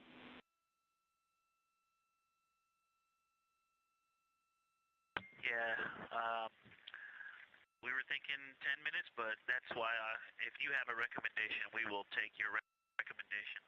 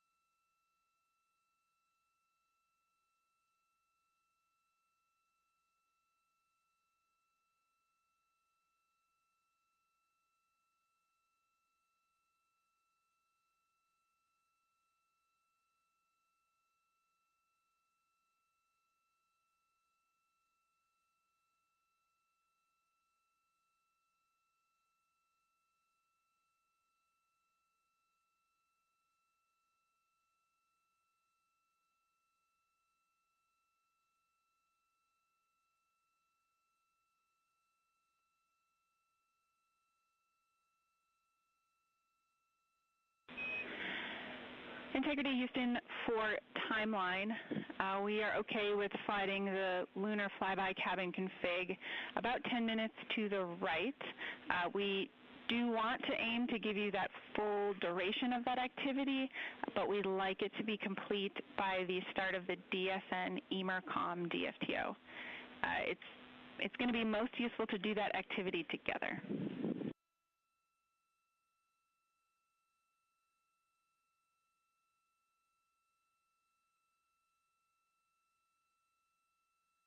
That's what we were planning, and then if we need to throw a couple of minutes into lunar flyby cabin config later, we might call you back about doing that too. But okay, we'll slide it to the right 10 minutes, and we'll be done by DSN EMERCOM checkout. Sounds like a plan.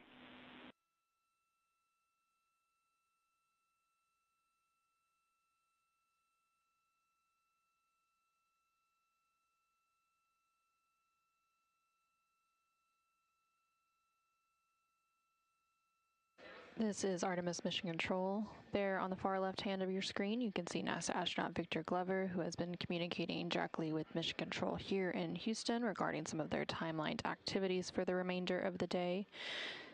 Namely, they've been discussing an upcoming lunar flyby cabin configuration. A couple more pieces of data for you on the timeline shuffle. The avatar photo and toilet maintenance are flexible, so we don't have a concern with you pushing into that time. You could pull the avatar forward. The second person does not necessarily have to be Christina.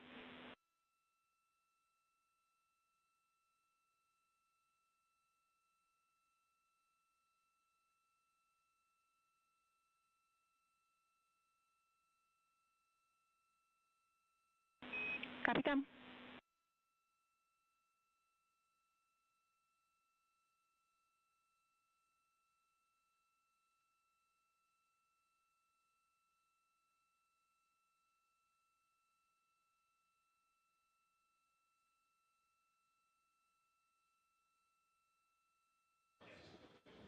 And they were discussing moving the lunar flyby cabin configuration. During this particular activity, the crew will develop and document an ideal configuration of the Orion spacecraft internal cabin for the lunar flyby observation period, which will take place on flight day 6.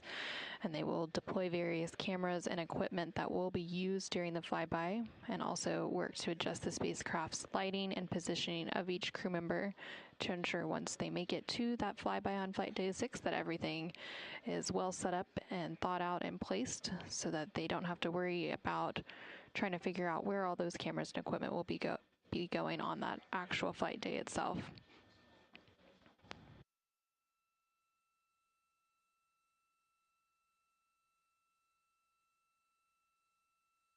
There was also mention of some activities related to Avatar, and this refers to a science investigation flying on Artemis II.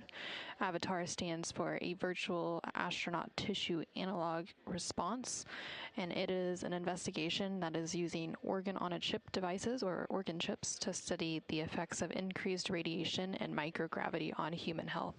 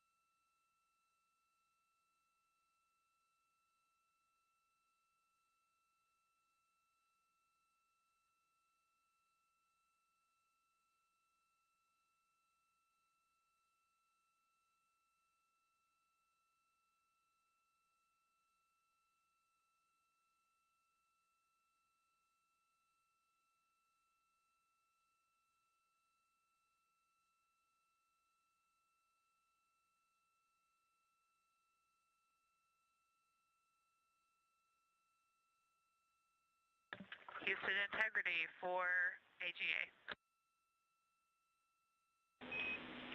We're ready. CO2 is 1.1. Do you need anything else?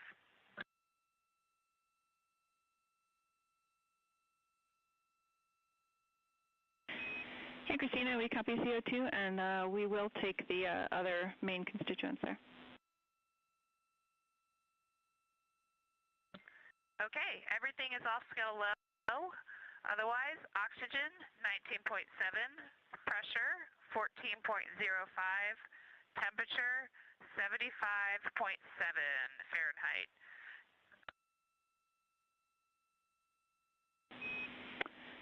Christina, we copy, and just a follow-up on that, we are pretty interested in keeping tabs on the temperature, so that's why we'll continue to ask for that full suite. And also, the wastewater dump is complete, and toilet is go. Copy all. Yeah, thanks for that clarification. We were wondering, since you mentioned temperature, I did want to clarify that the side of the vehicle that AGA is on is much warmer than the other side where the vents are, the diffusers are. So just mentioning for your awareness that we feel that temperature isn't necessarily consistent across the vehicle.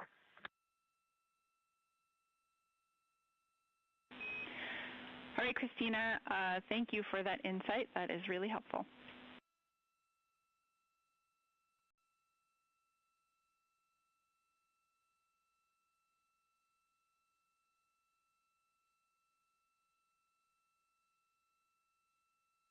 This is Artemis Mission Control in Houston, Texas. We just heard some communication there between NASA astronaut Christina Cook, currently on board the Orion spacecraft, and also seen there in the center of your screen. She just wrapped up some of her daily exercises in the flywheel device, and then she was also calling down to the Capcom or capsule communicator here in Mission Control to provide an update on some AGA or anomaly gas analyzer readings. And these readings are provided periodically throughout the day, and they are monitored and tracked by the EECOM, which stands for Emergency Environmental and Consumables Manager here in Mission Control, and they are responsible for the internal thermal control systems, air and water supply, and purification systems. And the equivalent to that position in the International Space Station Flight Control Room just down the hall is Ethos. They were also talking about some wastewater dump, the Universal Waste Management System, or basically the space toilet on the Orion spacecraft.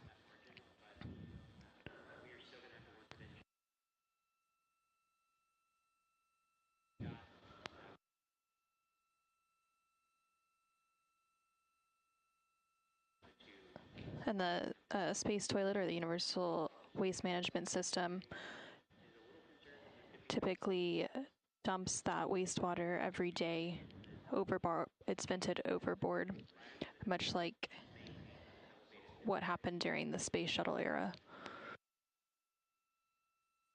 Now the crew is going to start working on their pre-lunar flyby cabin configuration activity, so they're going to be deploying some cameras and other equipment that they plan to use during the flyby on flight day 6 to just ensure that they know where everything should be set up, where it should go, and where each crew member should be stationed for that observation period.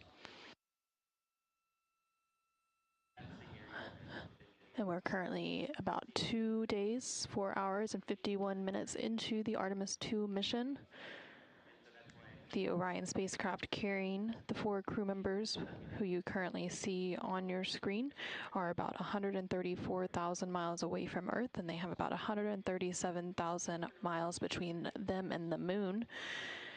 So pretty soon they will actually be closer to the moon than they are to Earth, and we do expect them to pass that milestone in about 31 minutes.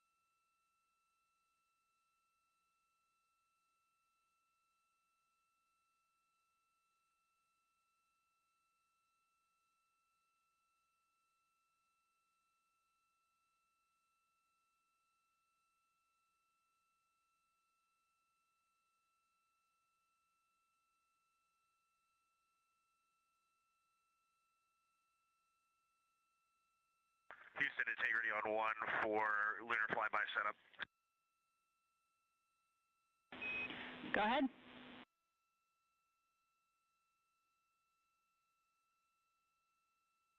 If you still have the HHP, we're wondering, in Jeremy's position, if he's looking out the window there, will the moon be right side up or upside down? We have a great view. We'll checking.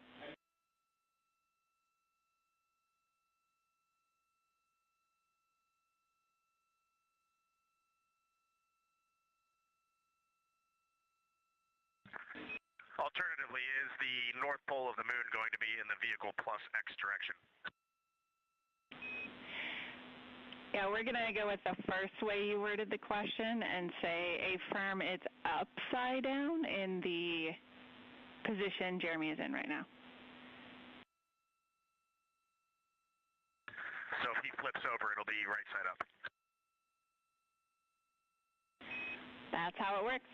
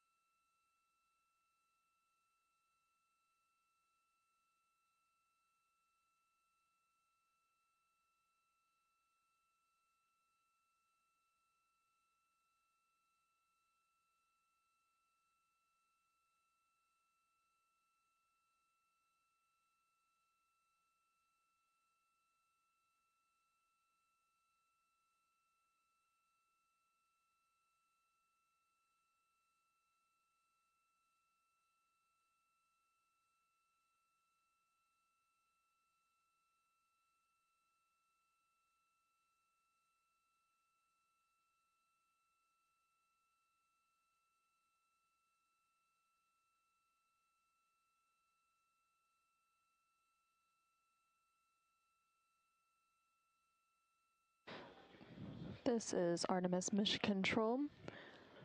We're currently 2 days, 5 hours, and 3 minutes into the Artemis II mission. Currently on your screen, you're seeing a live look inside the Orion spacecraft, which is named Integrity, and it was named Integrity by its crew. The crew is currently working through a pre-lunar flyby cabin configuration activity. All 4 of them are working to deploy various cameras and equipment that will be used during the flyby, which is planned for flight day 6 of the mission. They'll also be adjusting the spacecraft's lighting and positioning of each crew member to ensure that all of the equipment, cameras, as well as the individual placement of each of them works and will be seamless during the flyby observation period.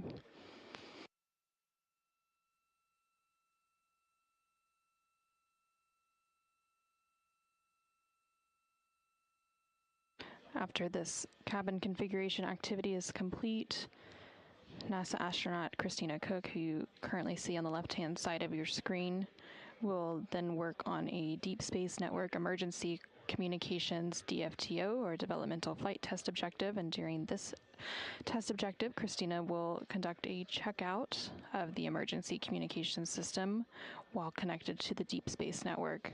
The Deep Space Network, or DSN, is NASA's international array of giant radio antennas that support interplanetary spacecraft missions, plus a few that orbit Earth, and it provides radar and radio astronomy observations that can improve our understanding of the solar system and the larger universe.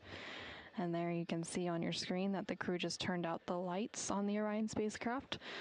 So now it's quite dark. And again, they are adjusting the lighting as part of that lunar flyby cabin configuration activity so that they can test the lighting as well as all of the camera equipment that will be used during the lunar flyby.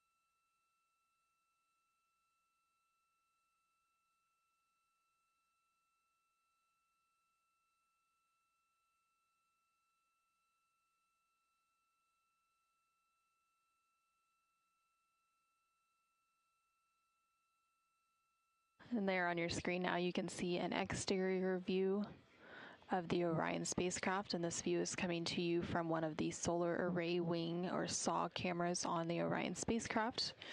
The Orion spacecraft has 4 solar array wings, and each of those wings has its own camera that provides various views throughout the mission.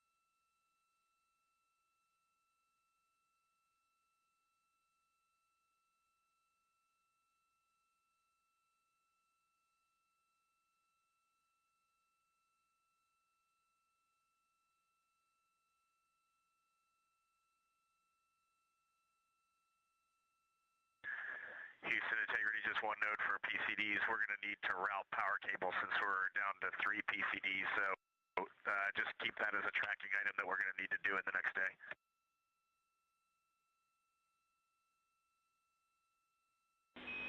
Houston copies.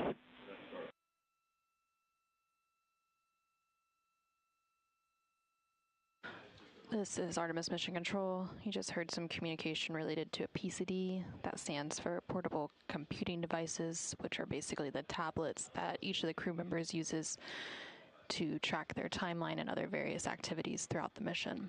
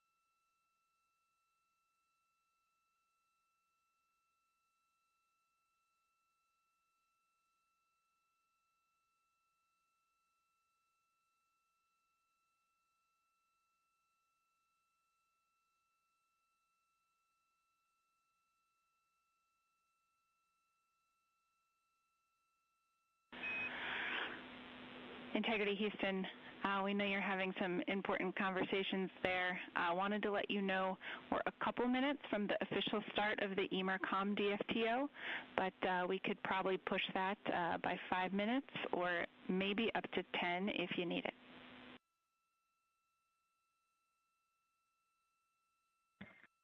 Okay, copy. I think we're wrapping this up now. I think we've learned a lot.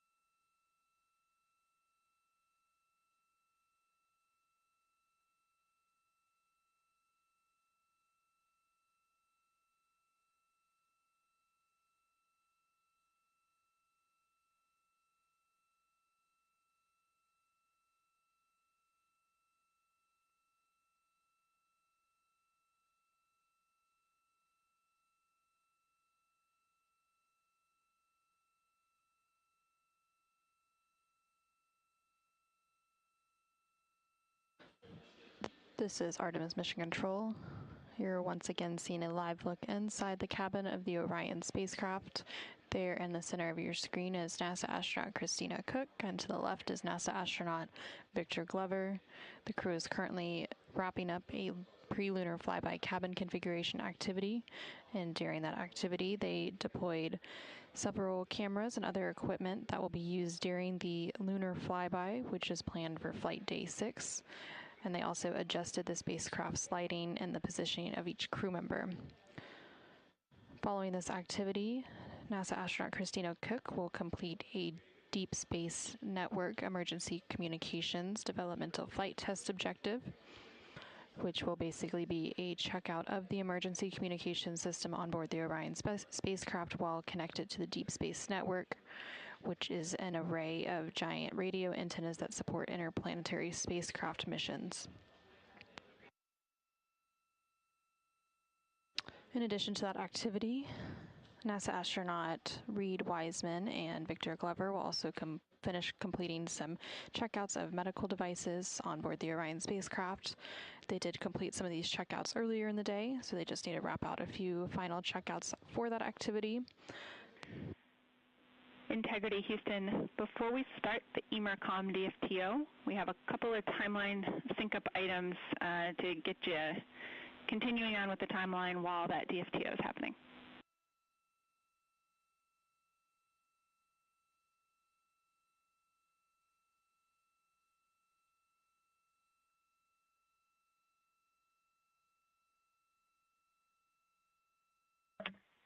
Go ahead.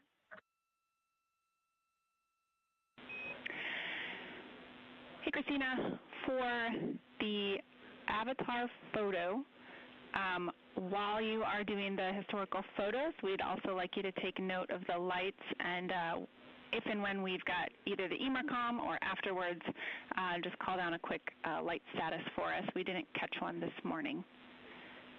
And then second, I think we'd be interested in status on if folks got to the med device checkout at all yet. And with the trouble with the ECG this morning, we have uplinked message 3.03.06, ECG troubleshooting, and we would like that prioritized ahead of any remaining medical device checkout.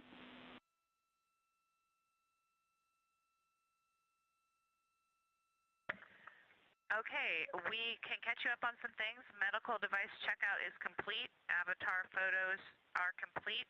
For the avatar lights, they are all on, except for number 15.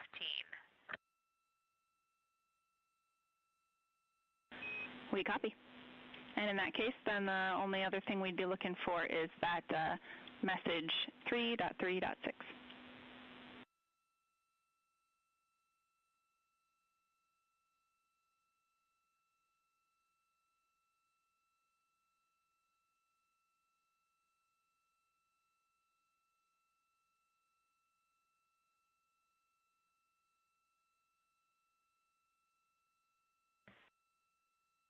And POIC integrity for the avatar photos, those were taken about 2 hours ago. Integrity Huntsville, we copy about 2 hours ago. Thanks so much.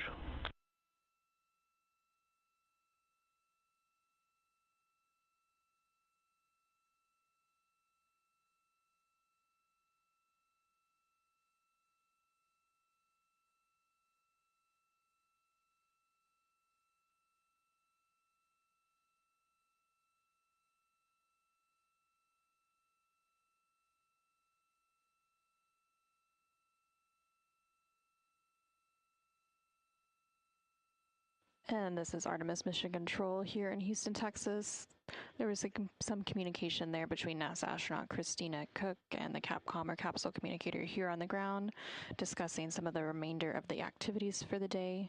And so Christina will be supporting a Deep Space Network emergency communications test. Integrity Houston, our team on the ground is ready to step into the emergency comm DFTO when you are. And for your information, a few minutes ago, we put in a EPS cross tie just to cover us for some of the different attitudes we'll be in for the next couple of hours.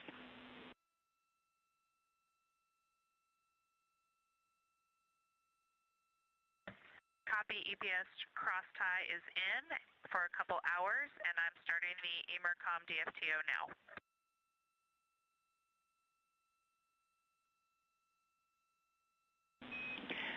Copy. And Christina, I've got a couple of notes for you on the procedure when you're ready to copy.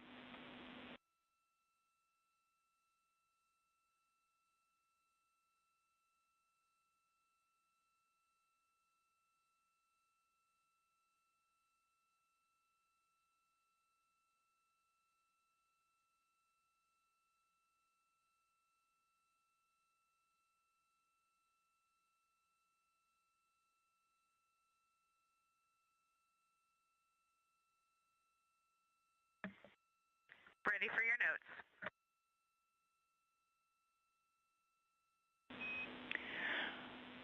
All right, a couple of nominal things to give you in the procedure itself. In instruction 15.1.5, you will want antenna 3.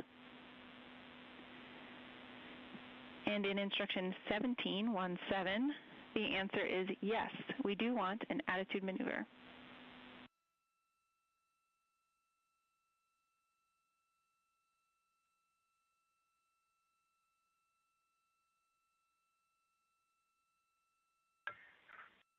Copy all. And then, Christina, the final item is we are going to transition directly from this activity into the next attitude for the D5 camera checkout. So if when you get to step 11, to maneuver to bias tail to sun attitude, assuming that we have good comm with you, the ground is going to take the attitude commanding to that camera window attitude. If for some reason you have not reestablished comm with us, then we would like you to perform step 11.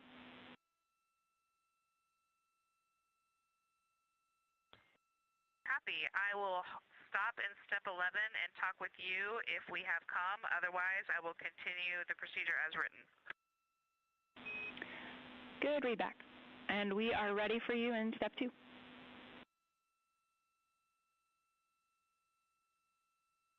Copy. Skipping to step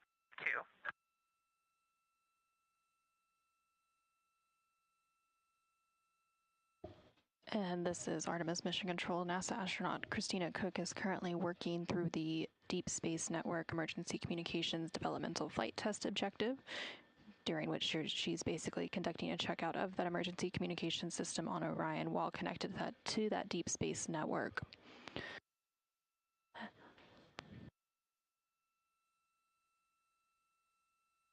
And coming up in just a few moments, we will hit an important milestone in which the Orion spacecraft will officially be closer to the moon than from Earth. And Integrity Houston, we have some news to share with you. As of 30 seconds ago, you are now closer to the moon than you are to us on Earth.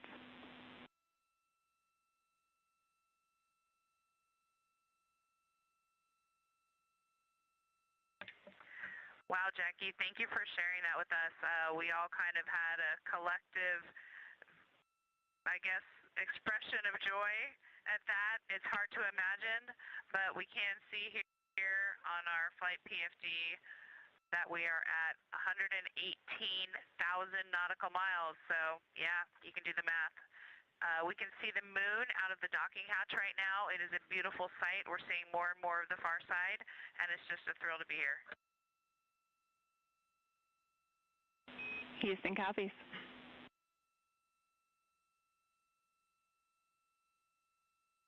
And there we just had that confirmation called up to the crew that the Orion spacecraft named Integrity and its crew, which you can currently see on your screen, are now officially closer to the moon than they are to Earth. This comes about 2 days, 5 hours, and 24 minutes following a liftoff from NASA's Kennedy Space Center on April 1st at 5:35 p.m. Central, 6:35 p.m. Eastern. Now, while they are officially closer to the moon than they are to Earth, they have not entered what is known as the lunar sphere of influence yet. That milestone will come on flight day 5. And when that milestone happens, that is when the moon, instead of the Earth, becomes the main gravitational force acting on the Orion spacecraft.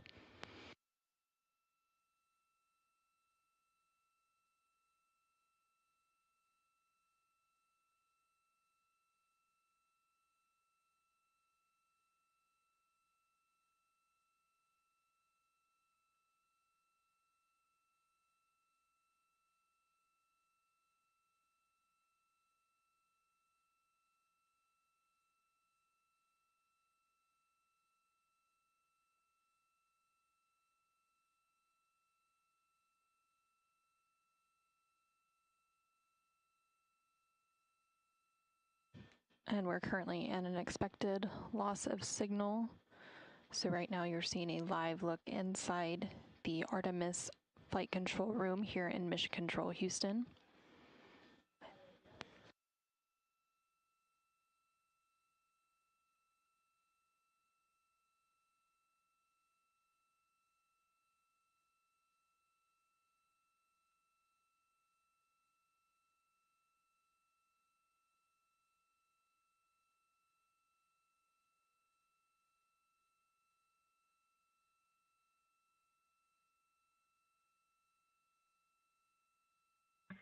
And Houston integrity on 1 for toilet and that kind of burning odor smell that we were reporting on the ground.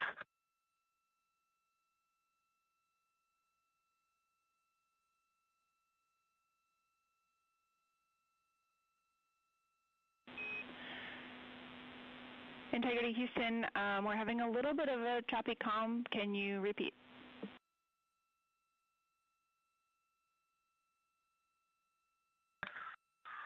Yeah, Jackie, we just wanted to sync up with you. We know that there was some talk about some burnt smell from the heaters.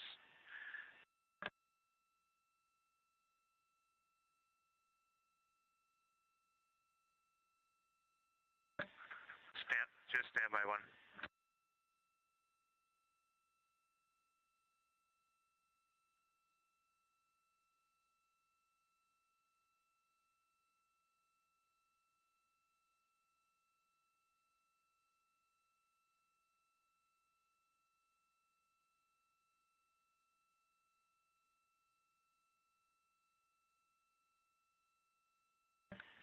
Okay, Jackie, so this time we turned on the WHC on the toilet and it had that burning odor smell that we just hadn't experienced before. And so we just wanted to talk to you about it. We know we had a briefing on that.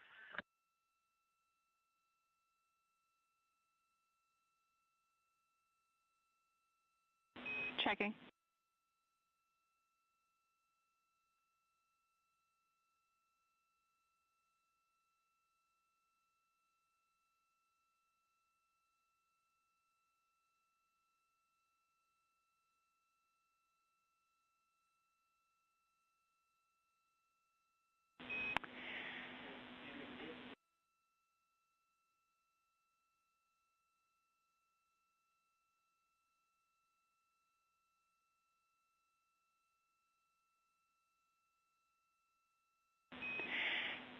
Hey, Jeremy, on the toilet, we're actually scratching our heads a little bit down here tonight on the odor that you are referencing.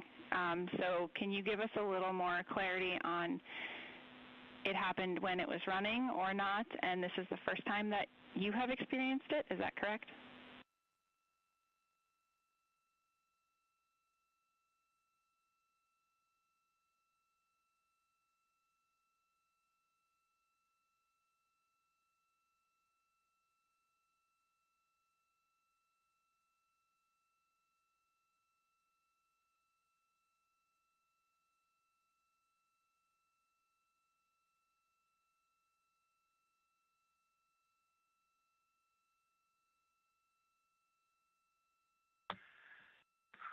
So the crew has smelt it once or twice before, but this time was stronger and was different. And we opened the door, everybody in the cabin could smell it. So we just thought we'd check in with you. We're not overly concerned right now. It's probably related to what we're told to expect, but we just wanted to have a quick conversation.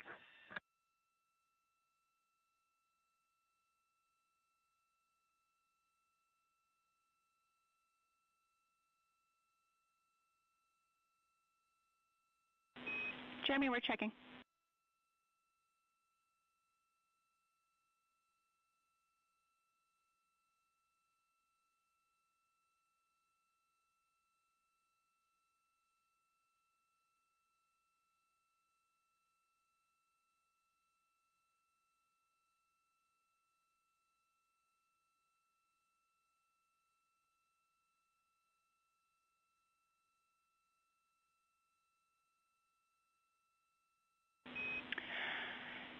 Integrity Houston, we are pulling together the minds here to recall exactly what the pre-flight expectations were.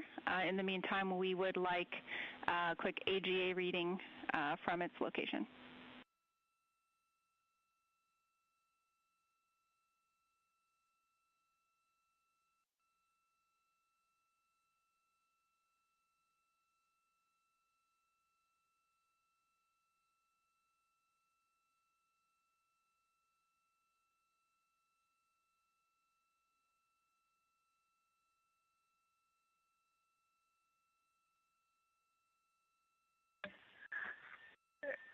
And Jackie, all AGA readings are off scale low.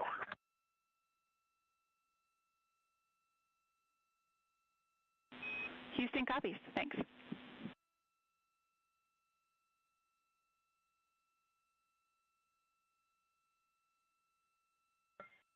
Jackie, for the EMERCOM DFTO, I am ready for your go in instruction 76.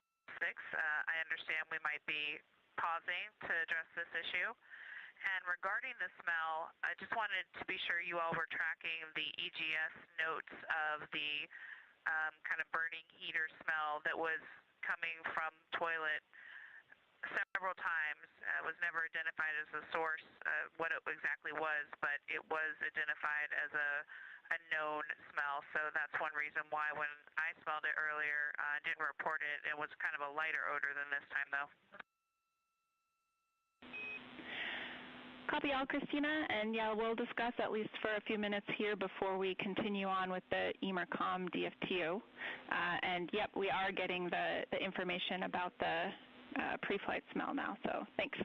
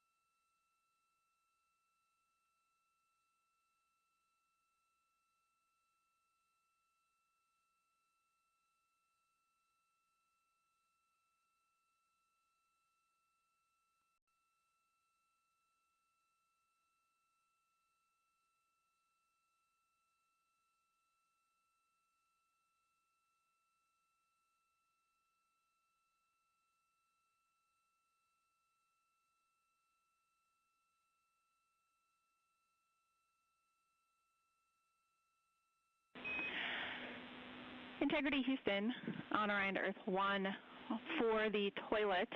We've discussed, based on the pre-flight reports and the AGA readings, we're going to continue discussing on the ground, but we are comfortable continuing with the emergency comm DFTO, and we are comfortable with you continuing to use the toilet.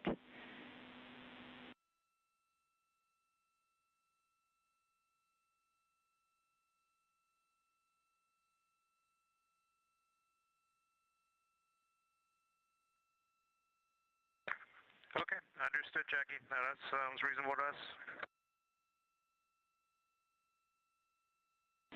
Okay, and the final thing, we'll lose video during the EMERCOM DFTO, but just in case you're still working on ECG checkout when we get back, just please be mindful of screens being viewed by the HHP camera.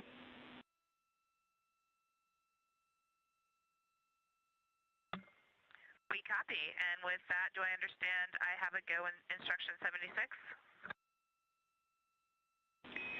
Christina, A-firm, you are go in 76, and when you unpower S-band, expect a caution, pry S-band fail.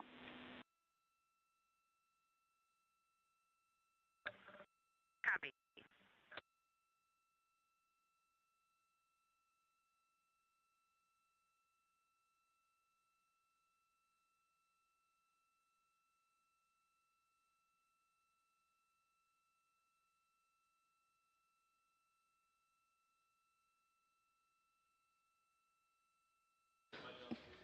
This is Artemis Mission Control here in Houston, Texas. There is quite a bit of communication between the crew currently on board the Orion spacecraft, who you can see there on your screen, and the ground, namely the Capcom or capsule communicator position. They were discussing some odors, possibly related to the toilet system and some motors. And then they were also discussing resuming the Deep Space Network Emergency Communications Development Flight Test objective. So Christina continues to work on that. And then Reed and Victor have been wrapping up some medical device checkouts, including a checkout of an electrocardiogram or ECG device.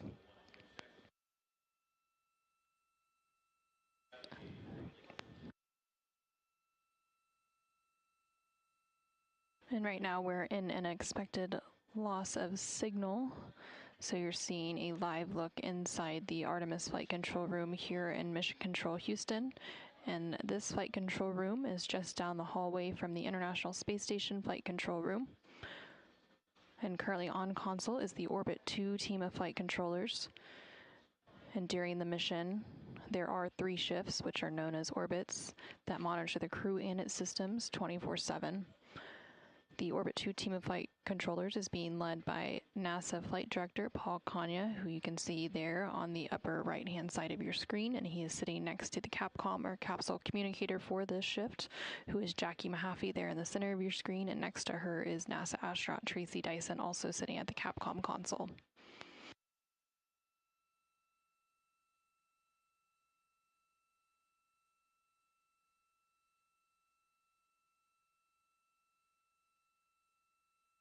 Coming up on the timeline, NASA astronaut Victor Glover is expected to complete a window optical quality developmental flight test objective. And during this objective, Victor will take out a D5 camera and take some images at different focal lengths of various subjects out of the windows, such as the Earth or Moon, to evaluate the optical effects of the windows on the Orion spacecraft on imagery. And then currently on your screen, you're seeing a view of the Artemis Real-Time Orbital website, which is available at nasa.gov/trackartemis.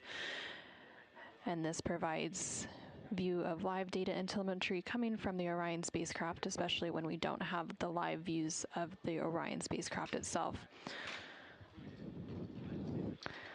And just a few minutes ago, the Orion spacecraft and its crew did surpass a milestone, of which they are now closer to the moon than they are to Earth. So you can see there in the bottom right-hand side of your screen that the Orion spacecraft is currently 137,000 miles away from Earth and about 135,000 miles away from the moon.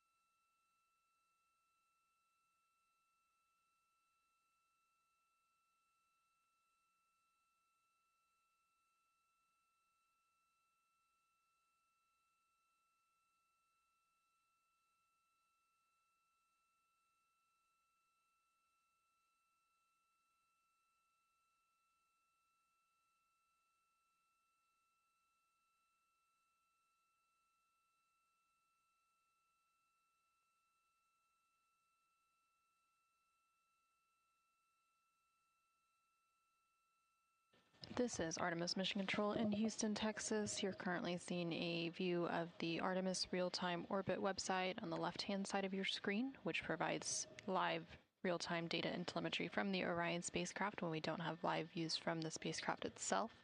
We are currently in an expected loss of signal. And then in the bottom right-hand side of your screen is a look inside of the Artemis flight control room here in Mission Control, Houston. Currently on console is the Orbit 2 team of flight controllers being led by Flight Director Paul Kanya, who is in the upper right-hand side of that screen. On board the Orion spacecraft, the crew is currently awake. They are wrapping up some final activities for the day. NASA astronaut Christina Cook is currently working through a Deep Space Network Emergency Communications Developmental Flight Test Objective. Victor is also working on a test objective related to the D5 camera imaging and taking some images at varying focal lengths of subjects such as the Earth and the Moon to evaluate the window optical effects on imagery. And then NASA astronaut Reed Wiseman is working to transfer some data from the flywheel, which is the exercise device on board the Orion spacecraft. And then coming up here in a little bit, CSA, or Canadian Space Agency astronaut Jeremy Hansen, will support a public affairs downlink event for the Canadian Space Agency. We are currently 2 days, 6 hours, and 1 minute into the mission, following a liftoff at 5:35 p.m. Central, 6:35 p.m. Eastern on April 1st. And the Orion spacecraft did recently pass a milestone where the crew and the spacecraft are now closer to the moon than they are to Earth. As of right now, they are about 138,000 miles away from the Earth and almost 134,000 miles away from the moon.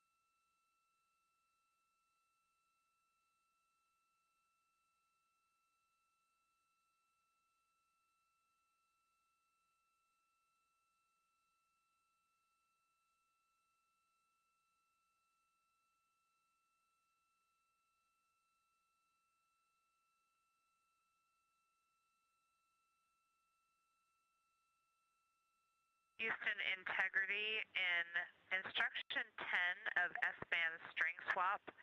I have a frame lock, but ping is still suspect. Perhaps that's because we are going to be receive only here. Let me know if I can continue.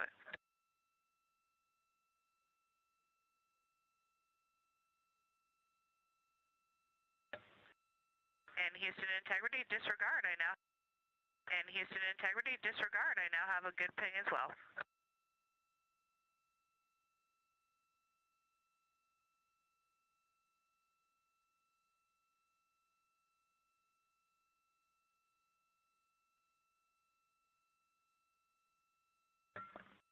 I have you loud and clear on embark.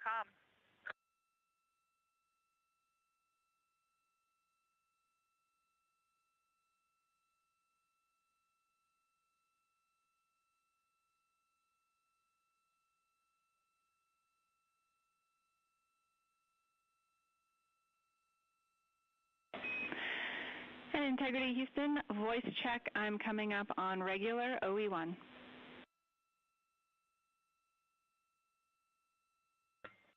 Also loud and clear on OE1. Actually, both radios sound very close to each other. No big difference between either.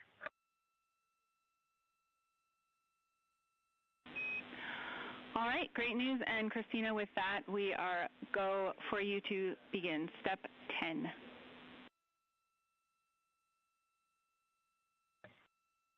In work.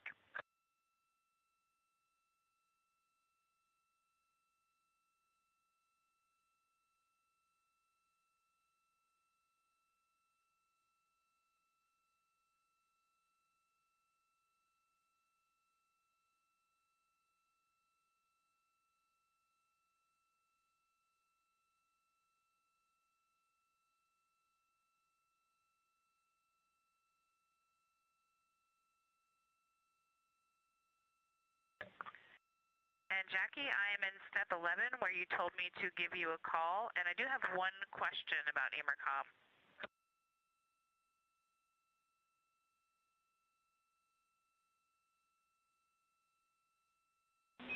We'll take your question.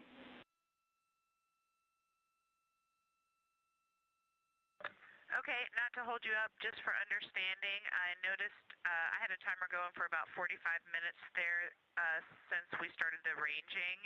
I seem to recall a 45-minute limit for temperatures in TX, RX mode. I was just curious, one, if that's good memory, and two, if we saw temperatures starting to get to their exceedances. And I can take that answer later.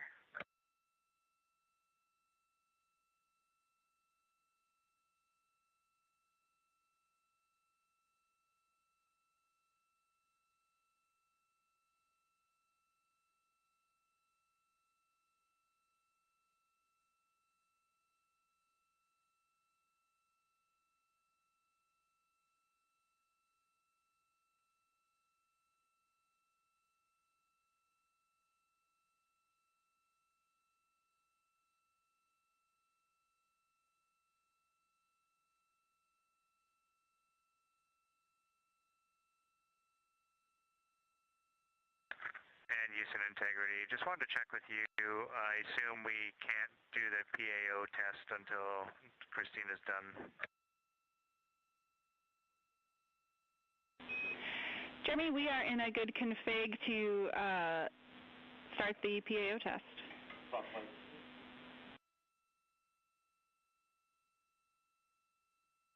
Okay, I'll start it now.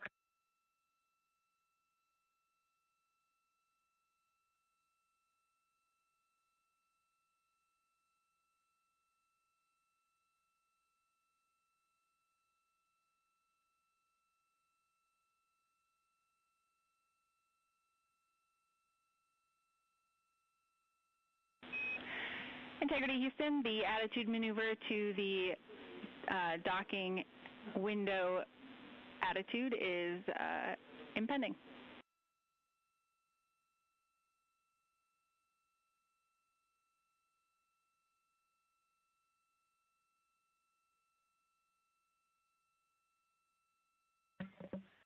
Copy, thanks. Jackie, can I go ahead and close the EMERCOM procedure and consider that complete on my end?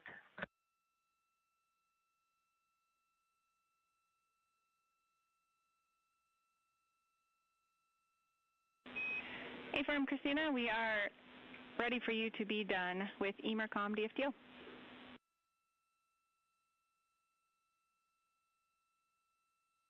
Copy.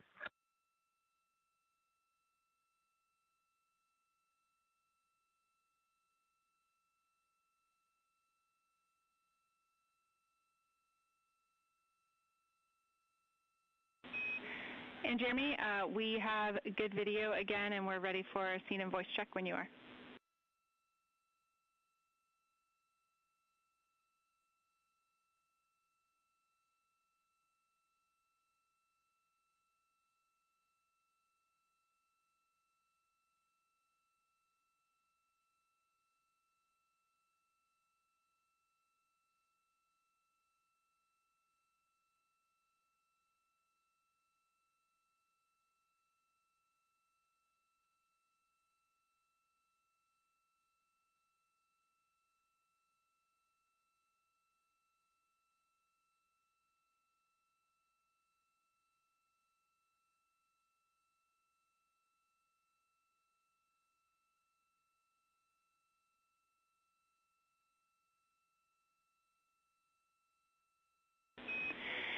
Hey, Jeremy, you look great, but we did not hear that.